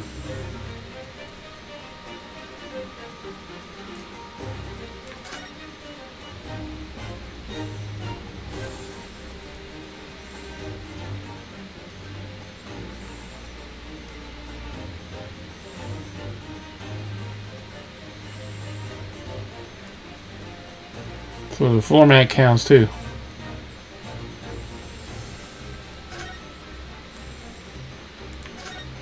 I want to talk to Gregson.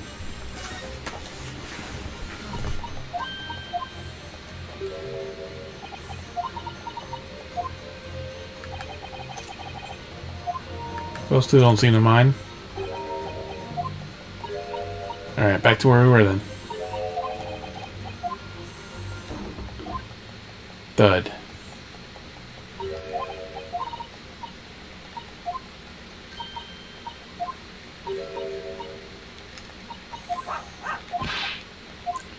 Mind the grease. Thud, thud, thud. Open up, Scotland Yard. Clomp, clomp, clomp, clomp. Squeak, clunk. Unlock. Oh my, there is someone in there. Ah, this friend bleeding lock.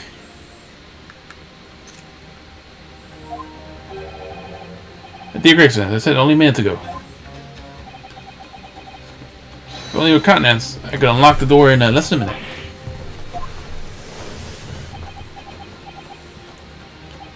Fine. I'll take the rap at it for it. Let's get through the best door. Click. Click. There. You may enter a will. Yeah, you may enter a will. You confuse minutes with seconds, I think. 10 minutes of the essence, I feel. What are you waiting for? Then for it, I suppose. It's an emergency. Strong possibility that beyond that door is the engineer you seek. Prepare for action, my dear fellow. Yes.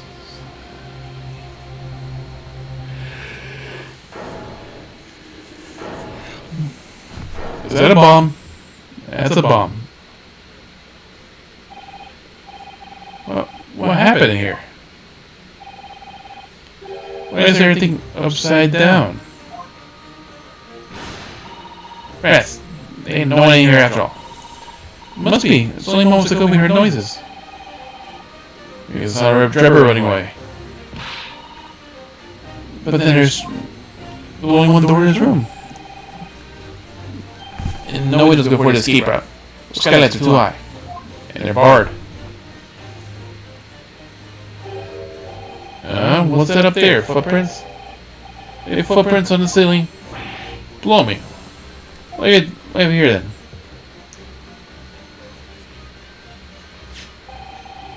Well, someone was trying to burn something here in a hurry. Oh, that looks like a set of blueprints. To what? To Professor Harebrain's primary machine, is it? Blimey! We just had these. There'd been no need for murky and typing investigation and all that scrap metal. There's something here of great interest, too. Rope. It's rope. It's laying on the floor on the foot of that pillar. Rope wasn't the foot of that. That's how he got up. Never mind. Easy, but you're not observed, Mr. Naruto.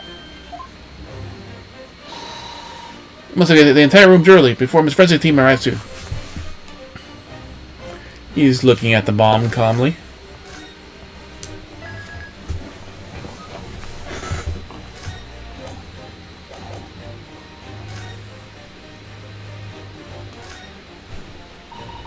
Almost every piece of furniture is upside down.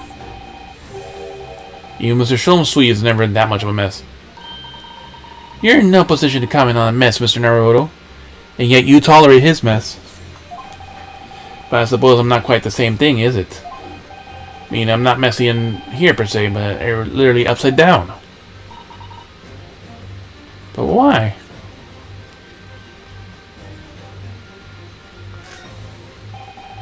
That's a really lovely model. It looks like a real flying balloon. I think it's probably just staying aloft with the same principle of the full-size balloon, using gas. Green flying balloon. Does it have a hallmarks of the amazing reception of the Great Exhibition, do you think? Could it be? The whole thing was planned here in this very workshop?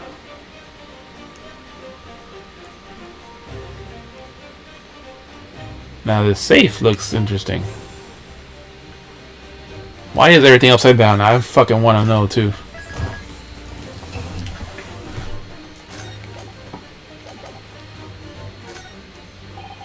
It's a very large safe. I don't suppose Mr. Sholmes could open that lock.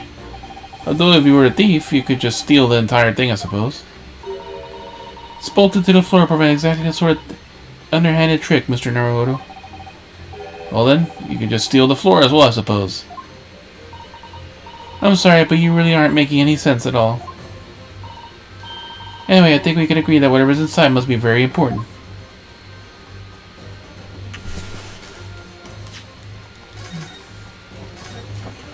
Alright, now let's examine the obvious bomb. It's probably a prop, though. Hopefully.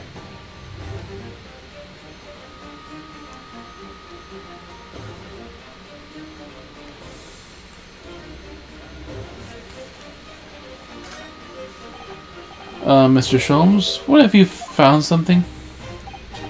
Ah, Mr. Naruto. Matter of fact, something rather fascinating. You make of this. Let's see, I've never seen anything like it before. Looks like a bundle of thick cigars wrapped in a large watch to meet. Ah! Miss Susato, what's the matter? That's a bomb. Surely that's a time bomb, isn't it?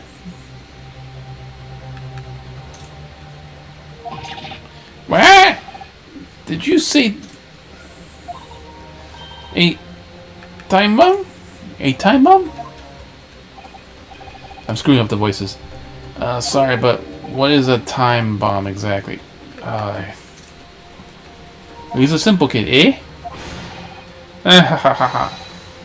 Surely you're one of a kind, Mr. Naruto. Won't take that as a compliment. Yeah, you know nothing, do you, Odo? I haven't got a clue what it is either, do you, Gina? I invite you to consult the dictionary later, Naruto. This particular specimen is no time bomb. Like, though I confess it has a very similar appearance. Oh, well, thank goodness. But then, what is it? It's a model. I see. So that's it. Goodness, Mr. Sholmes. Have you seen to the heart of the matter? There are times when I consider my lot most unfair. I never know what's floundering as you do when the puzzle presents itself. But I have learned to accept the harshness that comes with a great detective, Mr. Sato. Here we go. I feel the great deduction coming on. Yep.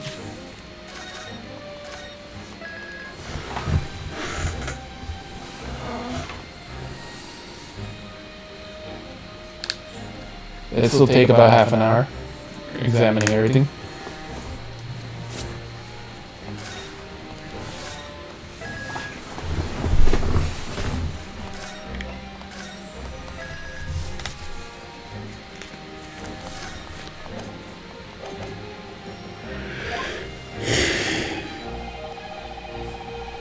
Once again, I could draw two conclusions from the scene. First, the weird nature of the furniture in this room is the work of Drebber himself. Oh, but how would... The second conclusion is that the small device in the floor there is, without question, completely genuine. So you're saying it is a time bomb. Please, Mr. Sholmes, you must explain everything. It would be a pleasure. After all, it's a great detective's civil duty to teach Scotland Yard's finer points of the trade. Yeah. Well, Inspector Rexo seems delighted with the idea anyway.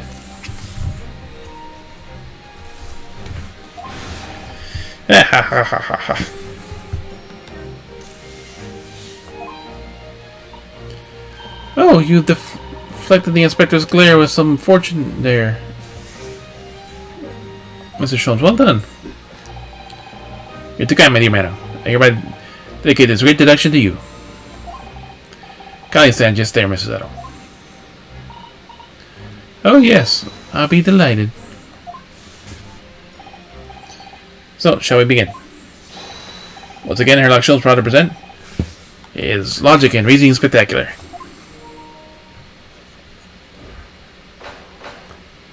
The game is afoot. The Great Deduction. Topic 1. Flip furniture. It's plain to see that his room is completely disarray. The bed, the table, the chairs, the lamp. Everything is upside down. Here's a very cute outfit. It's almost every item in the room had recently been happily positioned on the ceiling, falling straight down to the floor. Every item in the room was on the ceiling. Are you suggesting that? Indeed. The key here is gravity. Maybe our technology has last succeeded in freeing us from the pull of the Earth.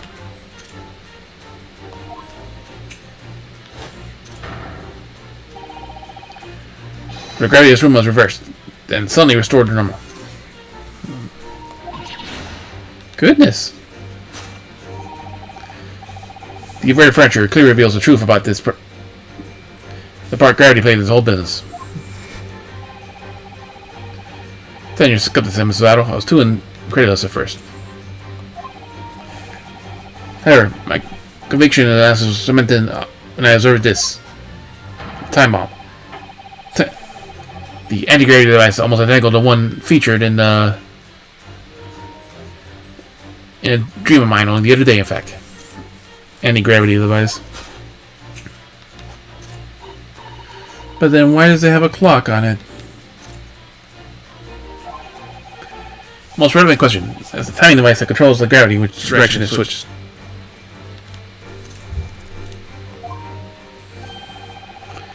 Clear requirement for the engineer to be able to restore gravity to normal automatically. Once we heard earlier from the other side of the door, and moment restoration occurred. That's the reason why everything has been turned upside down, because of the anti-gravity device. So you see, we look no further, explain the state of the room and it's fine now.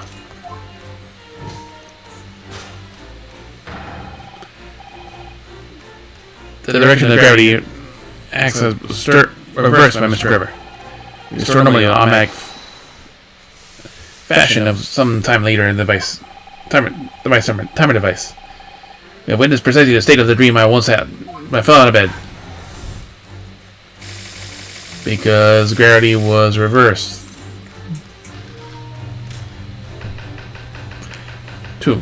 Missing engineer. Now let's consider the next conundrum. So engineer friend's aim. Duty, the greatest clue we ever explained. This action is above our heads.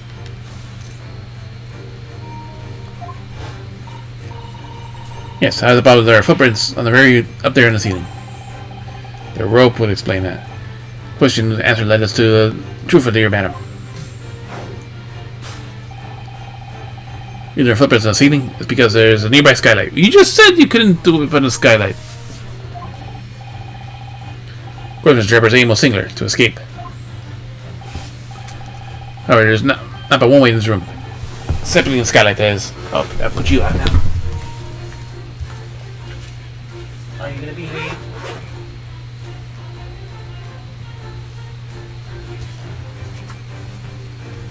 It's been an hour.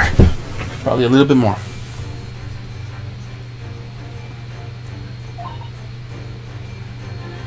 Ah.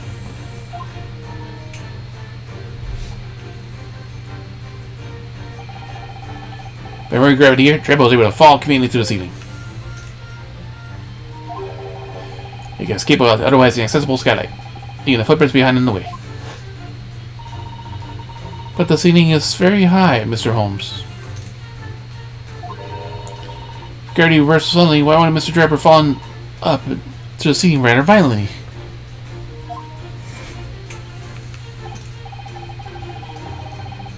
Falling up both scientifically and philosophically a rather interesting concept, I feel.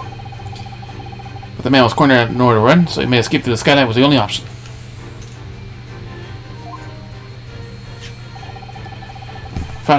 Recall I recently found this in the room earlier. I believe it offers a solution. Oh, the rope. Reach a destination, what better tool than his rope? But you just said they reverse gravity. Why do you need a rope?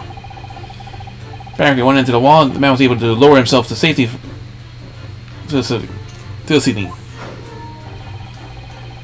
Explains that Mr. Draper was able to escape this room before our arrival.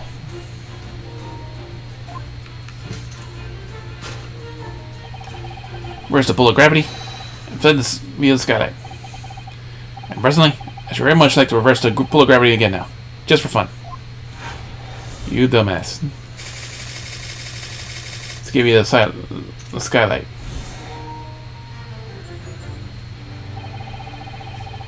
This concludes Sherlock Holmes' great deduction of this topsy-turvy puzzle.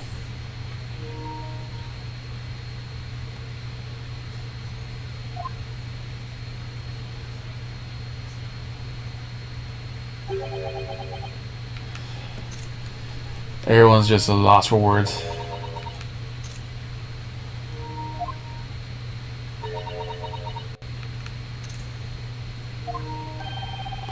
She's completely spellbound.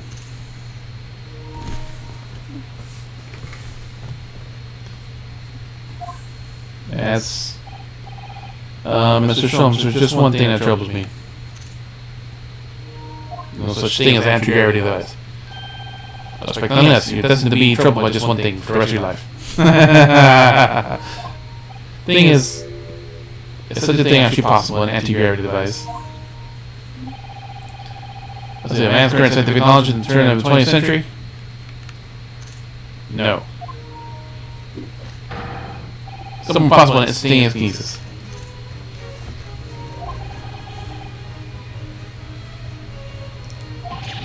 Your own deduction hinges on it. Ah, my dear fellow. When you have known the impossible, what remains is the truth. Or improbable may seem. Smarter times, wouldn't you agree? One of my enduring pearls went up. And I always come up with the exact phrasing. The original was clumsy. Yes, I have a feeling I read it in there sometime. Mrs. Otto let me once.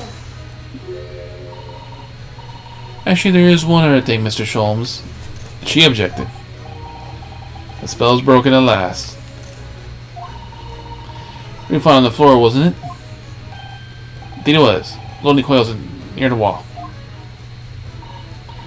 But if Mr. Draper used it to escape all the way you described, would it still be tied to the wall?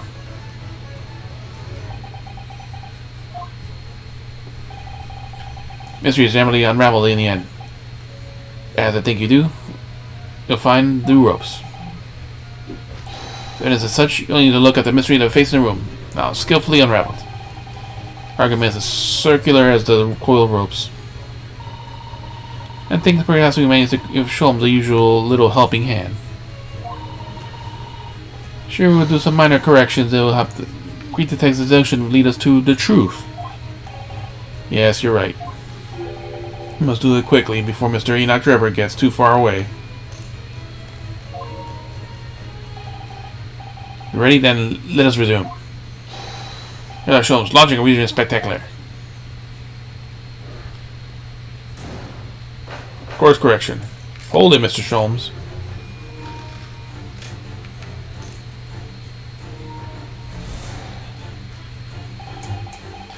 Yes, his room is a complete disarray. The bed, the table, the chairs, the lamp. Everything's upside down. The area in the room had recently been happily positioned on the ceiling, falling straight down into the floor. Yep. Area in the room was on the ceiling. Are you suggesting that? Everything was on the ceiling. Are you suggesting that? Indeed. The key is here. It's gravity. Yeah, technology lets us get free us from the pull of the Earth's gravity.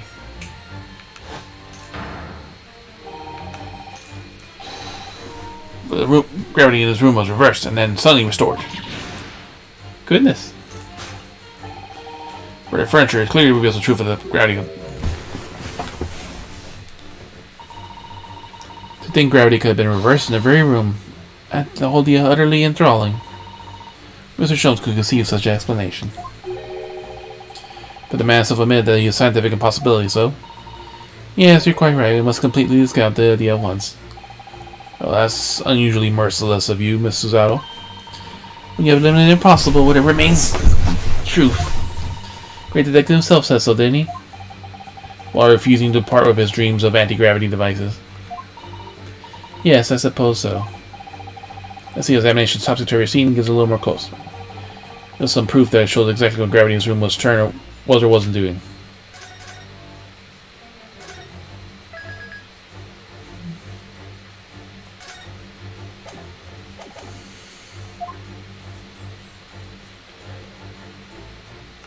See, this one item is upright. All the furniture in here is very conspicuously upside down, certainly. Yes, it doesn't immediately put you in mind of some strange gravity I meant. Could it be the mini whirlwind passed through here, do you think? Not sure that's much more plausible than Mr. Sholmes' explanation. Oh dear, saying that the first thing that comes to your head isn't the way forward here, it seems. Upright vase. Well, I was expecting to find a pretty bunch of flowers here, that's for sure. Look at that. I know the slender little vase looks like it's about to topple at any moment, but the flowers are thriving. Someone makes you think of the fragility of life, don't you see? That's not what she was talking about. To be honest, Mr. Naruhodo, something else has made me about it made a rather deep impression on me. The fact that it's upright. Large safe. Now look, Mrs. Otto. When everything seems to be upside down in here, safe is conspicuously is right way up. Yes, that's very true. Look closely at the safe's feet. Bolted to the floor. There's a lot of very large bolts fixing the floor. Think before you speak. That's what you wanted to say, isn't it? I really put my foot in my mouth there. Sorry I didn't say that.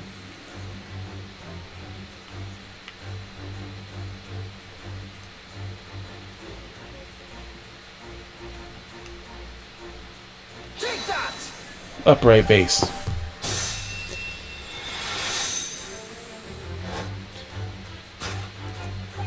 The upright vase clearly reveals the truth about the part gravity played in this whole business. Upon my word, Mr. Naruhodo, you surpass yourself. You surpass yourself. Because I'll be turning my argument on its head.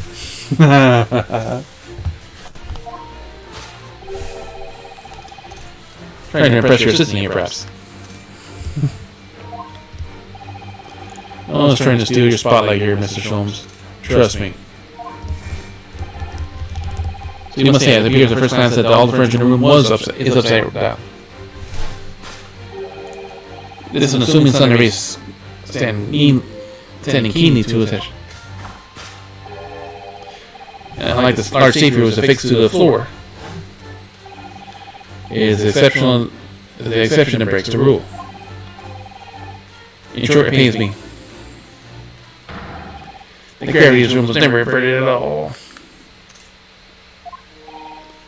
My deepest sympathies for your loss. Oh, poor Mrs. Sholmes. The show must go on, so let's continue our discussions. I know for certain that anti-gravity device there remains one other possibility. It's a fucking time bomb. You don't say. Well, let me turn every piece of furniture over in here. Obvious, but then leaves one mystery very much unsolved. It might be obvious, but leaves one mystery unsolved. I think anyone will choose to do that. Quite naturally, there's one explanation. Yes, the reason everything has been turned upside down is because of this anti-gravity device. Still sticking with it. He's absolutely determined that must be something to do with this.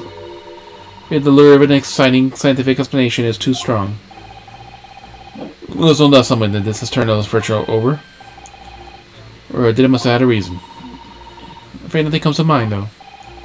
Let's look around and see if we find the answer present itself. Anti-gravity device. Establish that the gravity isn't actually reversed years. In other words, this isn't an anti-gravity device at all. Which made me very curious to know what sort of device it is. It's a fucking time bomb. But I think now that it's clear we're looking at an answer elsewhere.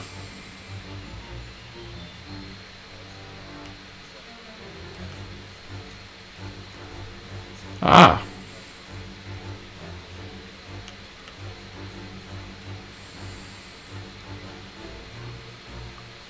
Coal burning heater. But it has wood in it.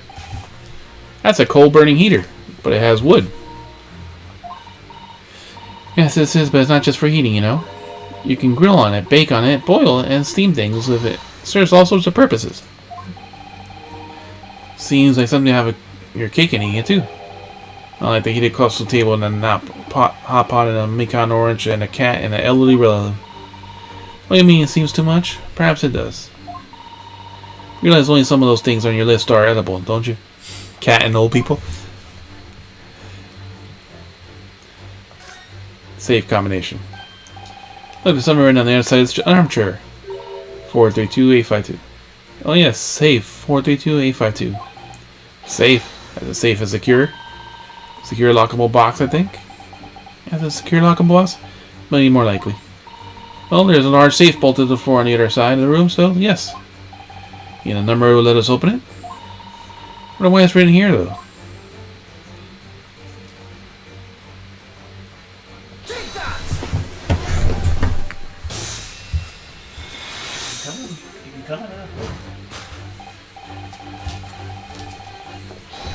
Yes, the reason why everything is dressed with that is because of the safe combination. Precisely. I believe, Mr. Naruhodo, that you have very similar experience once. Did you not? Yes, last year. When I bought a lottery ticket and noted the ticket number now on the inside cover of a book, just in case. That's it. For people with forgetful souls of the heart, always make a written note of important information. Just keeping the ticket itself safe would be more sensible, I think. What may happen next, Mr. Naruhodo? When the day of the draw came around, I've forgotten which book I written the number in and had to turn my whole room upside down to find it. That's it. For people with forgetful souls at heart. And always forget where you know things down. Not if you always note things down in the same place. Exactly. Actually won the second prize, you know. I couldn't remember which magazine I slipped in the ticket, so I turned the room upside down. Thank you, Mr. Arrow, but I believe I proved my point now. It's a very similar scenario unfolded here in this room.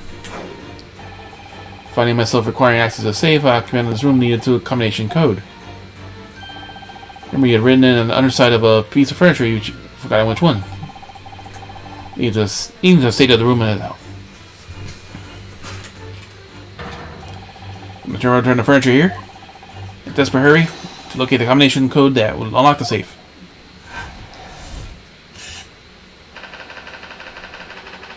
Find the safe combination. Solved.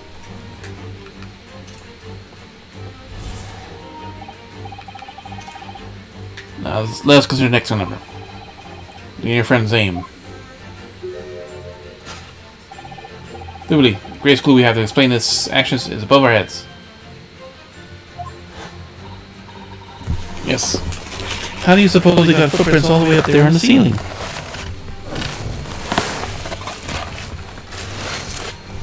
I'm getting hungry, so let's have the rest of my burger.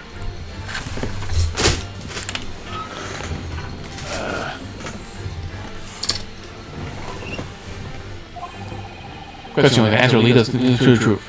My dear madam. There's a footprints of ceiling because it's nearby skylight. Sad face. But change direction can't explain that. Then those footprints, how they get up there? Yes, the thought field of mystery become harder to solve. Can't think of any way to explain it at all. Ooh. It was so much simpler those highly clown days when Garrity was just be reversed. It was minutes ago, and the Halicon days never existed in the first place. I suppose maybe simply put our faith in Mr. Sholmes and observe the area in more detail. Putting our faith in Mr. Sholmes is what gets us into these situations in the first place.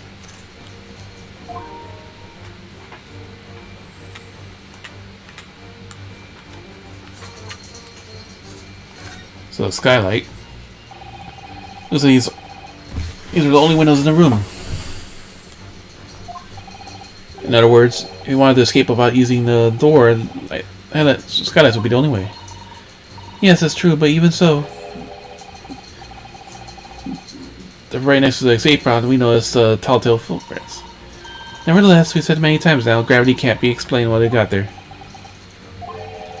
Powerful spirits and souls of a man's shoes could. Have you been having strange dreams as well, like Mr. Sholmes? Hint, hint. Balloon. There's something on top of it. It's a gas balloon, it's tiny, but it does to be a real balloon. I think you're right. It's the helium that's keeping it up. Green gas balloon, why does that seem to ring a bell with me? You can see there are footprints on this balloon too. Are there? Oh yes, surely that's a clue, isn't it? It tells us what, I'm not sure. And a shoe. It's hard to believe, but that's a shoe up there, look. Oh yes, and there's more footprints on this little balloon too. The shoe was thrown up there because the lodge, you think? So then, judging from the number of footprints, been thrown up there several times. Why do you want to be throwing shoes up in the ceiling though? Oh dear, that's beyond me, I'm afraid.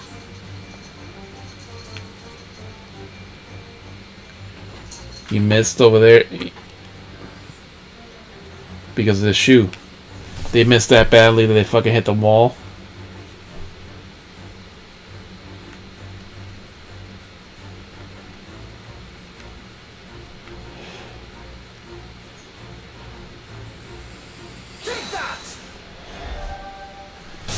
A nearby shoe.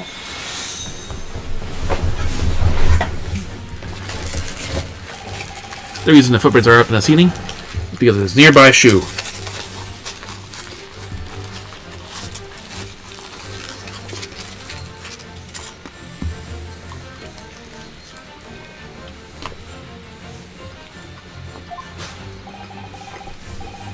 And in closer inspection, there are clearly footprints all over the balloon as well. In other words, it was never reached the skylight at all, but the balloon.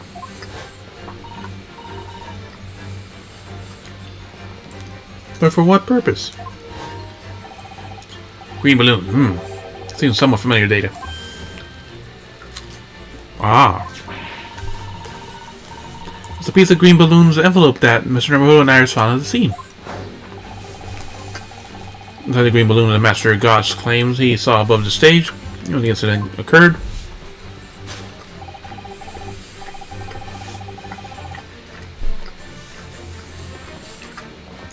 It was the second birdcage, the crux of the whole instantaneous kinesis deception.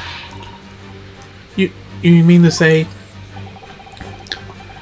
if we assume the balloon was in a model of this one used today, strong possibility something became concealed inside it. Something is absconded as an extra move to it, maybe for a hasty giveaway.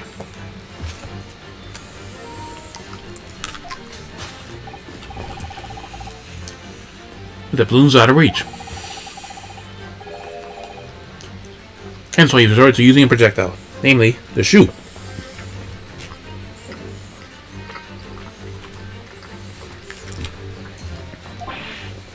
Ah.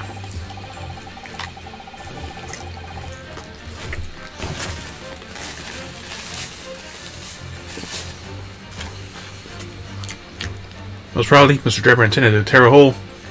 Most probably, Mr. Drebber intended to tear a hole in the envelope by setting it with a shoe.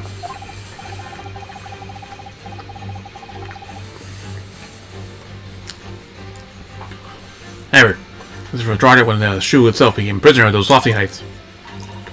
Oh dear. Guess we need to examine that balloon. If only there was a way to reach inside. The rope. You may recall we found this inside the room. I believe it offers a solution. Oh, the rope. Reach its destination better than use the rope.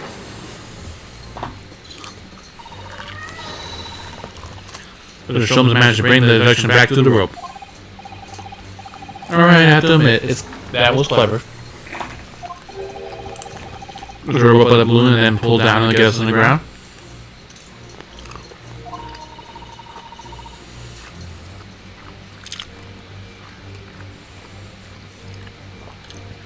Which is much easier said than done, I feel. It could just take a very long time as well. True. Perhaps we need a more surefire method. I agree, we got one course, don't we?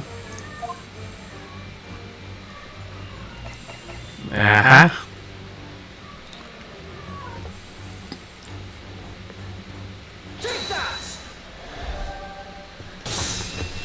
The crossbow.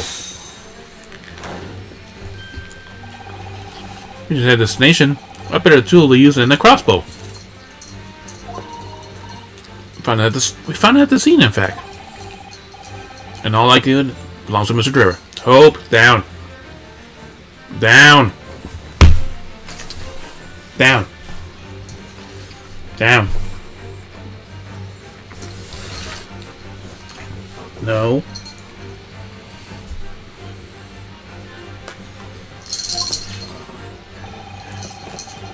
The man I brought away with him that day. Hope! Down! Down! Down! And stop going up there. You get a pet the first time. No. No.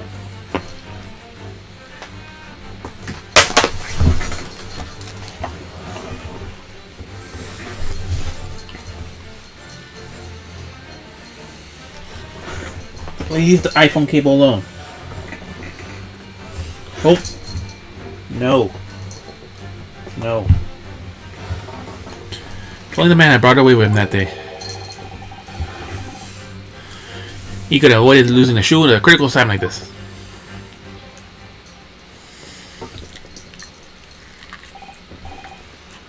So, shall we? Curiosity that just stirred, no doubt. My dear fellows.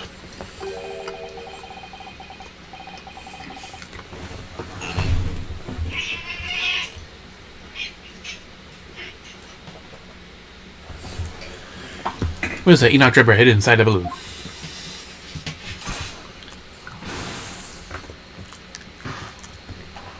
The head. The mannequin head.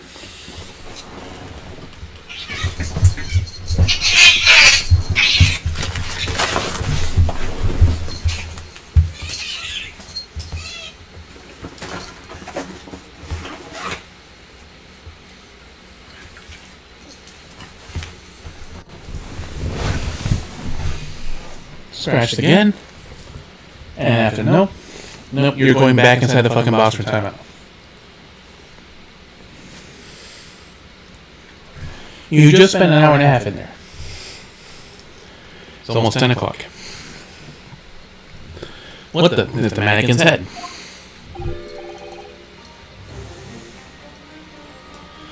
Now, at waxwork. And we solved Sholmes' mystery at the same time. Indeed, the waxwork head was inside the metal mask. Metal mask tight shut and fastened with a strong and quite impenetrable lock. So we can't see the face inside. That means... Just a moment, that's the head of the waxwork model? Does that mean... Oh goodness! See that? I see you jotted the dots, Mrs. Otto. Excellent. Oh, of course. Headless waxwork model. In the case of the abducted Madame Tesla's model, you largely solved. It's only the head of the killer that was still missing.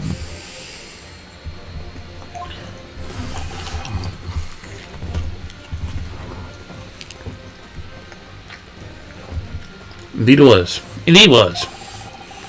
I believe Madame Tesla will now settle her sizable account with me. Those who do not surmise is the head of the infamous professor. Yes. But why is he here? Because he stole the fucking model. It's conclusively confirms my suspicion. That's why we're seeing the professor from the Madame Tussauds turning at San Stella earlier today. It's none other than Enoch Drebber. This is incredible.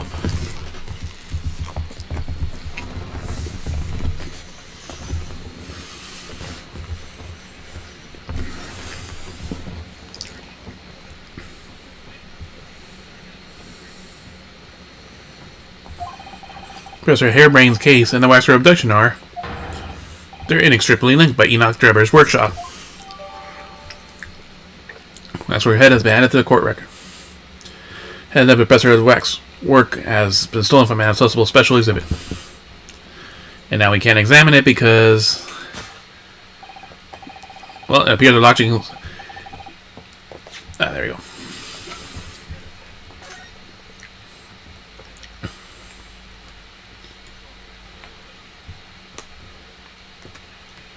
There's a key required.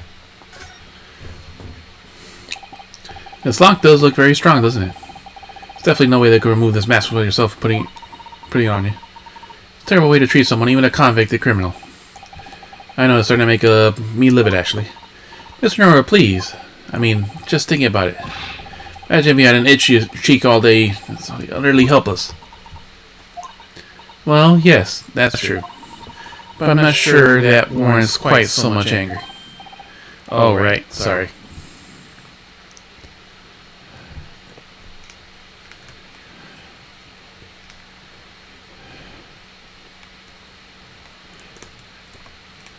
Anything else to examine?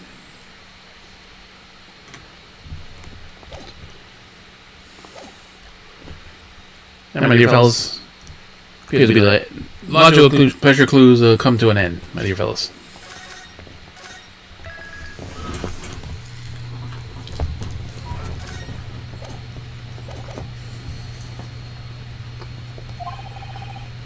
All that remains is, yes, to speak to our architect about this adventure. The architect? You mean Dr. Drebber, Mr. Drebber.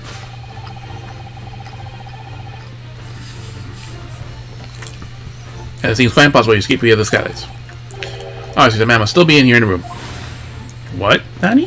What? So you should be abundantly clear. He's in the safe.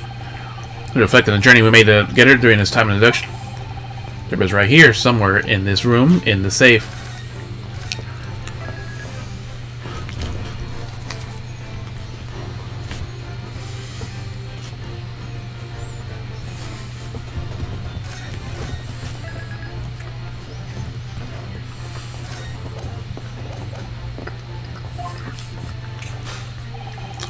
So, Mr. Narrow, will you do the honors?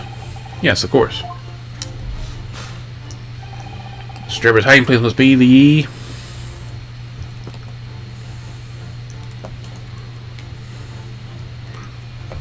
not the cupboard. This looks to be a cupboard of cups and saucers like. This looks to be a cupboard of cups and saucers like. And Gene's hiding place. Oh, is it? Well, then I say cupboard, you automatically think of cups and saucers, don't you? Engineer sadly knows you'd never look there for him because it's not crockery. That sadly does not seem to be the full, only crockery.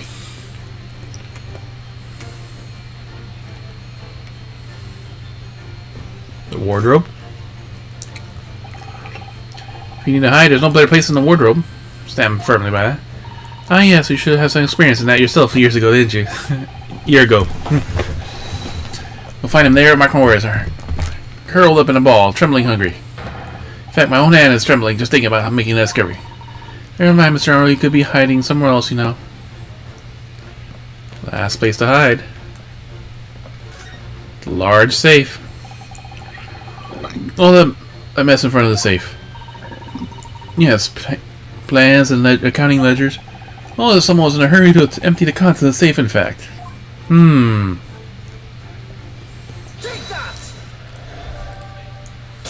Must be the safe. The hell is mouse going on? Before getting entry to this back room, we heard noises back here. This tells us the engineer was still in the building at the point of the time. He was in fact searching for the combination to his safe. And pressed for time, he had no attempt to rate the right furniture to overturn all in the process. Which deduces the searching for a combination that happened very easily. Indeed. Somebody must Enoch Grabber? Where did that mouse come from? The various moment in the safe. Where did that mouse come from? This concludes our Sherlock Holmes' great collection of this topsy-turvy puzzle.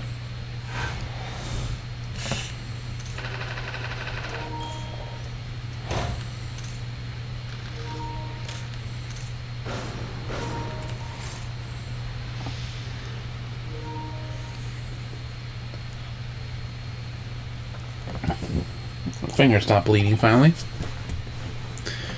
So, Mr. Naruhodo, I think perhaps it's time we end this game of hide and seek, don't you? Well, opening the safe, you mean? What else? Let's see.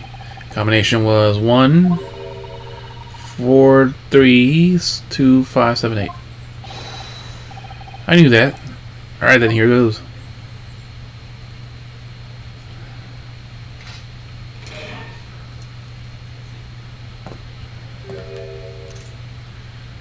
Oh, you found me.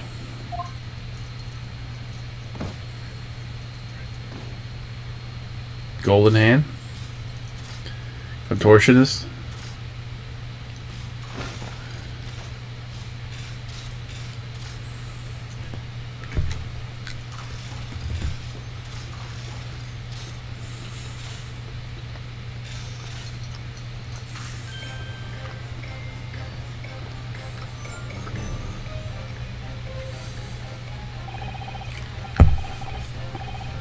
Right then, sir. Mr. Enoch Grabber, I assume. Correct. I'll just remember about broad size of voice.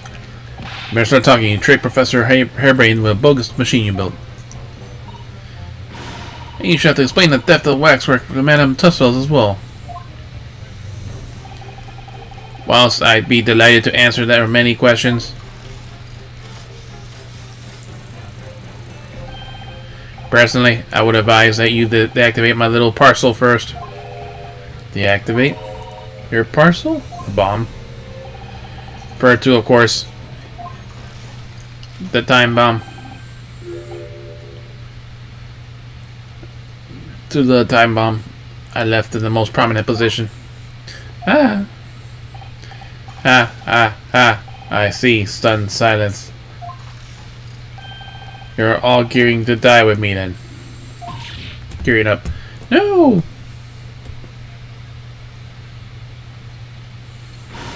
Mr. Sholmes, with only 7 seconds to spare. You pull out the one wire. Still goes for comfort. I got one foot in the grave already. Are you trying to get us a killer or get us killed? Mr. Sholmes' deductions can be completely life-altering, can't they? Well, my dear fellows. Oh, my dear fellows. Well, my dear fellows. That was a close shave. Sound of anti-gravity device is really quite startling, I must say. There is no such thing. Anti-gravity devices don't exist. Oof, I wouldn't push it, Mr. Sholmes.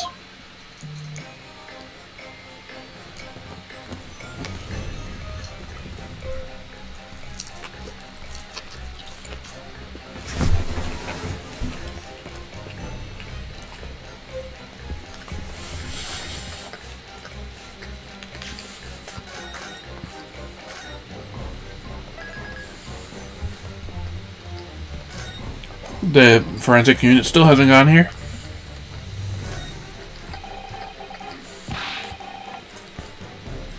Still can't believe when they're all nearly blown up. Well, the sideways glance in aid of Naruto. Thought that is losing movement of people's eyes. I thought the deducing the meaning of movement of people's eyes was your specialty, Mr. Sholmes. Never mind that now. Let's see what Mr. Grabber has to say for himself.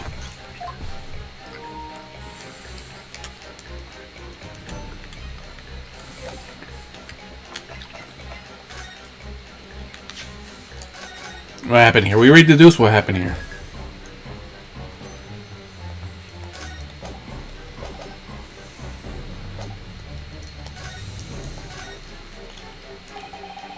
What on earth happened here? You found me, haven't you? No need to screw me down any further.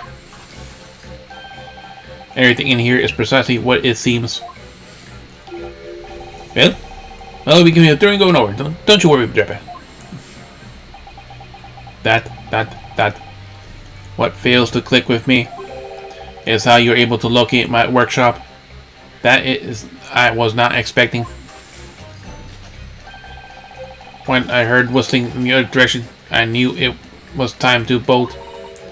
Whistling? Ah, that would be me. Oh. For some reason, I woke in a fine fiddle today. It's all happened because of you fucking Sholmes. No words, just tight squeeze chips.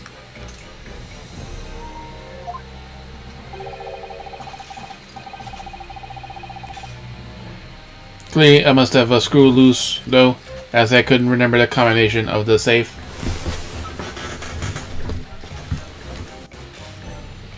What'd you do, Hope?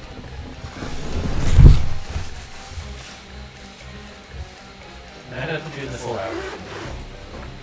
Stop being annoying.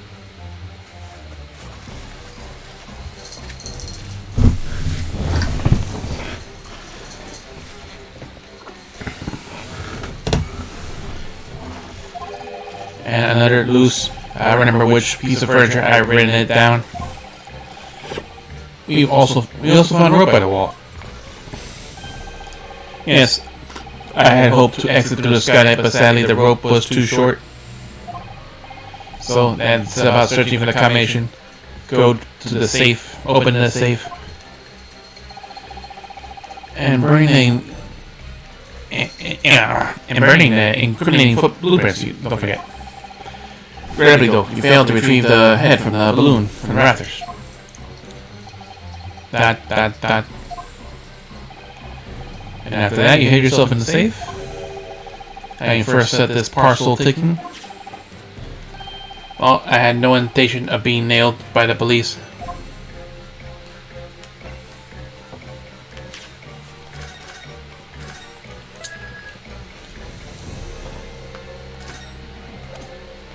Of course, you would have been safe from the bomb in that safe. Probably. Get a death wish, have you? Hiding yourself inside a ticking bomb? Please, why do you suppose I chose to hide inside the safe? It's no ordinary safe, especially the sign. Dynamite explosive wouldn't even leave a scratch on it. So in fact,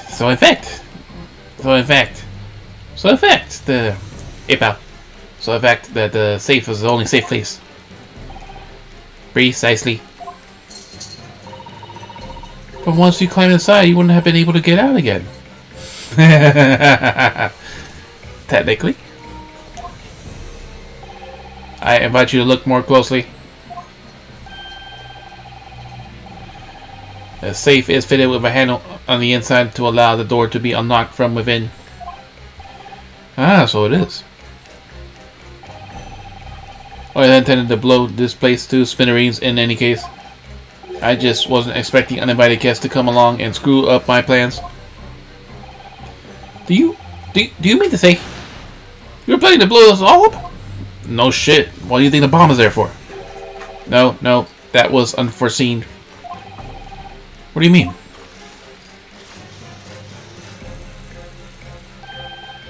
Most people run, you see, when they see a ticking bomb at their feet. Ah. Calculate the time required for retreat to a safe distance to set the device accordingly. But you seem endlessly discourse. But in your seemingly endless discourse here through a banner in the works. We can blame one person for that. For getting it wrong in the first place. Hey, something wrong, Gregson? Yeah, something on my face? This is my usual eyes, nose, mouth, and ears?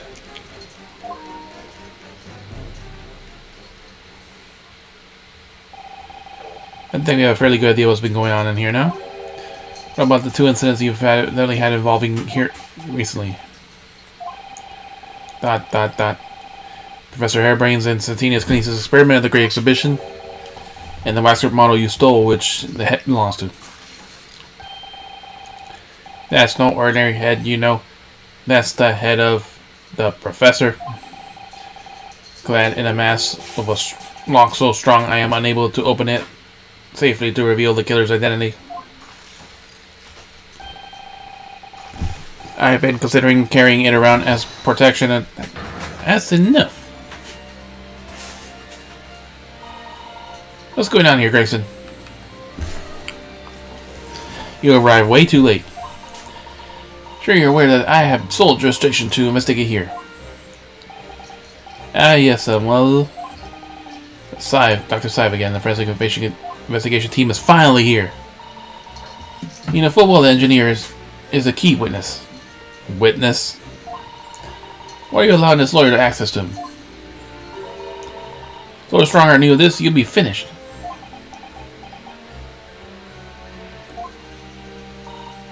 You not even once. No. My dear madam, there's no need for threatening tone, I assure you. After all, that's no way to greet an old acquaintance, is it, Dr. Sive? Hello, Sholmes. Dr. Sholmes knows Mr. Sholmes knows Dr. Sive. It is protecting the machine next door that caused such a sour expression in your face. You're quite misguided. Reality, nothing more of a shell. Get out. But of course, we'll show ourselves the door. So you haven't softened up at all. Mr. Naruhodo. Yes?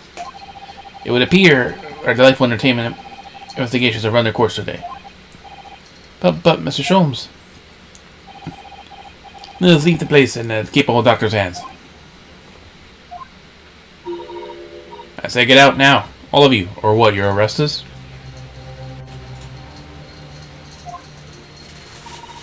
Your presence here is not required either, Gregson. Your presence is not required here, Gregson. Understood. Understood. Gotta say one thing before I head up. Wasn't for this lawyer and his companions, we'd never have found this place, and the whole workshop would have been blown to bits. There was a time bomb set in here. This lot disarmed.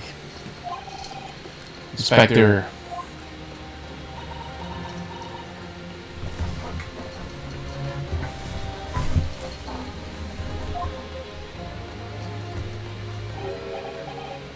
Go. So they give you a chuckle at the hit Draper? Ah, so sorry. Didn't mean to offend. You're quite right, of course. You did disarm the time bomb, didn't you?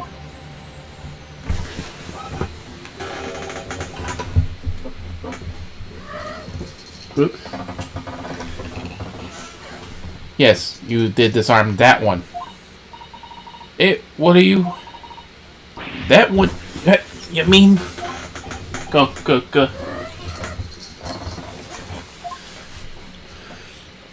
There's another one.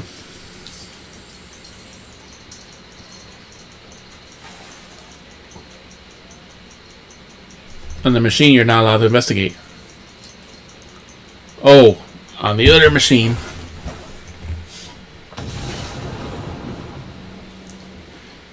Now that is dark. It was an hour later that we heard the bad news. The enormous explosion that ripped up through the experimentation stage of the Great Exhibition. Professor Hairbrain's invention and all its secrets were blown away forever. Do not fucking bite.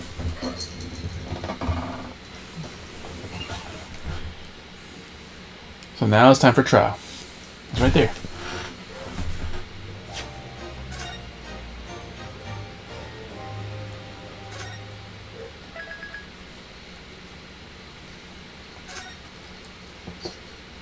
Trial Part 3.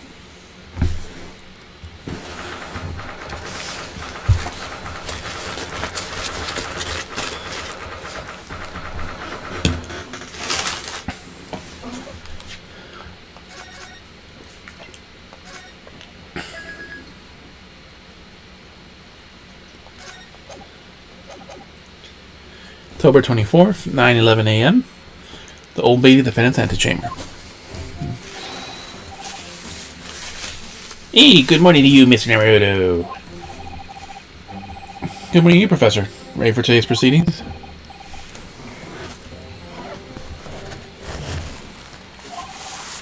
I hope so. I should be. Even I, with nothing left to do. Good morning, my dear fellows. Hey, good morning, my dear fellows. Good morning, my dear fellows. Hey, pal. Good morning, my dear fellows.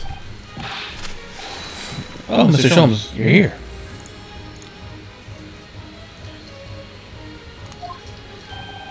Why naturally?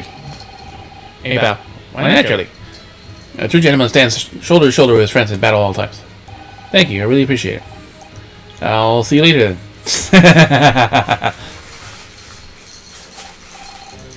Now, Professor, we need you to remain calm in the court today. Yes, do try your hardest not to enter the witness stand uninvited again.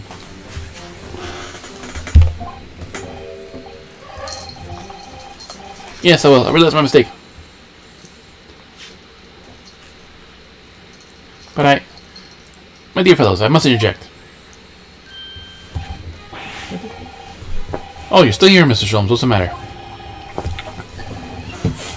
Surely you're not overlooked some praise, have you not? To be cast in my direction. Sorry, I don't follow. It's behind you. Right there. Where is it? Let's spell it out. I, the great Sherlock Sholmes, detective of worldwide exclamation. Rose a godly hour to be here now. First thing in the morning. It's a miracle, you must agree. Must agree then. As you know, my sleep is quite important and impregnable. Iris had to employ her full gamble tactics.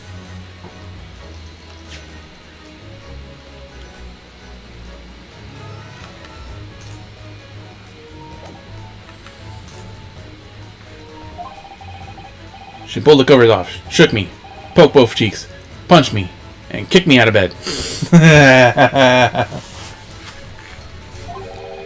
Then she poured a boiling cup of her latest experimental blend on my face. And at last I was bestirred.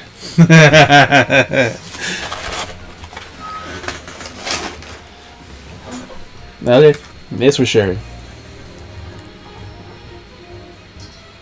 Oh, our controller is low, so we should...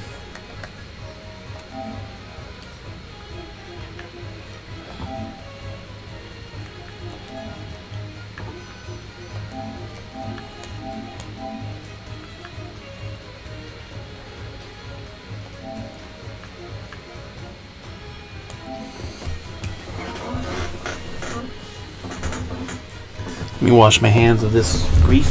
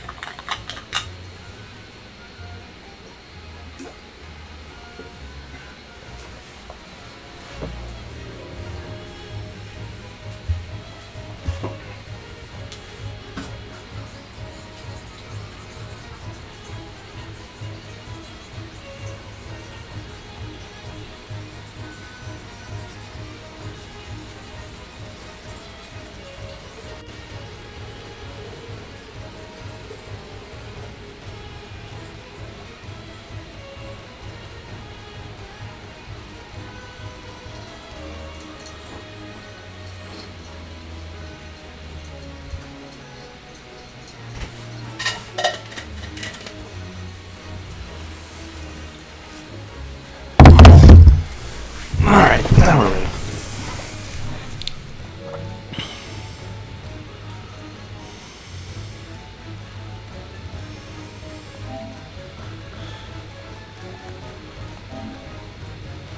That's a Twitter too.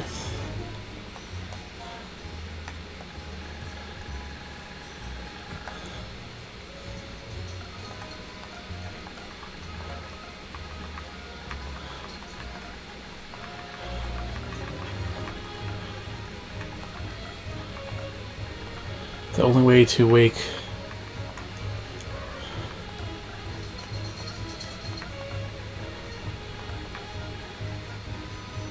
No, wait.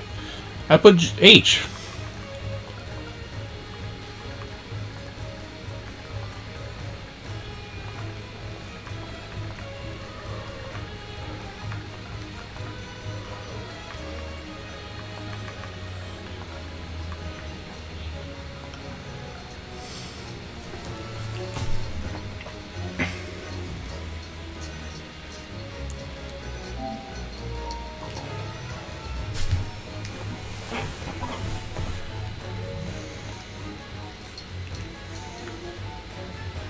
Alright, let's swap controllers.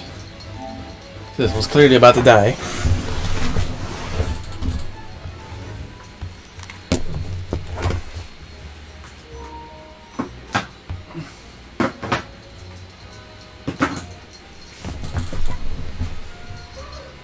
Through.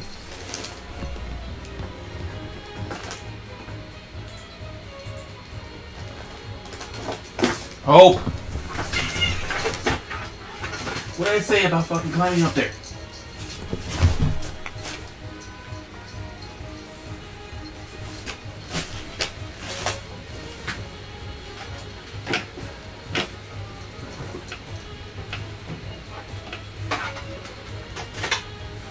No.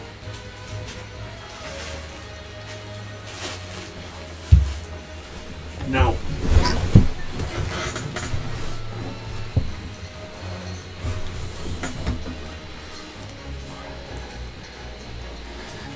Then she poured a cup of her latest experimental blend on my face, and I was bestirred. Oh my, Iris has been really busy.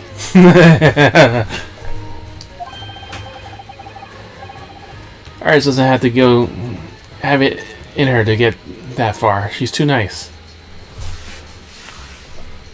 They go that far.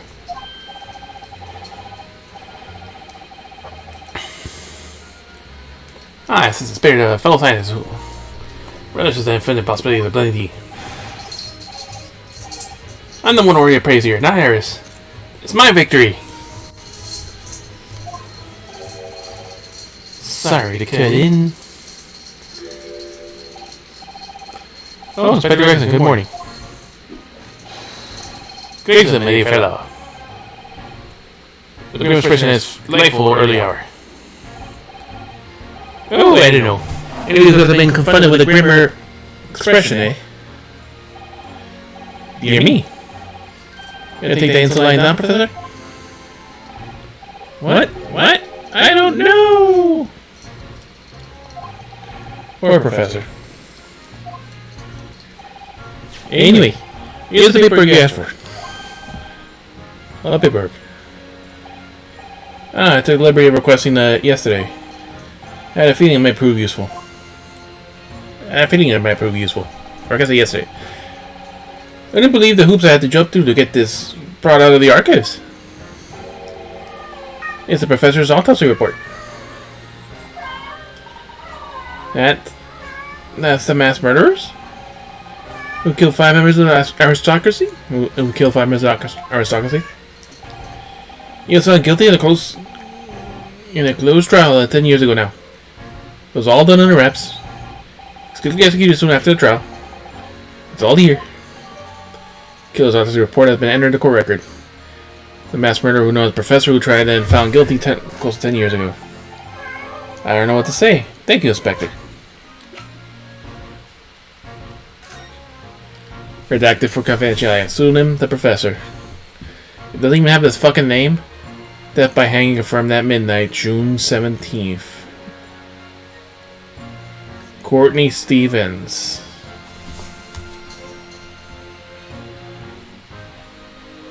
Is that her?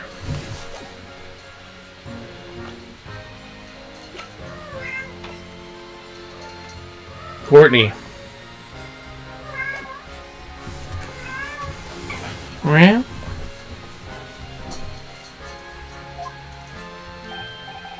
Yes, much obliged, Gregson. Yes, much obliged, Gregson. Okay. I slowly left the yard, or just doing what we can. In the shadow of the great detective Sholmes. Of course. And he's gone. And he's upset. Well, Professor Hairbrain, this is it.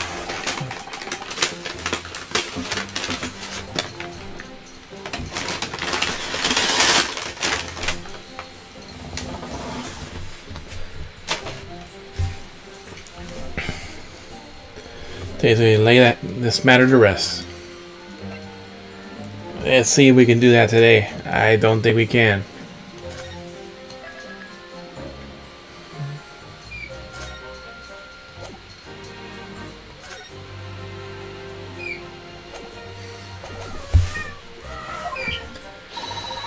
Wish you best of luck, Professor. I suppose he'll be in there today, won't he? Drebber. Yes, we expect the prosecution to summon him as a witness. As a witness, yeah. When his obvious crime, planning a bomb, yeah, he's still just a witness. Still amazed that you managed to find him in just one day. I really owe you both so much. Counsel and the defendant. Trial's about to resume. Kindly make your way into the courtroom at once.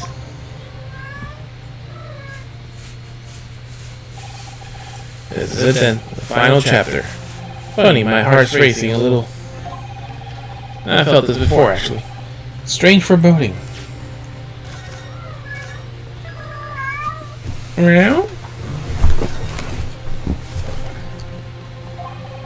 As if something's going to happen in this trial that I'm not ready for. But I can't let that distract me from the only thing that really matters. Finding the truth.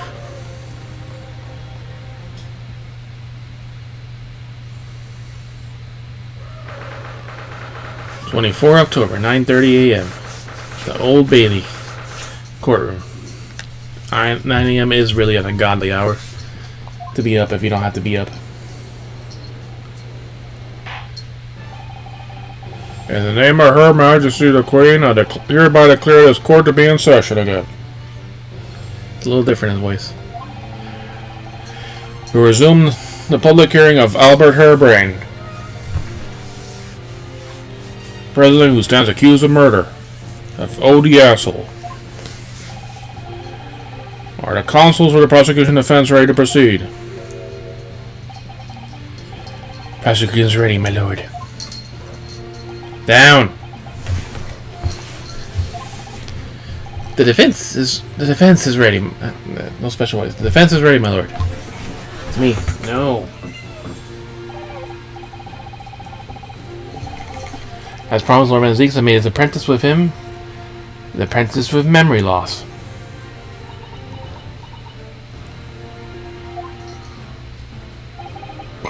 If I may, Lord Van Zeeks.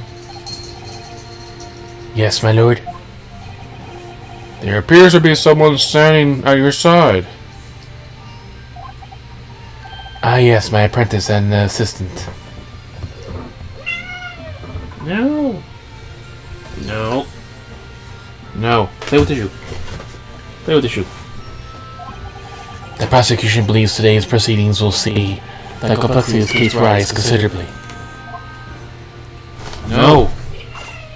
No. I missed it.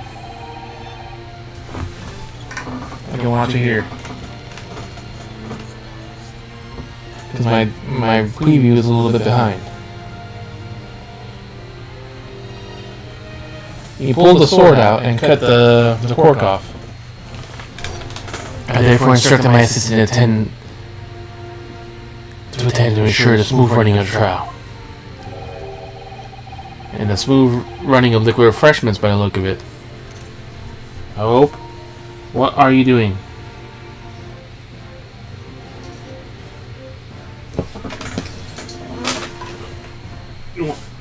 I don't think you can eat this. You want a treat? I'll give you a treat.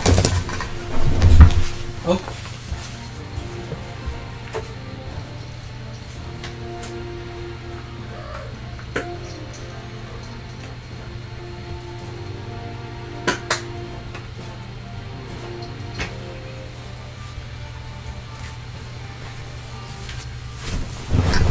cat being annoying amidst the cork cutting.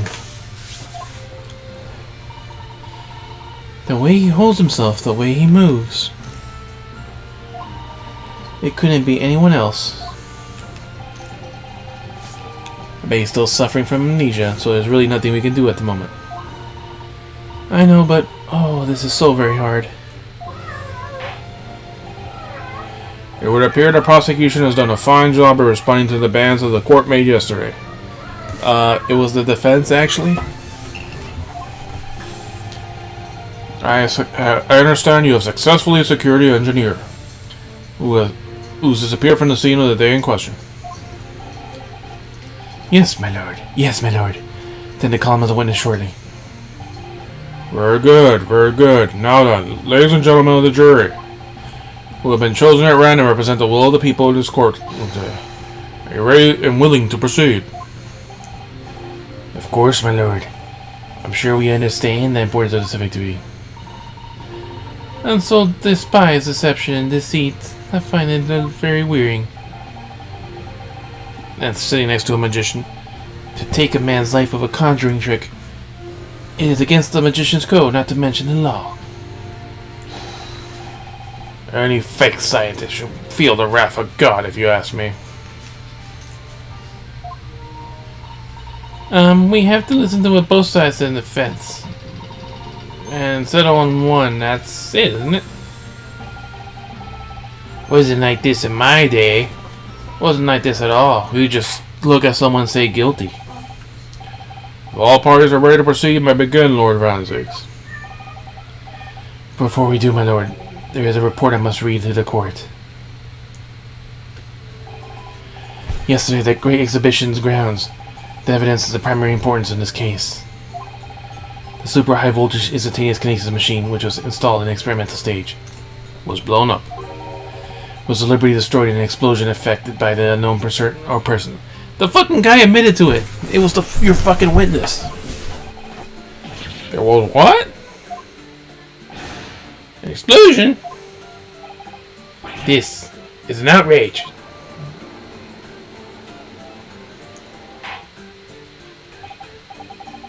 Yes, I heard the grave news yesterday. Scotland Yard submitted a report to my office in the evening. That the machine was blasted to smithereens and the wreckage reduced to ashes in the flames. Here's a photograph of the scene taken in the wake of the explosion. Hey, the trapdoor is clearly visible.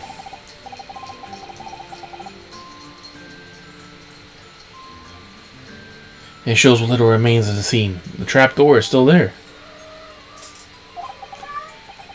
Yes, a terrible business. Yeah? He did destroy the evidence, didn't he? That Enoch Drebber. The court will take this print as evidence, counsel. Post-explosion photograph has been entered in the court record. Fingerprint of the experimentation stage that was completely leveled by the time bomb. The metal floor of the stage has blown open by the explosion.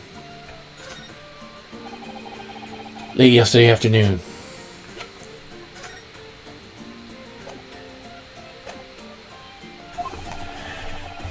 The protection afforded to the machine by Special Disposition Act as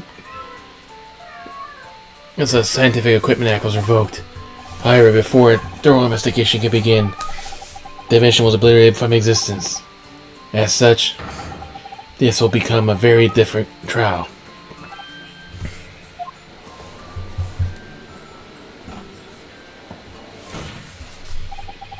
As it stands now, with no evidence to draw meaningful conclusions, the authenticity of the kinesis machine will remain forever in obscurity.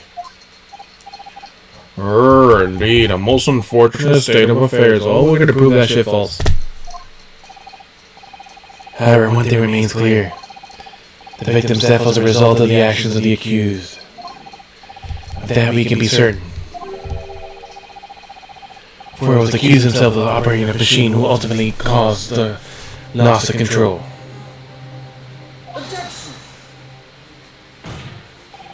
As Lord Van Zeeks rightly says, it's a very different trial now. The accused accepts responsibility for his part in the events that transpired.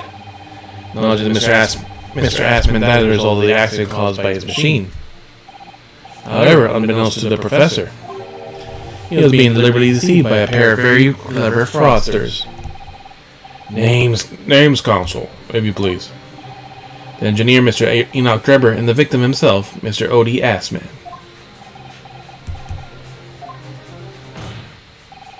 So what exactly were these two men up to behind the defendant's back? The defense intends to expose the information, thus establish the unequivocal innocence of the defendant. He retorts back. Thank you, consuls. The positions of the prosecution and defense have been clearly stated. Lord Van Zeek, summon your first witness, please. At once, my lord. The prosecution calls forth the engineer, Mr. Enoch Drebber, to the stand.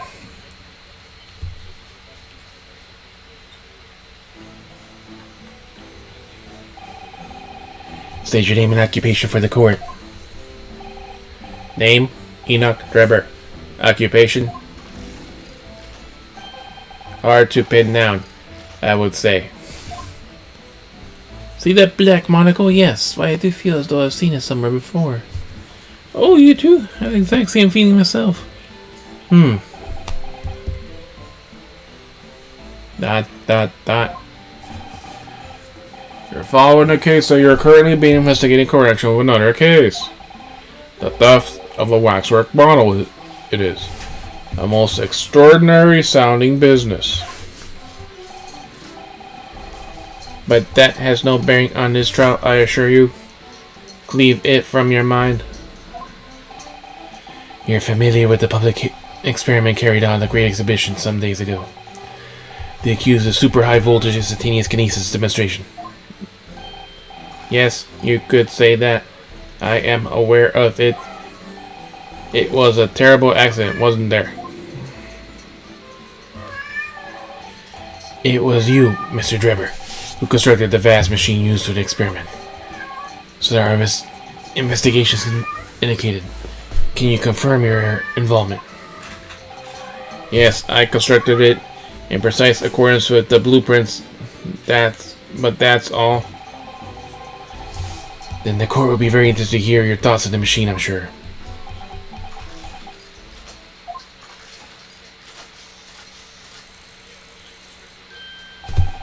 An amazing device, if you ask me. Pinnacle of modern science, making instantaneous kinesis a reality at last. What? Good gracious, you mean to say that the experiment was bona fide? Is that your belief, sir? Yes, this is very much my belief. Such a waste that it blew up with my own dynamite. We already established the machine was nothing more than a flop for an elaborate conjuring trick. Objection! You established nothing of the sort.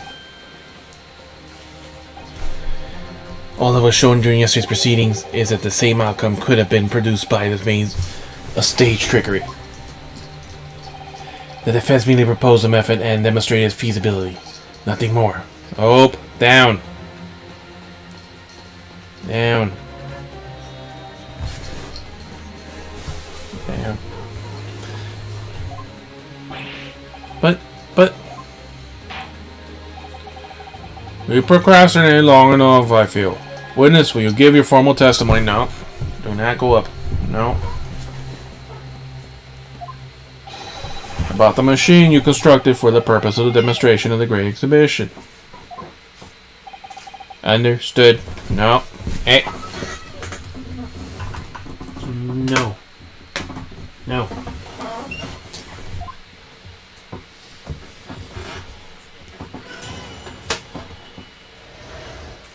The kinesis machine. I met the young professor approximately 1 year ago through Mr. Assman's introduction. He provided me with the blueprints and I constructed the machine to his precise specifications. It was no trick. If the whole thing was a fraud, it would have required a body double. Tell me, did the victim have a twin? All the spectators saw the birdcage disappear above their heads and crashed head first into the crystal tower. Stop. Terrible accident, I grant you. Perhaps the science on the machine was so flawed somehow. No. No.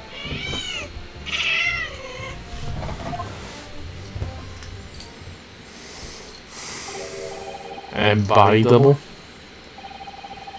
That goes without saying, surely. To give the impression that something has moved when in reality it hasn't. Basic conjuring principle. Stop. Stop. Yeah, we know the body double. It was the fucking wax mannequin. The deception cannot be achieved without substituting the original with a fake at some point in the performance.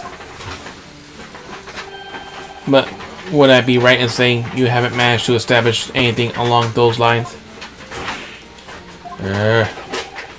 Incidentally, prosecution has already confirmed that Mr. Aspen had no twin sibling. It was my understanding this witness was well versed in conjuring artfulness.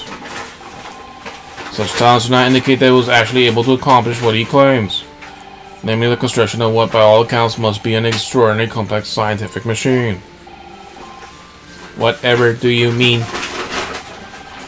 Yesterday's proceedings brought the true nature of your exploits to light, Mr. Driver. Indeed it did, my lord. As a swindler who preys on innocent scientists illicit government money grant for conjuring know-how. Yes, it's true that I possess considerable knowledge of stage magic. But crucially, my scientific knowledge has more matches than any academic in the field. Investigation of witnesses workshop attests to that claim, my lord. As evidenced by the police found this Royal Society trophy in the young talent in science here. Yes, it's true. We spied it there ourselves. If a hypothesis is sound, it can be forged into a physical manifestation with sufficient aid. Though I may have sold the secrets of some deceptive, wiles and sniveling, talentless scientists in the past. Would you therefore assert that the explosion of the machine was an unfortunate accident or, of course, a deliberate act of murder carried out by the misuse of the science?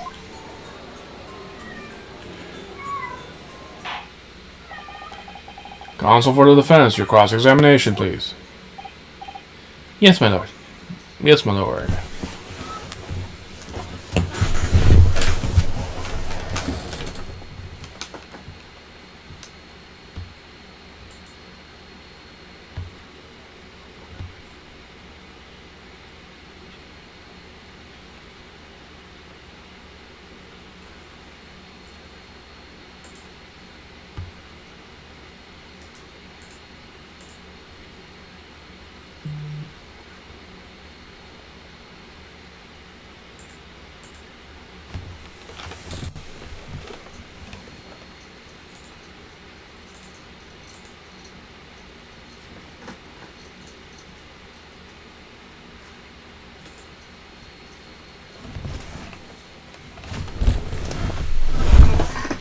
The Kinesis machine. I met a young professor approximately a year ago through the Ass Man introduction. And what an ass it was.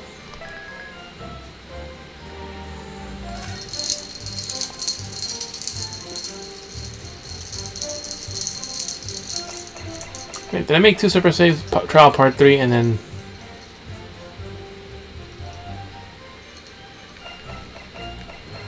Why did I make a separate save here?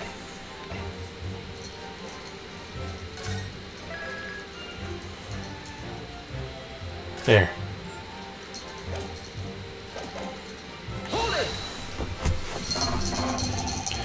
So you were already acquainted with Mr. Assman himself. Not really. By chance, I have seen his name mentioned in the papers. That is all. I have no interest in his private affairs. If he was an unscrupulous investor, it was no concern of mine. As long as people pay their bills, I take up my tools and construct what they ask for. So why did Mr. Aspen approach you in particular then? Who can say? I presume because my name is so associated with excellence in engineering. Not to mention excellence in fraud.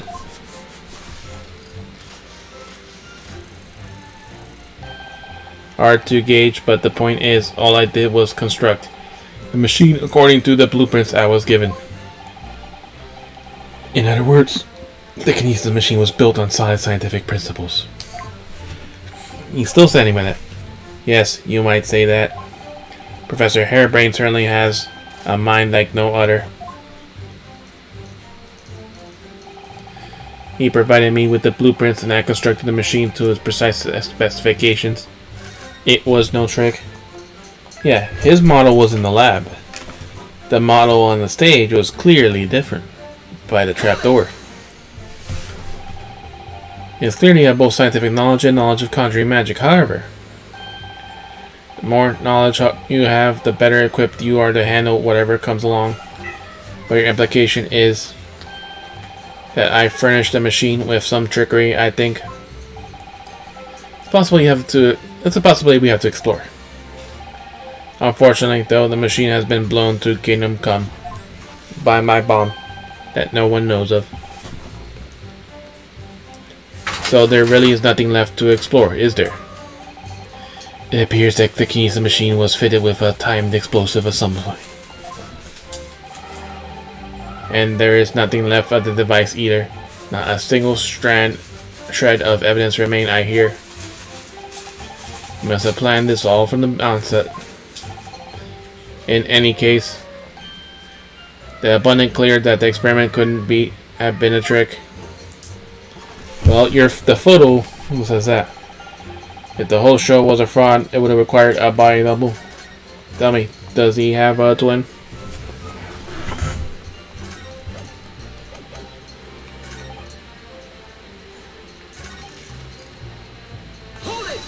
Does the victim have a twin? Of course, that's it. Mr. Aspman was a twin. You dumbass, we already said that, no. Perhaps my learned friend wasn't listening earlier. Mr. Aspman has no twin siblings. No, I heard you before. But there was a third hope I hadn't quite left me. The demonstration would have been a trick if there was someone who looked sufficiently like the victim. Mr. Saif absolutely ruled that out as a possibility. Did he now? It is beyond the victim himself.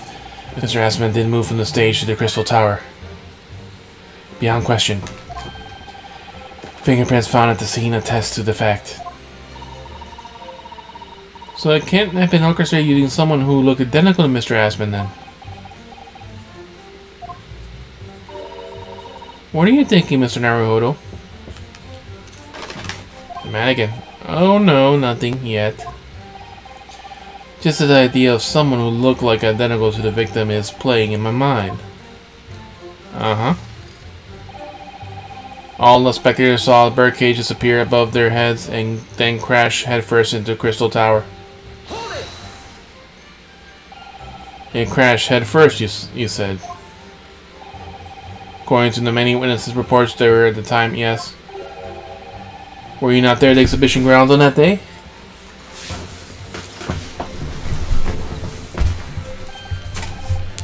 Unlikely.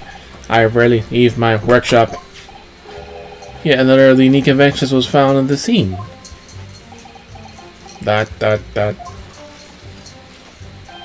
Well, it was the unveiling of the machine I labored over for many months.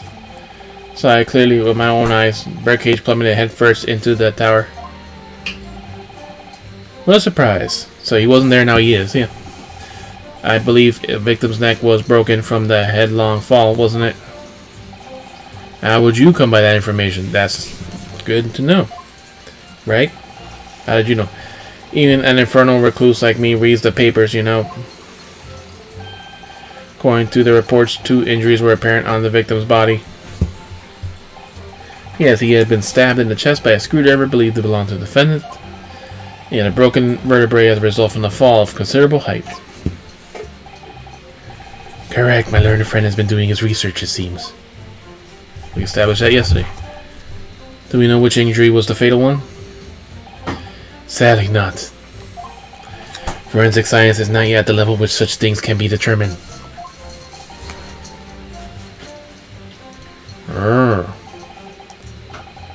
What we do know is that the victim died having sustained both injuries at some point during the experiment. He was found in the birdcage with his neck broken. It's obvious that he fell from a considerable height. I suppose hard to deny. Terrible accident, I grant you, but perhaps the science which the machine was built is somehow flawed. Well?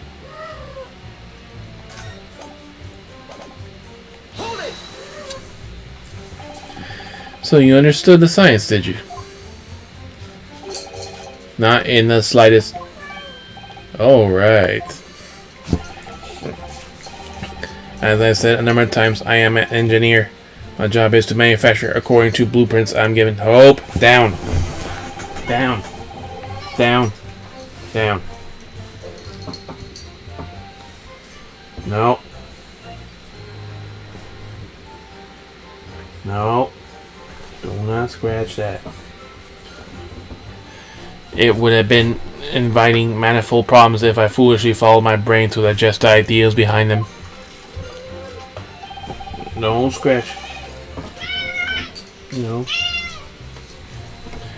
I could be accused of stealing those ideas, for example. But how is it possible to construct a machine without understanding the principles it relies on?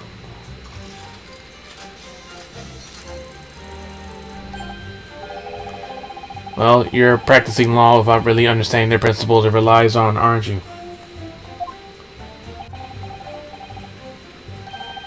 Very good point. Stand up for yourself, Mr. Naruhodo. The point is, the experiment resulted in stage kinesis taking place. As such, the science must be sound. We're gonna prove it's not. Yes, and readily, experimental results are all that matters when it comes to proving a hypothesis. He's certainly very sure of himself. What do you think, Mr. Naruhodo? Why do you keep asking me that? Well, now that the machine has been completely destroyed by yesterday's explosion, it's going to be impossible to argue its authenticity to one way or the other. But if we're unable to establish it was a piece of stage trickery rather than science, we'll have no grounds on which to demonstrate Professor Hairbrain's innocence. Both Mr. Aspen and the man in the stand tricked the professor who used him, took advantage of naivety and unbending belief in the work, and won't let him get away with it. Seeing the professor is old friend of Lord Van Zeek's, what on earth must he be feeling towards Mr. Drebber?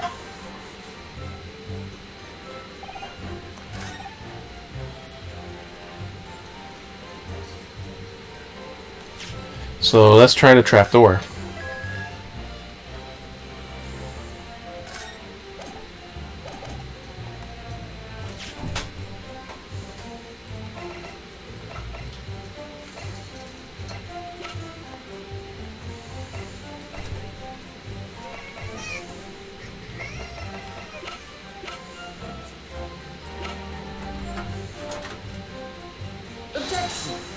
Nope, it's not that.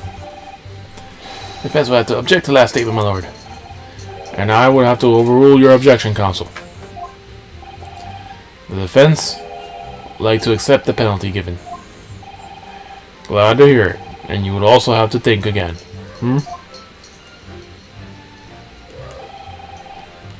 Hope, leave the cable alone.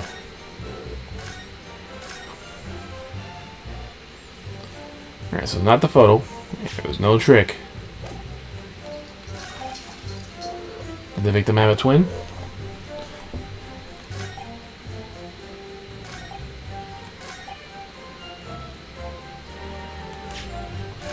Let's tag it from the other side. We could do the twin.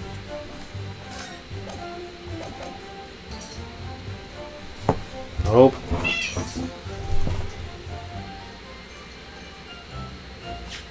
There's a reason why I saw that, but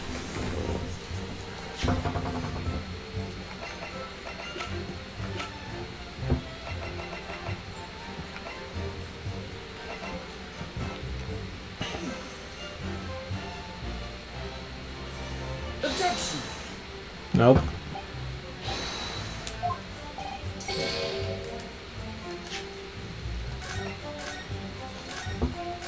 I have a couple ideas. Will you stop with the cable? Stop.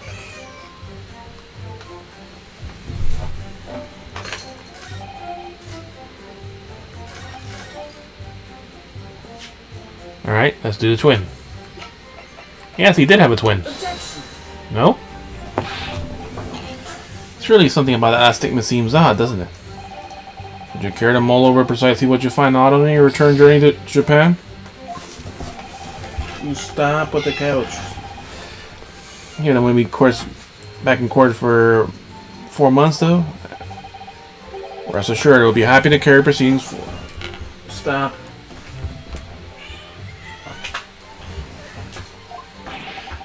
It's not serious. I'm going to prove my worth. Stop.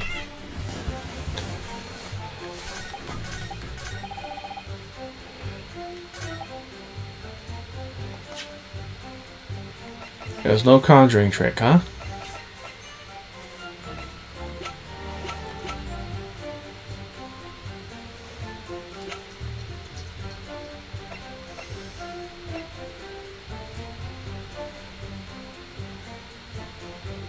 Oh, we can do the glass. Oh, get out from behind the couch.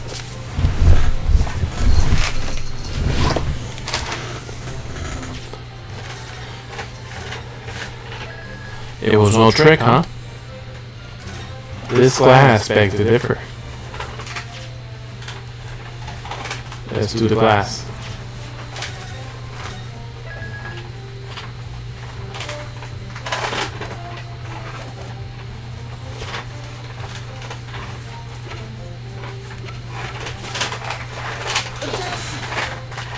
No? The music's still going, so we don't have it correct. It was not a conjuring trick. Then why is there a hole in the ground?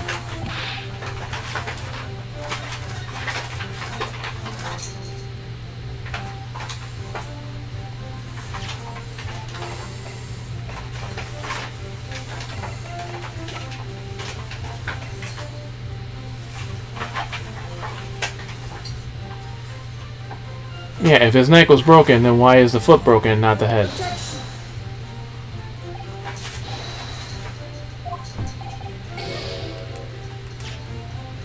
Ah, that's what we gotta use.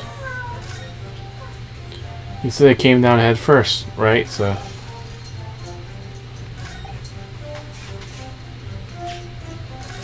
yeah, head first. That's the one we need. Head first, huh? We got it. We examined the birdcage that crashed into the crystal tower ourselves. As you can see, the cage, which was a wooden construction, has sustained damage in one particular spot. Following the explosion, it fell some 30 feet into the glass of the crystal tower. The level of damage is detected, surely. Yes, but not where. I agree, the damage itself is entirely understandable. What doesn't make sense is the location of the damage.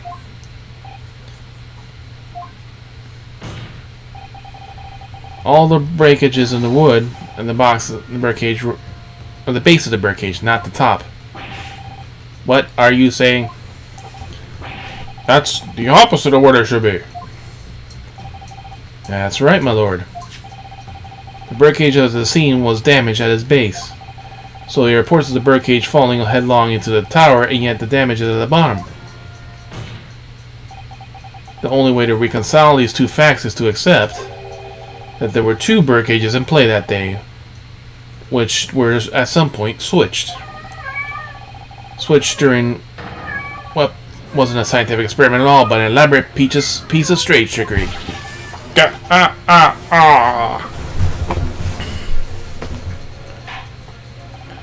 Good gracious, explain yourself, witness. Well, if we examine the facts, there's only one logical conclusion we can draw. Damage on the base of the birdcage clearly indicates that it crashed hill first into the tower. There's a different reason why it crashed. Wait, we'll have that. We'll look at the picture of the stage.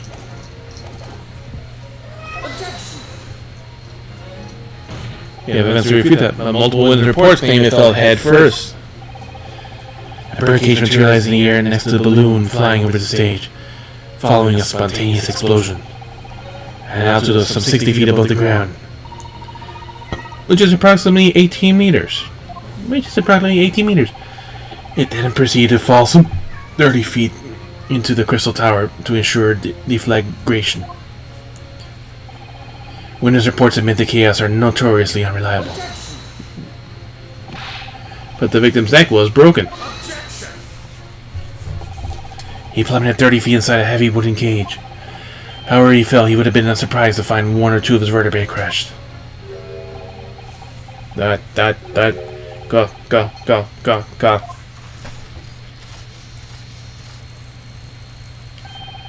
A riveting scientific analysis of the events from the prosecution there. Of course he wants to agree with the prosecution. The prosecution's trying to help him. So Wednesday we'll be going to the supermarket. So I don't think there's anything we need, right? Just stove food and stuff.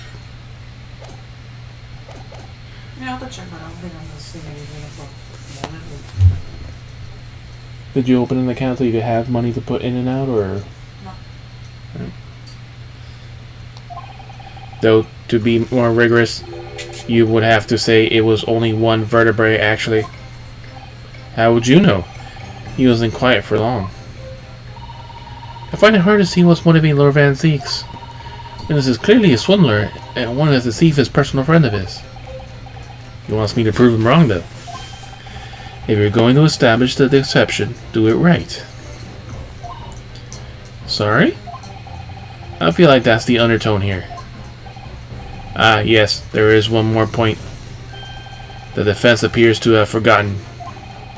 Obviously, it wasn't a trick, as a certain truth was very plainly demonstrates. What? It seems to me that the cross-examination is better continued until we resolve this matter. Mr. Drebber, you will amend your testimony with the details of this truth. Of course, you must treat the matter scientifically, after all. You said you don't know science. You nearly had him there. ...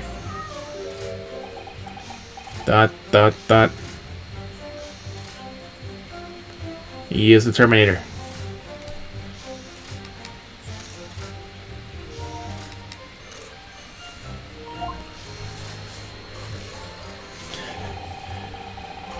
The kinesis clearly took place because there is nowhere else 30 feet high a birdcage could have fallen from. Ah, now you give us the opening.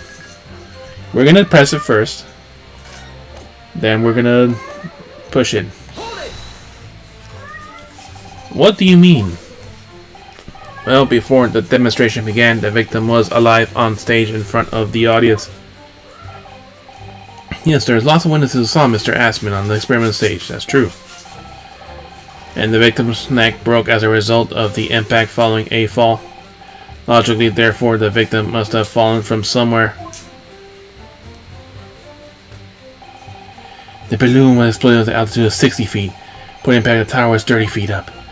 The difference of 30 feet, therefore, a total distance the birdcage fell.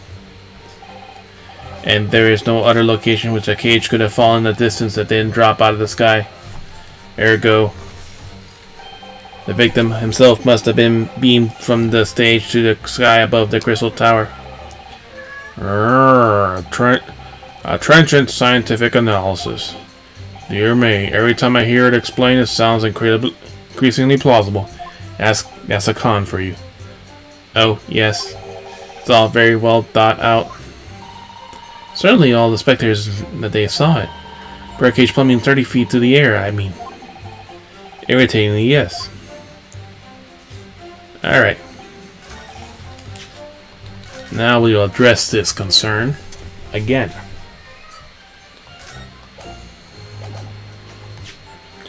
Where else could it have fallen from? The defense? Really?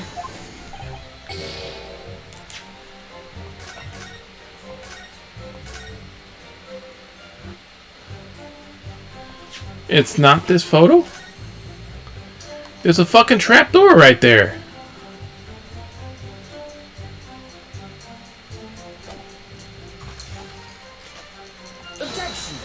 There's a fucking trapdoor right there, and that's not the fucking point. Hope down.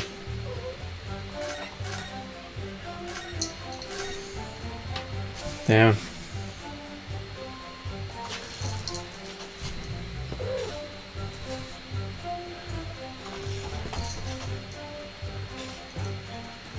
Ah, birdcage fell from here.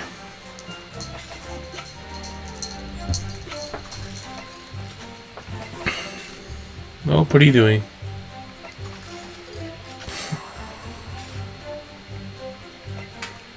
Oh, I mean literally. Where could the birdcage have fallen from? Objection.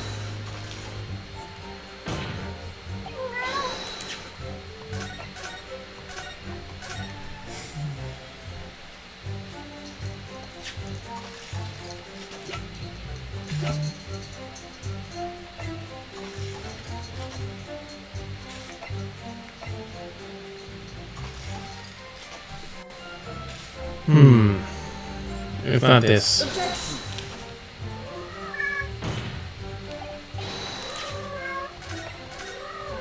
Yeah, I'll have this evidence somehow.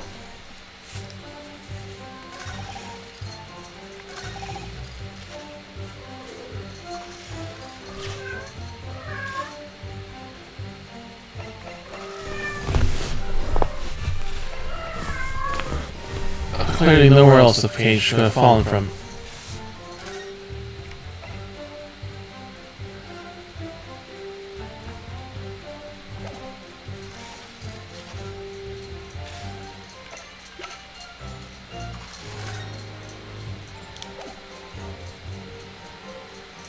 Objection.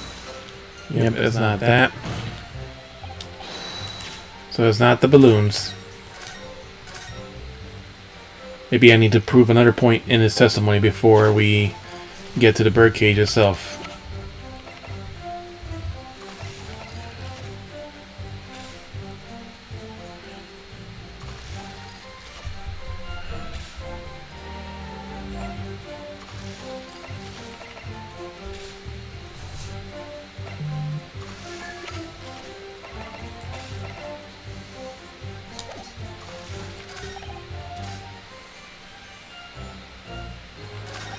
The science was flawed.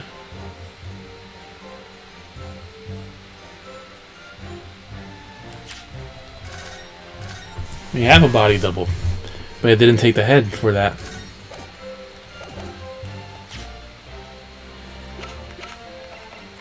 Objection. Yep. It's very annoying and specific.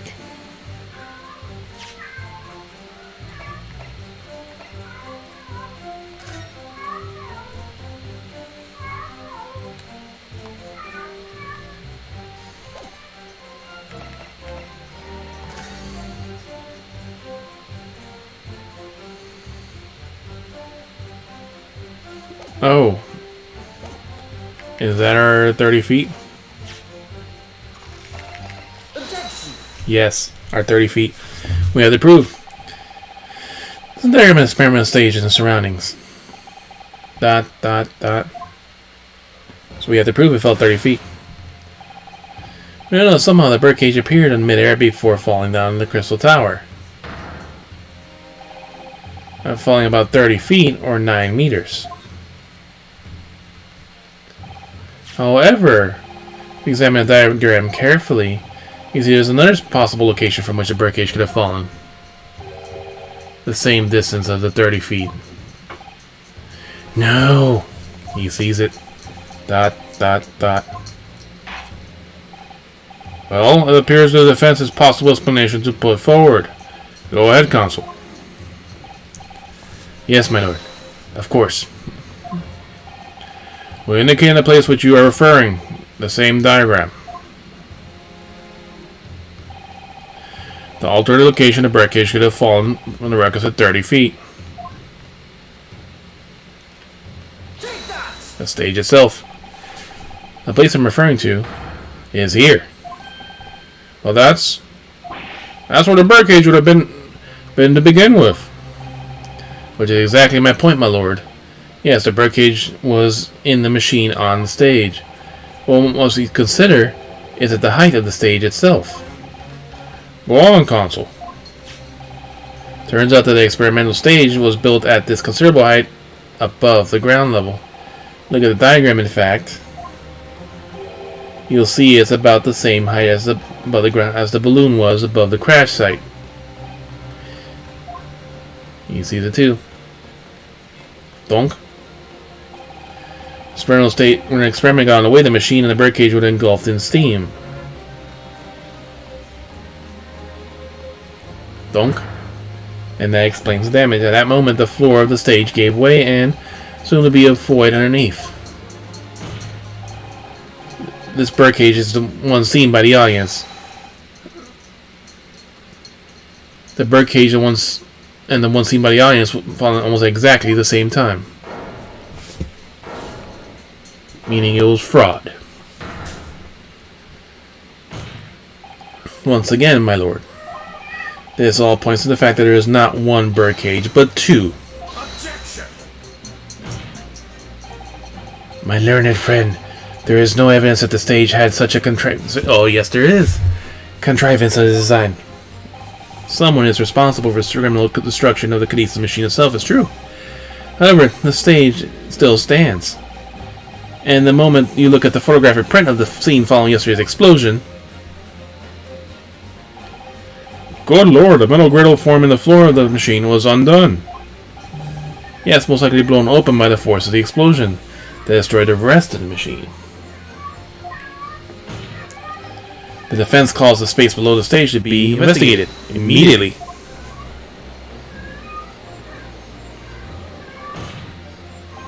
Mr. Drebber, it was you who built the kinesis machine, which means that it was you who built the two bird cages that were used to carry out this deception. Whether Professor Harebrain's hypothesis is sound or not makes no difference, because it's the construction of this machine that matters, a machine designed to take Mr. Assman's life. And lay blame firmly on the professor's door, something that could only have been carried out by you. And it's fucking 11 already, and we're still not done with case 8. By you, Mr. Enoch Drebber. Grrr. Grrr, Objection. And smash. Nope. You already drank one whole bottle? If my learned friend has reached the end of his wild dissertations. And smash it. Prosecution would like to crush the defense's argument slowly, but surely. What? Your argument fails to hold water. On 2 counts. 2? Firstly, before and after the experiment, this witness went nowhere near the kinesis machine. According to the defendant, yes, he did.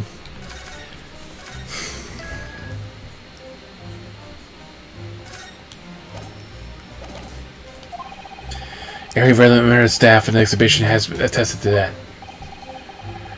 And I believe the members of Scotland Yard have also been on watch duty on every public experiment. In other words, Mr. Drebber had no opportunity to switch the alleged pair of bird cages. But I've already explained why he wouldn't need to. The nonsense of the crossbow, that doesn't bolster your case at all. The man who disappeared from the stage and the man who crashed in the little tower are one and the same.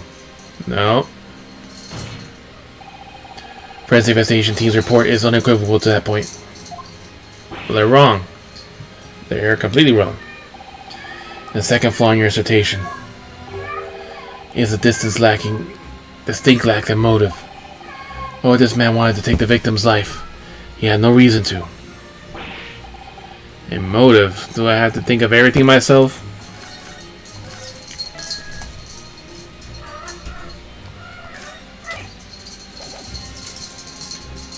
Running from the back in the kitchen to the living room and back and forth. Have your contract provided by the witness. What contract is this, Lord Van Zeeks? What witness? The contract who Mr. Drebber entered with Mr. Victim, Mr. Assman, it reads.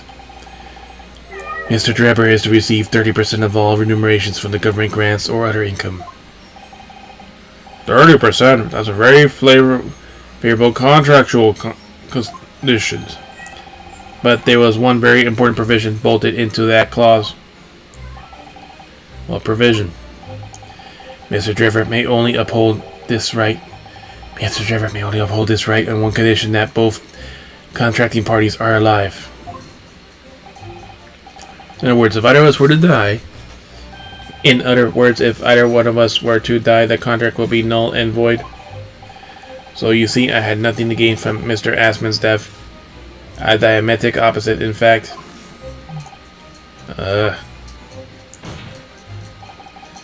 Need I say more? The witness had neither an opportunity nor reason to commit the alleged crime.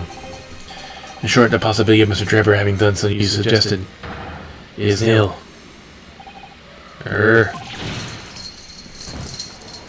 Dramatic fall. It seems the defense assertion was somewhat wide on the mark. Or Van Zeeks, will you submit the contract as evidence, please?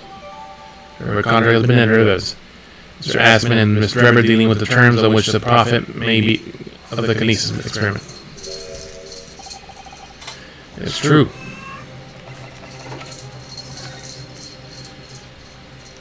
Master Odie asked me to Master contract provided fund super high voltage materials constructing the super high voltage kinesis machine. To fund labor and materials. There was 30% all remunerations of the government grants or other income. The condition that both the parties are alive.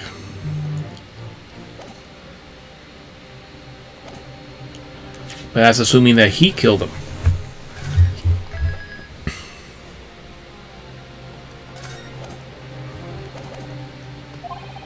If Drebber had no opportunity to switch the birdcage on the stage with the one in the Crystal Tower, he couldn't have done it. And in any case, I have no idea what his motive might have been. There's one aspect of your argument that still holds true, however. There were 2 bird cages. The prosecution is unable to deny that. Sure you're on the right lines, Mr. Naruto.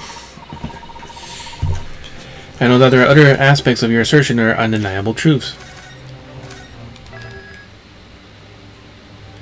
Such as the glass.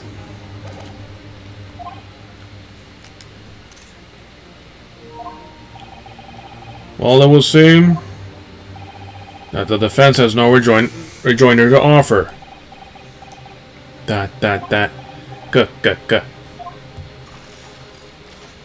Objection. Well, I must say I'm a little surprised. Here came to testify of the machine I built, and instead my reputation is defiled. But the prosecution's counter to set this record straight, I think. Possible to imagine the culprit. I am culprit.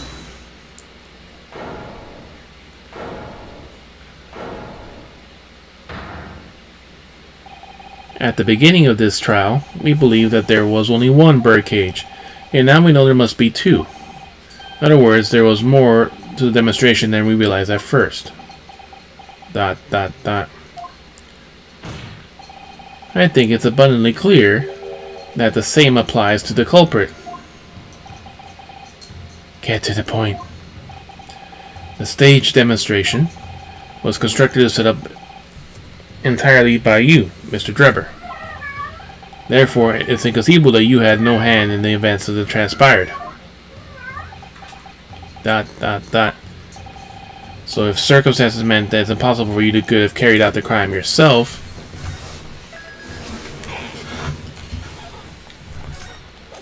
there's 2 assailants. Points to the fact that someone else was also involved. Someone else? Counsel, you suggesting? Yes, my lord. Drebber had an accomplice. Objection! An accomplice now.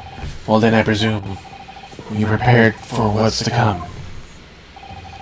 Now that you're accusing not only this witness, but someone else of the most serious of crimes. If the accusations are turned out to be false, then make no mistake. The prosecution will demand your equally serious punishment for your slander.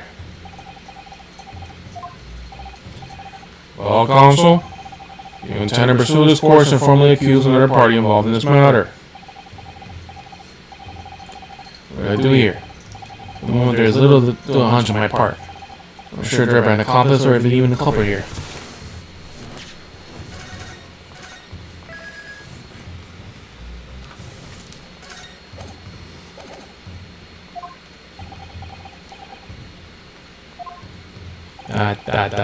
Well, though I have to make a position clear as a lawyer.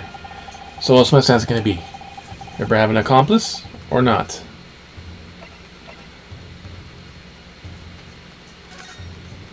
Name an accomplice. The defense is ready to name Drebber's accomplice.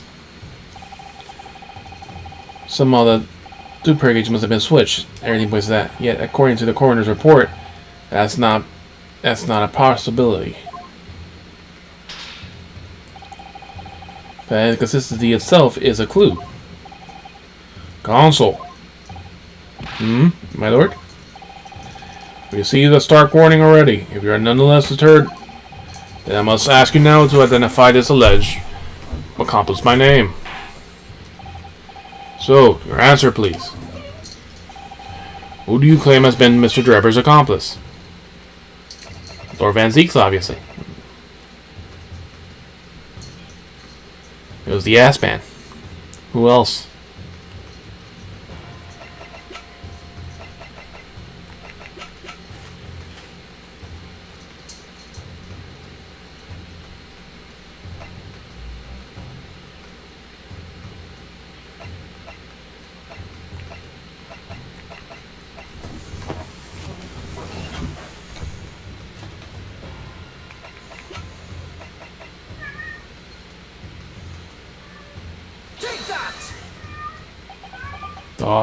Thought. Who is this person? Someone intimately related to the crime, my lord. Someone you surely wouldn't say you don't know. Yes, thank you. I'm aware of the person, obviously. But what basis do you claim the felonious involvement?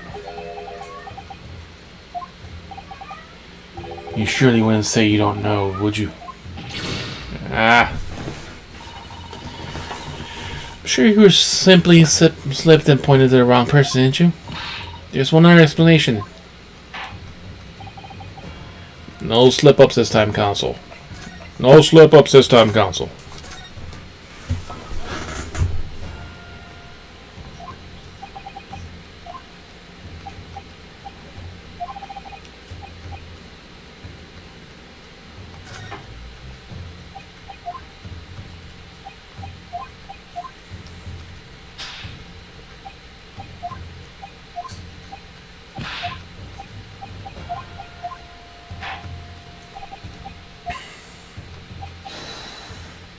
Well, there's only one other person that can make this happen. The scientific investigation team. Take that! Even the person in question is... What's wrong, my Nipponese friend? Surely fear doesn't blind your tongue now. It's a little late for that. Of course, I'm afraid. After all, naming her in this capacity is definitely going to make waves. A lot of waves. Very well could turn every single person in this courtroom against me. I'm sure it'll be alright, Mr. Naruto. Thank you, Mrs. Suzato. The enemy always appears larger in life, but you appear exactly the same to the enemy. Alright, then here goes. You kept us waiting long enough. Your answer, counsel. Now. The person who colluded with Mr. Drebber in order to carry out this wicked crime is Scotland Yard's coroner, Dr. Courtney Sive. What? What in blazes are you talking about? Dr. Sive? The head of the forensic investigation team and the coroner who conducted the autopsy on the victim? Exactly, if the records don't match. We know there were two bird cages, so we could have carried out the switch at a complete illusion. The accident happened in front of a huge crowd of spectators, and the area was immediately sealed off. Everyone, police officers included, were banished from making their way to the forensic investigation team. When else would the switch have occurred? It could only have been in the team's presence. ... It's essential that the court determines exactly what happened following the incident. Offensive man Dr. Sai be summoned to the witness stand wants to testify. Magician understands. You got a nerve, lad. Standing up there, dragging the yard's name through the mud. I didn't mean to. Not the yard. You know the woman very well. There's no better dead room worker out there. How dare you call her a criminal? My learned friend's imagination appears to be wilder than the East End that night. Hope. But the recklessness of your accusation aside, there's another grave problem in your argument. One which the prosecution demands you address at once. Now.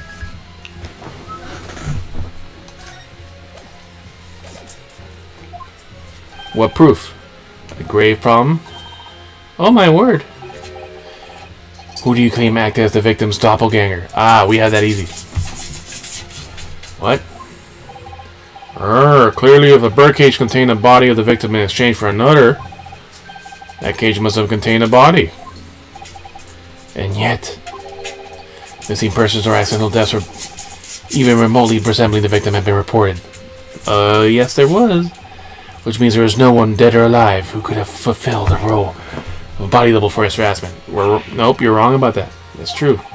Argument is there are 2 bird cages. There was also been on 1 person side of each. But I don't know if I could have an answer to that yet, do I? Yes, we do. Body double stunt was achieved.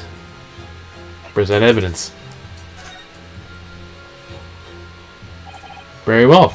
The defense will address the learned friend's concerns, representing evidence that reveals the true nature of the assigned body double. Good gracious, evidence. Do hope this isn't a filibuster, counseling. Court is expecting a name. If you think you have relevant evidence, present it now. Body double in a birdcage was hiding along a balloon and floating above the stage. Means that any witness would have only seen them from 60 feet away. So it was appeared out of the explosion in the same 18 meters to spectators. Aha!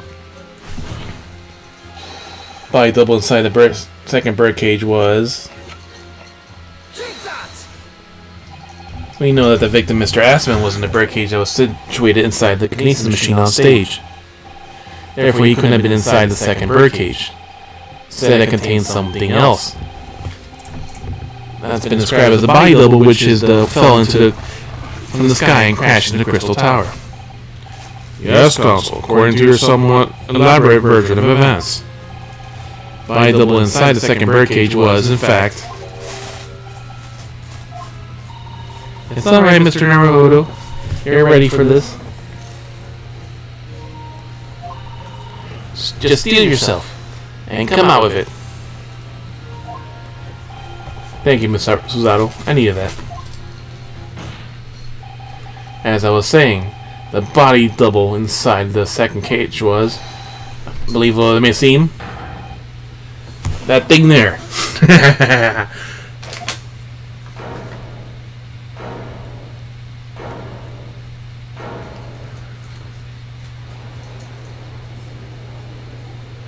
It's the professor. Objection!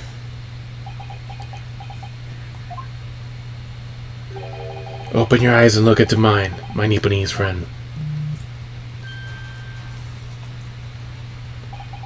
Now tell me, what are you playing at? Stand firm now, Ryusuke. It's time to show your Japanese spirit. As the court will observe, this is a waxwork model. Weak flap. Model, in fact, of an infamous London murderer from 10 years ago. The Professor. Objection! You started by indicating the leader of a forensic investigation team as an accomplice in this crime. And now you've moved to the indicting waxworks? Yes, it's about the size of it. But why? And why is waxwork mom? I guess we're done for tonight.